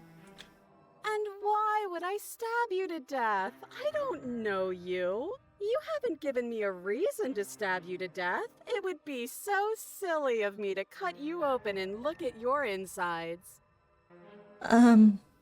Oh. Okay, I could have sworn we didn't mention stabbing anyone to death. Sounds like she's really out for blood. Fortunately for you, she isn't armed. I don't know, narrator. She has 2 arms right now. Hey. Prove it then. Prove that you don't have a knife. Bet you can't. It would be so much easier to prove that I do have a sharp object. I could just show it to you, but I don't have one, so I can't. The princess smiles as she pulls her hands from behind her back. Okay, so far so good. But look at this! Hands! Hands that don't have anything in them to stab you with! I don't know. Anything could probably stab me if you try hard enough, sweetie. Her smile stretches into an even wider grin as she shakes her sleeves. And empty sleeves, too! Look at how few stabbing implements I have. It's practically 0. Practically 0. But it's never 0. But what if you're just hiding it somewhere secret? I've shown you all of my hiding spots. What kind of princess do you think I am? I would never hide something sharp somewhere secret. It's probably in her hair. I've seen someone pull a knife from their hair before. Wait, That sounds like I'm lying, but I'm actually not. My secret zones are for me, only they have nothing to do with you or my intention to not stab you to death the second you get close to me. My secret zones. Oh, I love this game. Her smile drops for a moment, her expression sharp and flat. I assure you, there's nothing hidden there. Well, okay, as long as you assured me that there is nothing hidden anywhere, then I'm gonna trust you 100%. I'm inclined to believe her on that one. She seems serious. Of course, but that doesn't mean that she doesn't have something hidden somewhere. We know for a fact she's armed. I'd like to trust you, but you're being so suspicious right now. That's so rude of you, passing judgments on strangers you've never met just because they're different from you. How would you like it if I did that, huh? Gosh dang it. Silly little bird-face thinks he's so serious coming down here but doesn't know anything. Thinks he can tell me to get rid of all the knives I don't even have while he gets to wave one around right in front of me. I am so confused. What do I do? I bet you didn't like that, did you? I bet you didn't like being judged for no reason. Oh, is that what that was? I didn't pick up on that, I'm sorry. How many more times does she have to vaguely threaten you before you finally decide you're ready to deal with her? We're clearly still figuring out our angle. We don't have the luxury of watching this from a distance. Right, we're still trying to decide what the heck to do. Oh, I'm sorry. Do you think I'm in a position of luxury right now? You're acting like you are. My entire world is at risk. Then maybe you should behave with a little more humility. A bit of self-deprecation would go a long way. No, I have my dignity. Fine, then we'll continue to treat you exactly how you deserve to be treated. Oh, we came here to slay her. We started out going to slay her. Screw it, slay the princess! The princess falls silent, her smile unwavering as you charge across the room.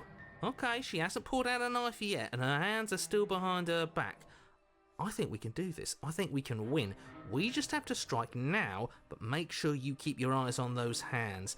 I don't trust her for a second. Do it now! But your focus is broken by the horrible sound of metal slicing through meat. I knew she had a weapon! Whose meat? Not ours, right? Oh, definitely our meat. Hers at first, then yours. Hee Hee How? What did she even hit us with? You stare down at your chest and at the long, thin blade she impaled you with. And then the red, angry slit along the flesh of her thigh, where the blade had been nestled just a moment ago. It's still lodged in her leg, emerging from her knee, hinging up and out of her body like some extra metallic limb. What the heck? She flipping Baraka from Mortal Kombat. Oh, that's her leg. Same thing. Bullshit. Absolute bullshit. You're right, cheated. She flipping cheated. You're going to die now.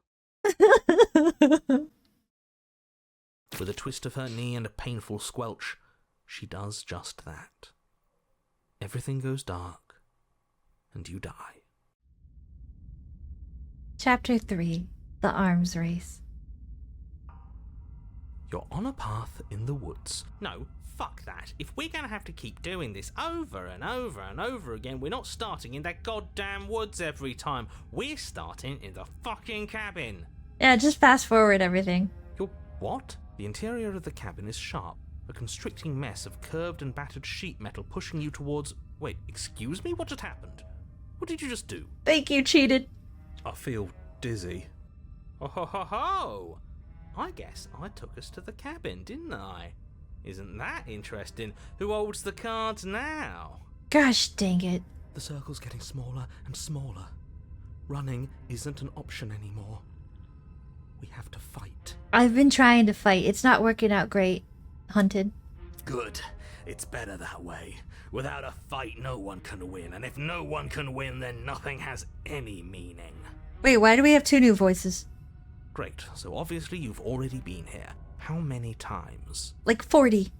This is our third? Well, your guys' is third, mine like 55th. No wonder things have fallen apart. You do realize that every time you fail, she escapes and an entire world is damned to destruction, right? That can't be right. That's too much responsibility. I know, so much responsibility. Nah, impossibly high stakes make the fight so much better. Let's just stay focused, shall we? I am focused. The only furniture of note is a bent metal table. A pristine blade perched. We take it. Oh no, they are taking over. Okay, sure, you take the blade before letting me finish telling you it's there. It would be difficult to slay the princess and save the world without a weapon. We're in deep doo-doo. This feels right. We just have to keep our senses sharp. Yeah, just like her knee sword or whatever the crap it was. That's right, we've got to be able to win eventually. Eventually. We will win eventually. Hell, we might even win now. That's a fighting spirit I like to see. You could all learn a thing or two from this one. I'd love to get started just as much as you would, but how are we supposed to get down there? Through the mirror. You walk through the door. You do know what doors are, right? Oh, now he's lying about doors to us. But there isn't a door, it's just that mirror again. There isn't a mirror. You really messed things up, didn't you? It's like you can't even see reality anymore. Gosh dang it, narrator. I can feel the air coming up from behind it, stinking of iron and steel. He might be right. Could be a trick. If our other senses can't feel it, then we can't trust it. If it's in our way, let's just break it and move on. Approach the mirror? You make your way to the door at the end of the room, stopping just in front of it. You really must think you're looking at a mirror. Well, it doesn't exist. Just reach forward and open it. Let's just fumble for the handle and be done with it. I don't care what we look like. I care about getting to the end of this mess. Wipe the mirror clean? You reach forward and place your hand on the door to the basement. It creaks open. Great door, I guess. And the mirror's gone. How surprising. Seems like whenever we touch it, it just disappears. It was never there. Just an illusion. Everything is just an illusion. I'm an illusion. You're an illusion. Let's just get to the princess already. I didn't care about the mirror before, and I care about it even less now. Guess it's time for us to see her again. Just stay focused and you'll be fine. We're dead. You step forward, but you don't get a chance to linger on the basement stairs. They are smooth and flat and metallic, an unintentional and unfortunately slippery ramp that quickly sends you skittering to the bottom. Your body tumbles onto the basement floor and the form of the princess comes into view, standing at a distance. She gives you a wry smile. Hi. How you doing? You look great. Hi. It looks like you don't have a way out, so I'm not going to play dumb anymore. Oh no. But don't worry about how bad you did last time. That's part of the fun. Oh no. She's got another thing coming if she thinks we're going down easy again. Oh no. Pride makes us dead. The only thing that matters is survival. So are we gonna run or are we gonna fight? Actually, does survival matter? We've died twice and nothing bad has come of it. We just need to find a way to win once. Nothing bad has come of it yet. That's what I was just thinking. Just, you forgot the yet part of this. Plenty bad has come of it. You've left at least one entire world to ruin. The people there mattered. Oh, it's been many worlds that I've ruined. It's fine. It's fine. The past isn't real. There's only here and now. Only the present. Your internal bickering is cut short by the wet sound of slicing meat. From the princess's arms erupt twin blades, glistening with her blood, the empty flesh of her arms flopping at her elbows like torn sleeves. The chain clatters to the floor. Oh gosh, we gotta run. She's loose, and she is coming for you. Why do you gotta say it like that? You're going to make me walk over to you, aren't you? No, I'm out of here. Shit. She's coming for us and I'm out of ideas. Run! She has swords for arms and we don't. We're panicking. Panicking is the worst possible thing for us to do. And panic where? Up the slide that dropped us down here? There's no way out? I'm coming to get you. Still panicking. There's no way out. Okay, screw it. We're panicking. You panic, but unsurprisingly, panicking doesn't save you from her blades. She skewers you. Gosh dang it. Ow. Ow. Sorry about that. I gave into a bit of a fear response there, and I don't think it was very helpful. Oh gosh, we gained another one? Oh, a new one of us. That's just what I said. I thought that only happens when we die. Did we die?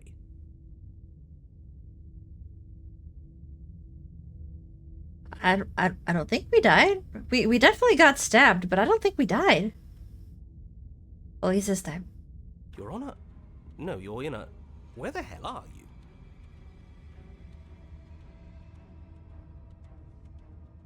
Oh no.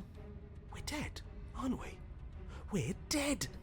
How long have we been dead? Have we been dead the whole time? Wait, what? Stop saying dead, all of you. We might have died a second ago, but right now we're extremely not dead. I'm not dead yet. This is all horribly wrong. How many times have you been here? Too many for my little brain to count. This is 4. No wonder everything's such a mess. This wasn't supposed to go past 1. What? I wonder what you're going to do next. You're so full of ideas, and I love that. So full of bad ideas. You forgot to mention that. So full of bad ideas. But I guess we don't have time to talk about things before the princess advances. Okay, whatever we do gets us another us. Let's see how many we can stack. There's got to be a point where it makes us better than her. We're gonna be the Mighty Morphin Power Rangers. We don't need any other voices chattering about in here. It'll just confuse us. All we need is to keep fighting. Yeah, I'll pass on that. As long as we keep moving. It's going to get so loud in here. How are we going to keep it all straight? You get used to it. Come on, show me something new. Oh, that's easy. I'm gonna try flirting with her. Smolder activate. You can't resist.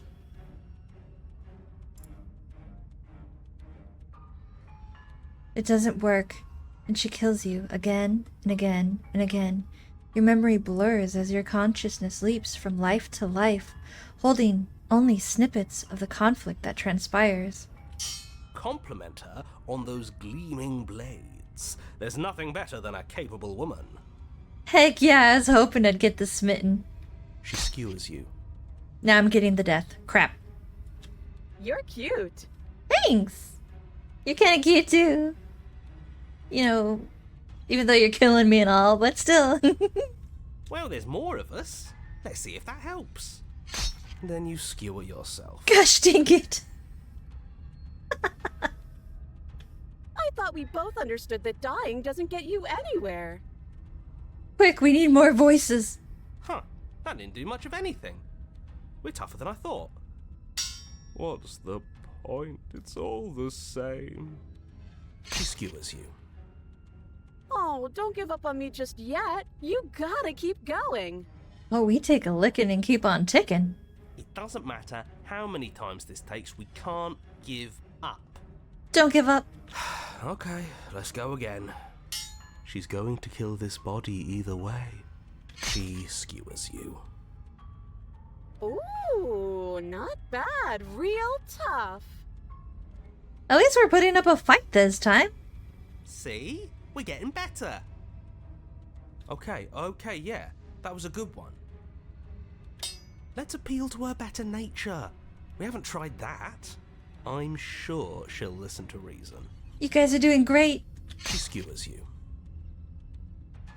I take it back. We're getting close to something, can't you feel it? One last time. The only thing I feel is her skewering me over and over again. You're right. One last time, that's all we need. None of this is working. Think. Think. She skewers you. And then everything goes dark, and you die. Crap. Chapter 4, Mutually Assured Destruction. Your Honor, don't lose your head. We're in a cabin, and we'll take it from here. Oh gosh, there's a mutiny. Everything feels like it finally fits, doesn't it? We're up here, which is different, and different is good. And our steel claw is already in our hand. Oh, we already have the blade. Oh, what if we throw it out the window? What? Over my dead body. That won't be very hard. We've died a lot. But I can't say I mind anymore. Besides, what better way to die so very many times than at the sharp hands of a beautiful woman? I'm sure I can think of a better way to die.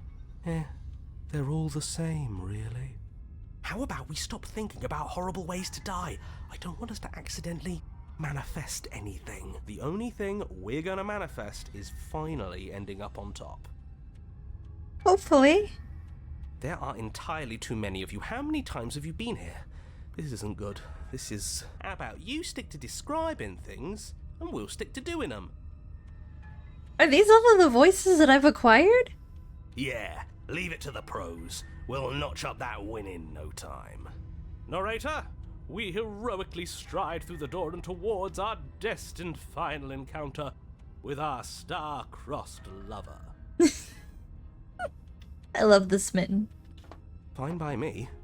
You walk to the door and onto the basement stairs, only it's more of a slide. We know. Fine, I'll just shut up then and speed this whole thing along. Are you sure you don't want me to describe the stairs, or this room, or anything? It feels like I'm hardly a part of this. Or if the princess lives here, we're definitely doing her a favor by slaying her. Don't care, just want to win. Fine, you make your way to the basement, where the princess awaits you. Hi. You look great. Not at all going to stab me 1,000,000 times again, right? You know, this last time I killed you, and you didn't pop right back up again? I thought I'd actually done it. I thought I'd cut you into so many pieces you just weren't able to stitch yourself back together. Oh no. But I guess we're not done. That's okay with me. It's good even. I like that. I got something ready for you while you were gone. Do you want to see it? No. I'm not going to wait for an answer. I'm just going to show you. It's worth it though. Just you wait. And not for very long, because I'm going to do it right now. Oh no.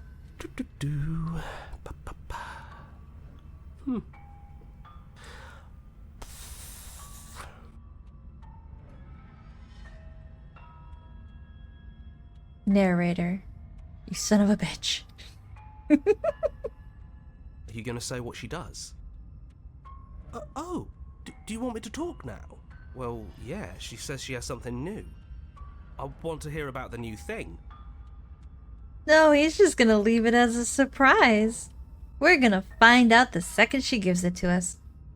Yeah, me too. I think I speak for all of us when I say that I would like to hear you describe her new thing. Really? Okay then.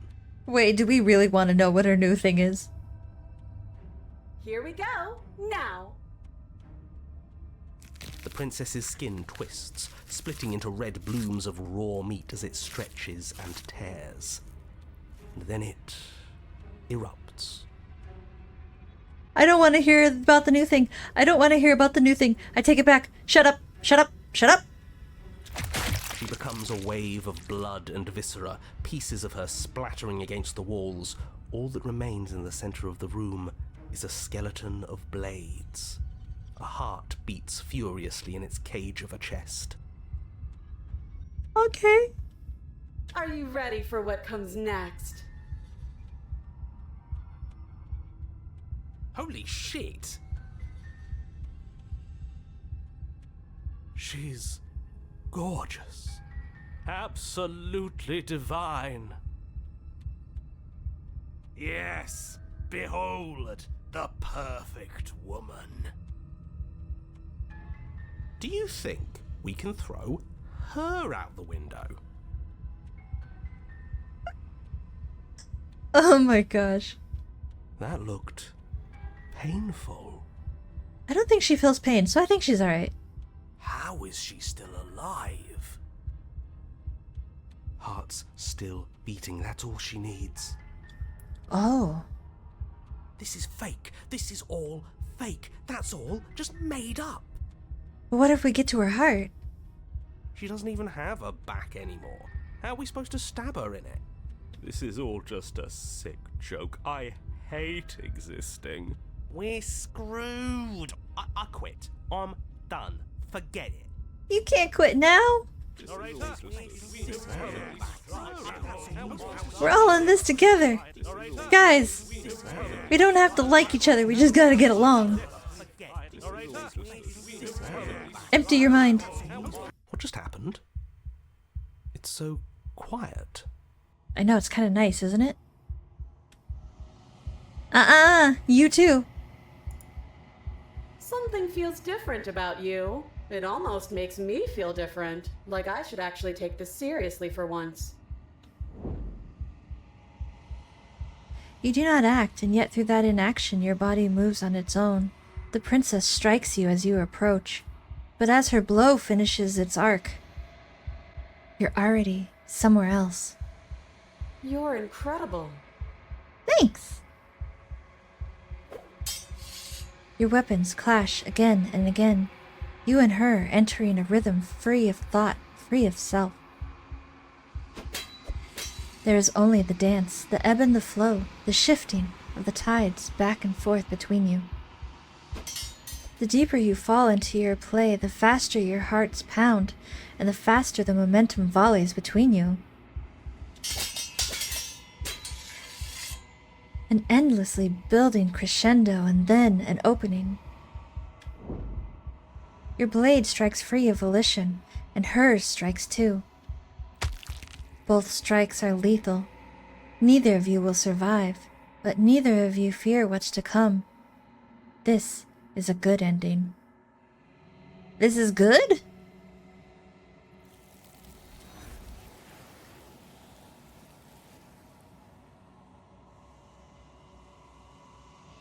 You do not get to see each other die, nor will you ever. It's time for you to leave. Memory returns. Approach the mirror. You do so. Gaze into your reflection. Silence as you reach towards the glass. It's time for you to see what's in it. You are nothing at all. But that isn't right. You can't be nothing. You refocus your gaze, and then you see it. A figure, faint and veiled in the shadow, just beyond the reflection. Explore, are you me? I think you know what I am. A crack slides down the center of the mirror, splitting the image in the glass in two. And then another crack forms, and another, turning the mirror into a jagged shards of broken glass. Did the eyes move? Oh, they move! So, you're the narrator. I was wondering if I'd ever get to see you. The narrator, yes. I suppose that's my job, isn't it?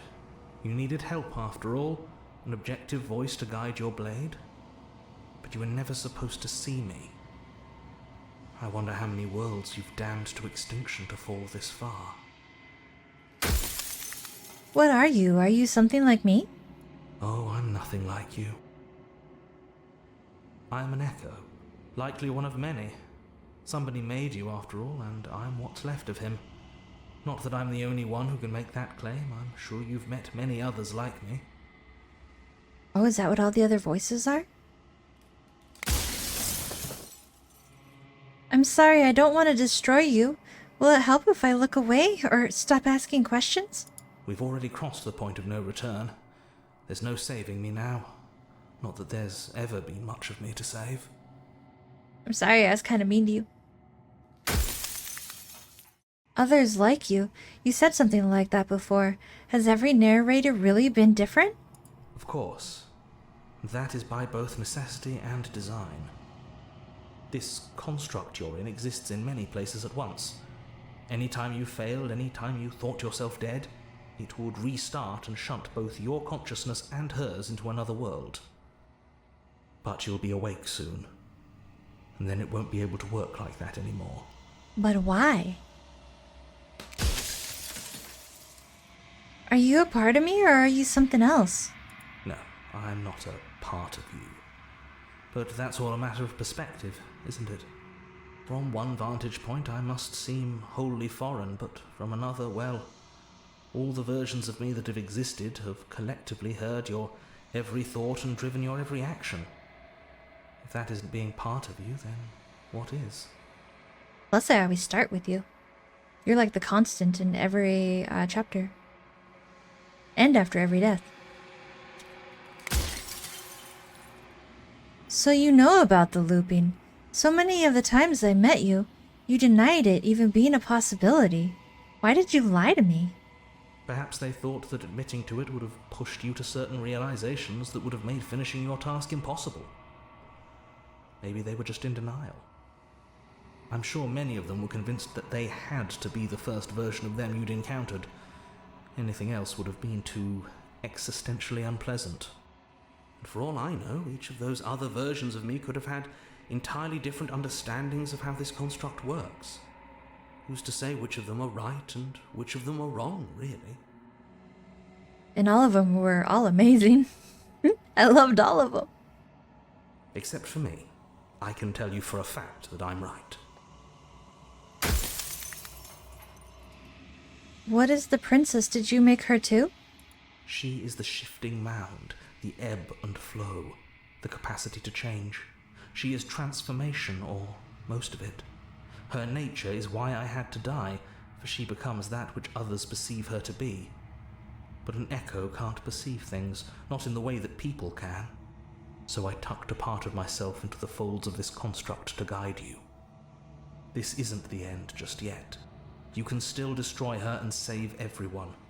You were made to do this single task, and you will still have a chance to fulfill your purpose once I'm gone. If I destroy her, won't I be alone? Yes, you will. But it will all be worth it. I don't really think so, but...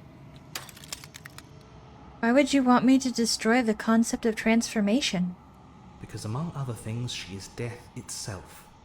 To rid the world of suffering, to save untold trillions from being lost forever to the cosmic wind, she must be destroyed. If I destroy her, how is that existence any better than death? Or different from death at all? Honestly, it feels worse. When I broke the cycle, I made sure that the tear was rough. You carry a part of what should be her, and she carries a part of what should be you. Things won't be as they are now, but they won't be nothing either. I don't know, I slayed her once and there was nothing. Besides, anything is better than oblivion. In the end, nobody wants to leave. I haven't decided what I'm going to do yet. I still have to see what she thinks about all this. I've said my piece, and my time is up. Bye, narrator. It's like I said, I'm just an echo. And echoes always fade away. You know what you have to do.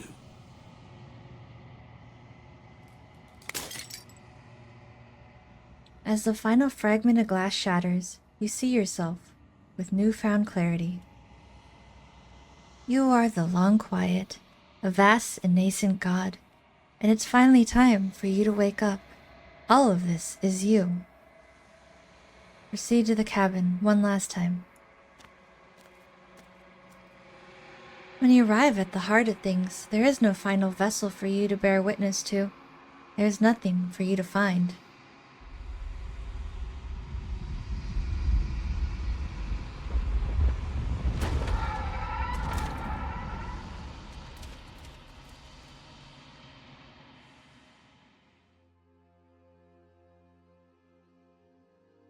Oh. I can finally see you, and you can finally see me. Well, she's a triple goddess. It's been so long, and my heart has ached for this moment. I've missed you dearly. Do you know about the echo? Did you hear our conversation? Every word you spoke found its way to me. I know him, and I know his construct. He was deluded by his fear of death. Pay him no mind. Okay, you're cute and all, but this one right here, the little human centipede one, is kind of distracting me. But okay, continue. I'm the long quiet, but I don't really know what that means. Names are their attempts to capture that which cannot be captured. They call me the shifting mound, a pale imitation of what I actually am. What happens now? Ever the passive player, always reacting and never acting. But it's woven into your nature, isn't it? I guess. When the echo spun us from one into two, he gave you a choice and me a role to play. I am not death, but I contain it in my multitudes. So, will you attempt to destroy me and bring about a world devoid of death and the possibility of meaning? Or will you open the final doors to our liberation? Oh, wow. I mean, but without death, life has no meaning because you would never do anything. At least I don't think so. Don't you have any say in all of this? Why is this all following on me? Of course I have a say in all of this. You and I share reflections of each other's burdens, just as you and I share reflections of each other's gifts. If we didn't, the winding paths that brought us here wouldn't have been full of strife and conflict. There's so many stories we've left unfinished. Can we really just leave? Even as your eyes begin to open, you still hold on to the notions of is and is not, of beginning and end, pitch black islands in the blinding light of the infinite. There is nothing to resolve, nothing restraining us but us. Let's talk this through. I still have so many questions and I need answers before I can make a choice. My very nature is paradox, as is yours. You cannot use words to grasp at things that are beyond their reach, and you cannot rationalize that which defies logic. But violence and passion are dances that both of us know well. If this is what it takes to enlighten you, then so be it. A boundless torrent of blades cut you from boundless angles. You are a body. You are gory ribbons. You are a body again. And you feel all of it. I regret asking you this? On and on it goes until your bodies are not your thoughts or not you. Alive, dead, alive, dead, alive, dead, then alive and dead and alive and dead all at once. Okay. You learned to put yourself away, and in your stillness you rose above me. You died countless steely deaths, and you lived countless short lives, and yet it is all so far behind you. I pushed you to a greatness you never would have reached without me. Appeal to your shared humanity. You speak about life and death and change and stagnation, but that isn't what any of this is about. Oh, is it not? Perhaps you can enlighten me.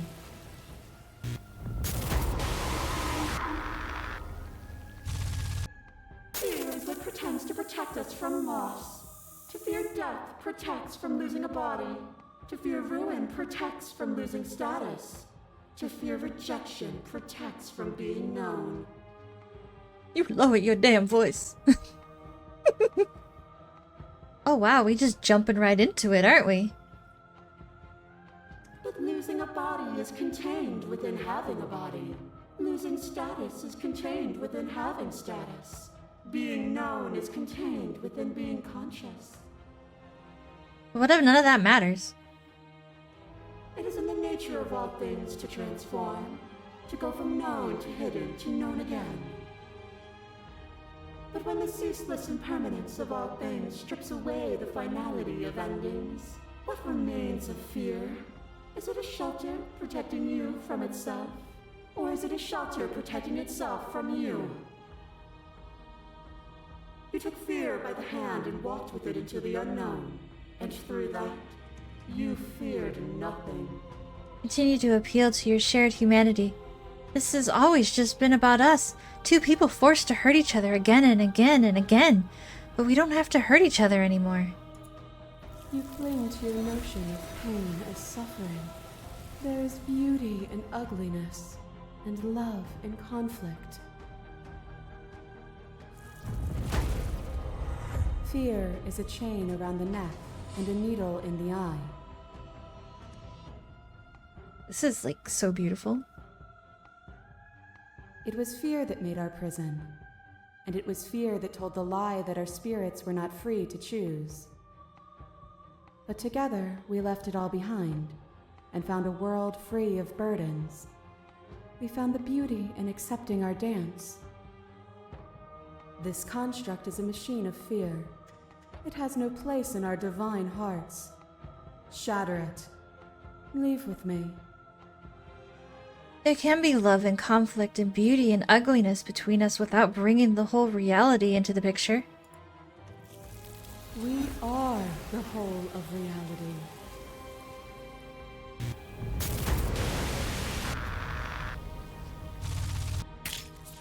Your love ray drives a stake into your body, and another, and another, and another. Do I miss your heart because I can't stand to see it go? Love melted into skepticism, and you pulled back layer after layer after layer, until all you were left with was the knowledge that you did not know me. You sought the truth then. Will you hide from it, now that it is within your grasp? We're not the whole of reality. Why don't you see me the way I still see you? Why won't you see me for what I am? I could ask you the same.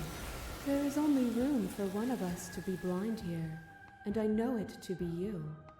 We are each other's mirrors, and are we not divine? What is a person? Is it their body? Is it all of their body? Pluck the eyes, peel the skin, strip the tendons, mince the meat, grind the bones.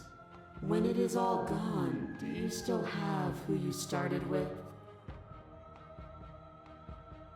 I mean, I've always thought that humans are just little squid people. You strip us down just to our brain, eyes, and nervous system, we kind of just are. Just little squid people. A person is not a body. Death is a transformation into something new. It is only bodies that fear it. I mean, that's the whole meaning of the death card. This doesn't have to be so big. You can come back down to my level. You can come back to me.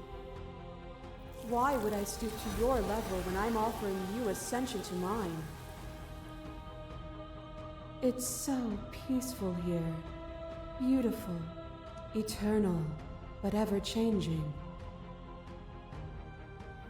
As the clash between you abates, the princess withdraws, trembling. You are unmovable. Is it by the design of our conflict that I cannot win? Or are you just that fervent in how you cling to delusion?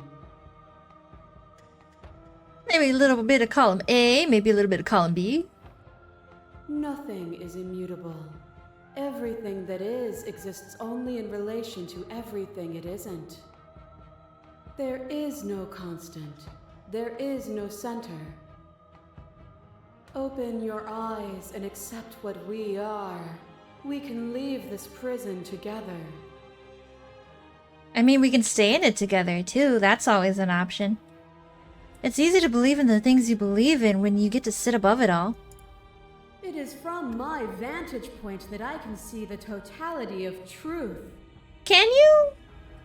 What do you think happens if we leave here? This universe dies, and a new one is born. And that one dies, and a new one is born. And you and I get to witness it all, weaving a tapestry of life wherever we go. Oh. So those worlds actually do die. Well, crap. You've done everything you can to make me understand your perspective, but you keep dismissing mine. If you think you can change me, then I must be able to change you. What I offer you is not perspective. It is truth. Whatever you're trying to do right now, you don't have to do it alone. Hero! Which hero are you? I'm all of them, I assume, in the same way that you're all of you. You have no idea how good it is to hear you. It's good to be here. Seems like you've been doing alright on your own, but she's too many things at once out here. If you want to get through to her, you need some way to get past all that divine confidence. I agree. There's still a piece of me nestled close to where it all began. I can take you there. I can take you to her heart. Please do. It's time to resume our dance. She's relentless, isn't she? Let's make this quick. Are you ready? Let's do it. I'm ready. Then let's go.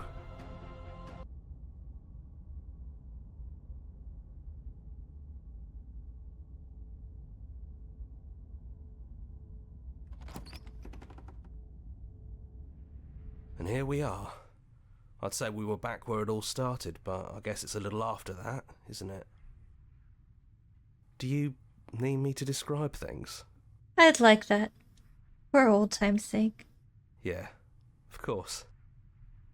The interior of the cabin is, well, it's a cabin, yeah? Yeah. There isn't much here, just a table and a knife and a door. And some windows. Very homey. There's no mirror, either. I think you broke it. I'm sorry my ugliness broke the mirror. And I know you're still trying to find some middle ground, but if things go south, we're going to need that blade. Gotcha. Is it just you and me? Did anyone else make it to the cabin? It's just us. I think the rest of them are still out there, jumbled up in the rest of her.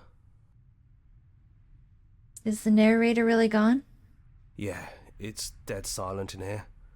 Whatever it was that was left of him, I don't think it could handle you waking up to godhood. Pretty sure he got obliterated. Oh. It's funny, after everything he put us through, I'm kinda sad to see him go. Yeah, it's complicated. He put us through hell, but he's been part of us since the very beginning, hasn't he? Yeah. Take the blade. That's probably for the best. It's always seemed to give us more options than not. Enter the basement. The stairs.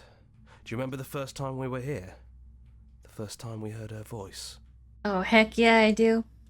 Have you figured out what you want to do yet, or are you going to keep trying to find a center that doesn't exist? Oh, she sounds normal. It sounded just like that. A little sharp, a little menacing. Only she didn't know us. Continue down the stairs. And down we go. We shouldn't keep her waiting. And there you are, knife in hand. It really brings me back. Have you given up on talking? Have you finally decided to kill me? I haven't made any decisions yet. You'll have all of eternity to yourself after this. Why don't we chat a little before I go? Gonna sit with her. I don't think I want to be a god. Honestly, me neither. Are you the same as you are out there? No. I feel like I'm myself again. That's good. I don't want to hurt anyone. There has to be a way out of this. Well, I don't want to be at the end of that knife, so how about we figure something out? What if we tried doing this forever? I can do whatever you think I can, right? So make me put it all back. Make me fix the Echo's construct and make me wipe our memories of everything that's happened. Make me send us back to the beginning, before we woke up. Before either of us saw the truth. And just keep doing this for the rest of our lives? Can she really do that? Are you sure that's what you want? I don't know. Would resetting it do anything to help them? The people out there? If you continue to exist, don't they continue to die and suffer? Fixing that is on you, not me. If you want me to help them, you'll have to make me help them. Crap. I don't want to forget you. That's sweet. But unless you do, the whole world ends, right? Not like I care, but it seems important to you. We're going to find ourselves back here eventually. And if we do, nothing is stopping us from making the same choice. We could just keep doing this forever. If we're talking about this right now, how do we know we haven't done this before? I don't think that's something we'll ever get to know. But odds are we've probably done it before. So this isn't our first time. How do you know that won't end worse? What if I make my way back here and I'm different and I hurt you? What if I kill you? What if I let you bring about the end of everything? Who cares? We've hurt each other plenty and I still like you. Oh. I mean, this whole game is just us kicking each other's... Well, you're kicking my butt more than I kick yours. But that's just this whole game, right? And if you're hesitating, then you must still like me, too. Oh, I've been hesitating this whole time. Except, you know, for the times that I didn't, because I couldn't figure out what the heck to do. Or the right thing to do. But there is no wrong choices. We'd have to decide to do this every single time forever. Eventually, something's gonna be different. What if we change our minds? Well, if we change our minds, we change our minds. What matters is that we'll always have a choice. This is just the one we're making now. This isn't fair. This isn't fair. I want to be here with you. I don't want to be alone again.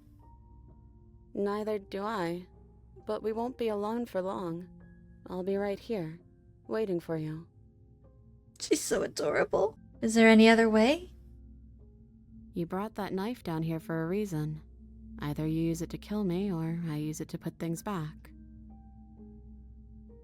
That's the only choices? I forgot what her plan was. I forgot what my plan was. What's her plan? What's my plan? Well, what's her plan versus my plan? Is her plan for me to kill her? And my plan is to join her? Her plan is for me to join her, and my plan... I haven't been paying attention. Okay, then let's do it. I believe in us. Agree to her plan. Okay, if this is your choice, then I have your back. I guess I'll see you on the other side. Bye, hero.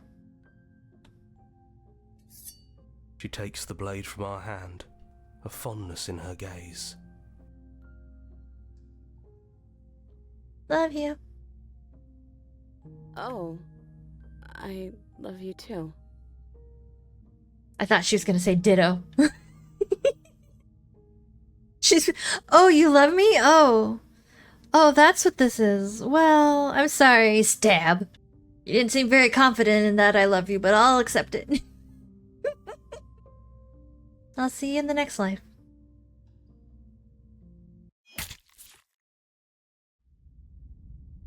Chapter 1. The Hero and the Princess. You're on a path in the woods, and at the end of that path is a cabin. And in the basement of that cabin is a princess. Oh my gosh! So we just keep going, and unless, like, I choose the ending to become a god, we just keep doing this for the rest of our lives. We just keep killing each other over and over and over. My gosh. I love this game. It was awesome. I'm gonna return to this and find more princesses and have new and different endings and probably more terrible ideas. I want to thank you guys for joining me. I'll see you next time. Bye! See ya!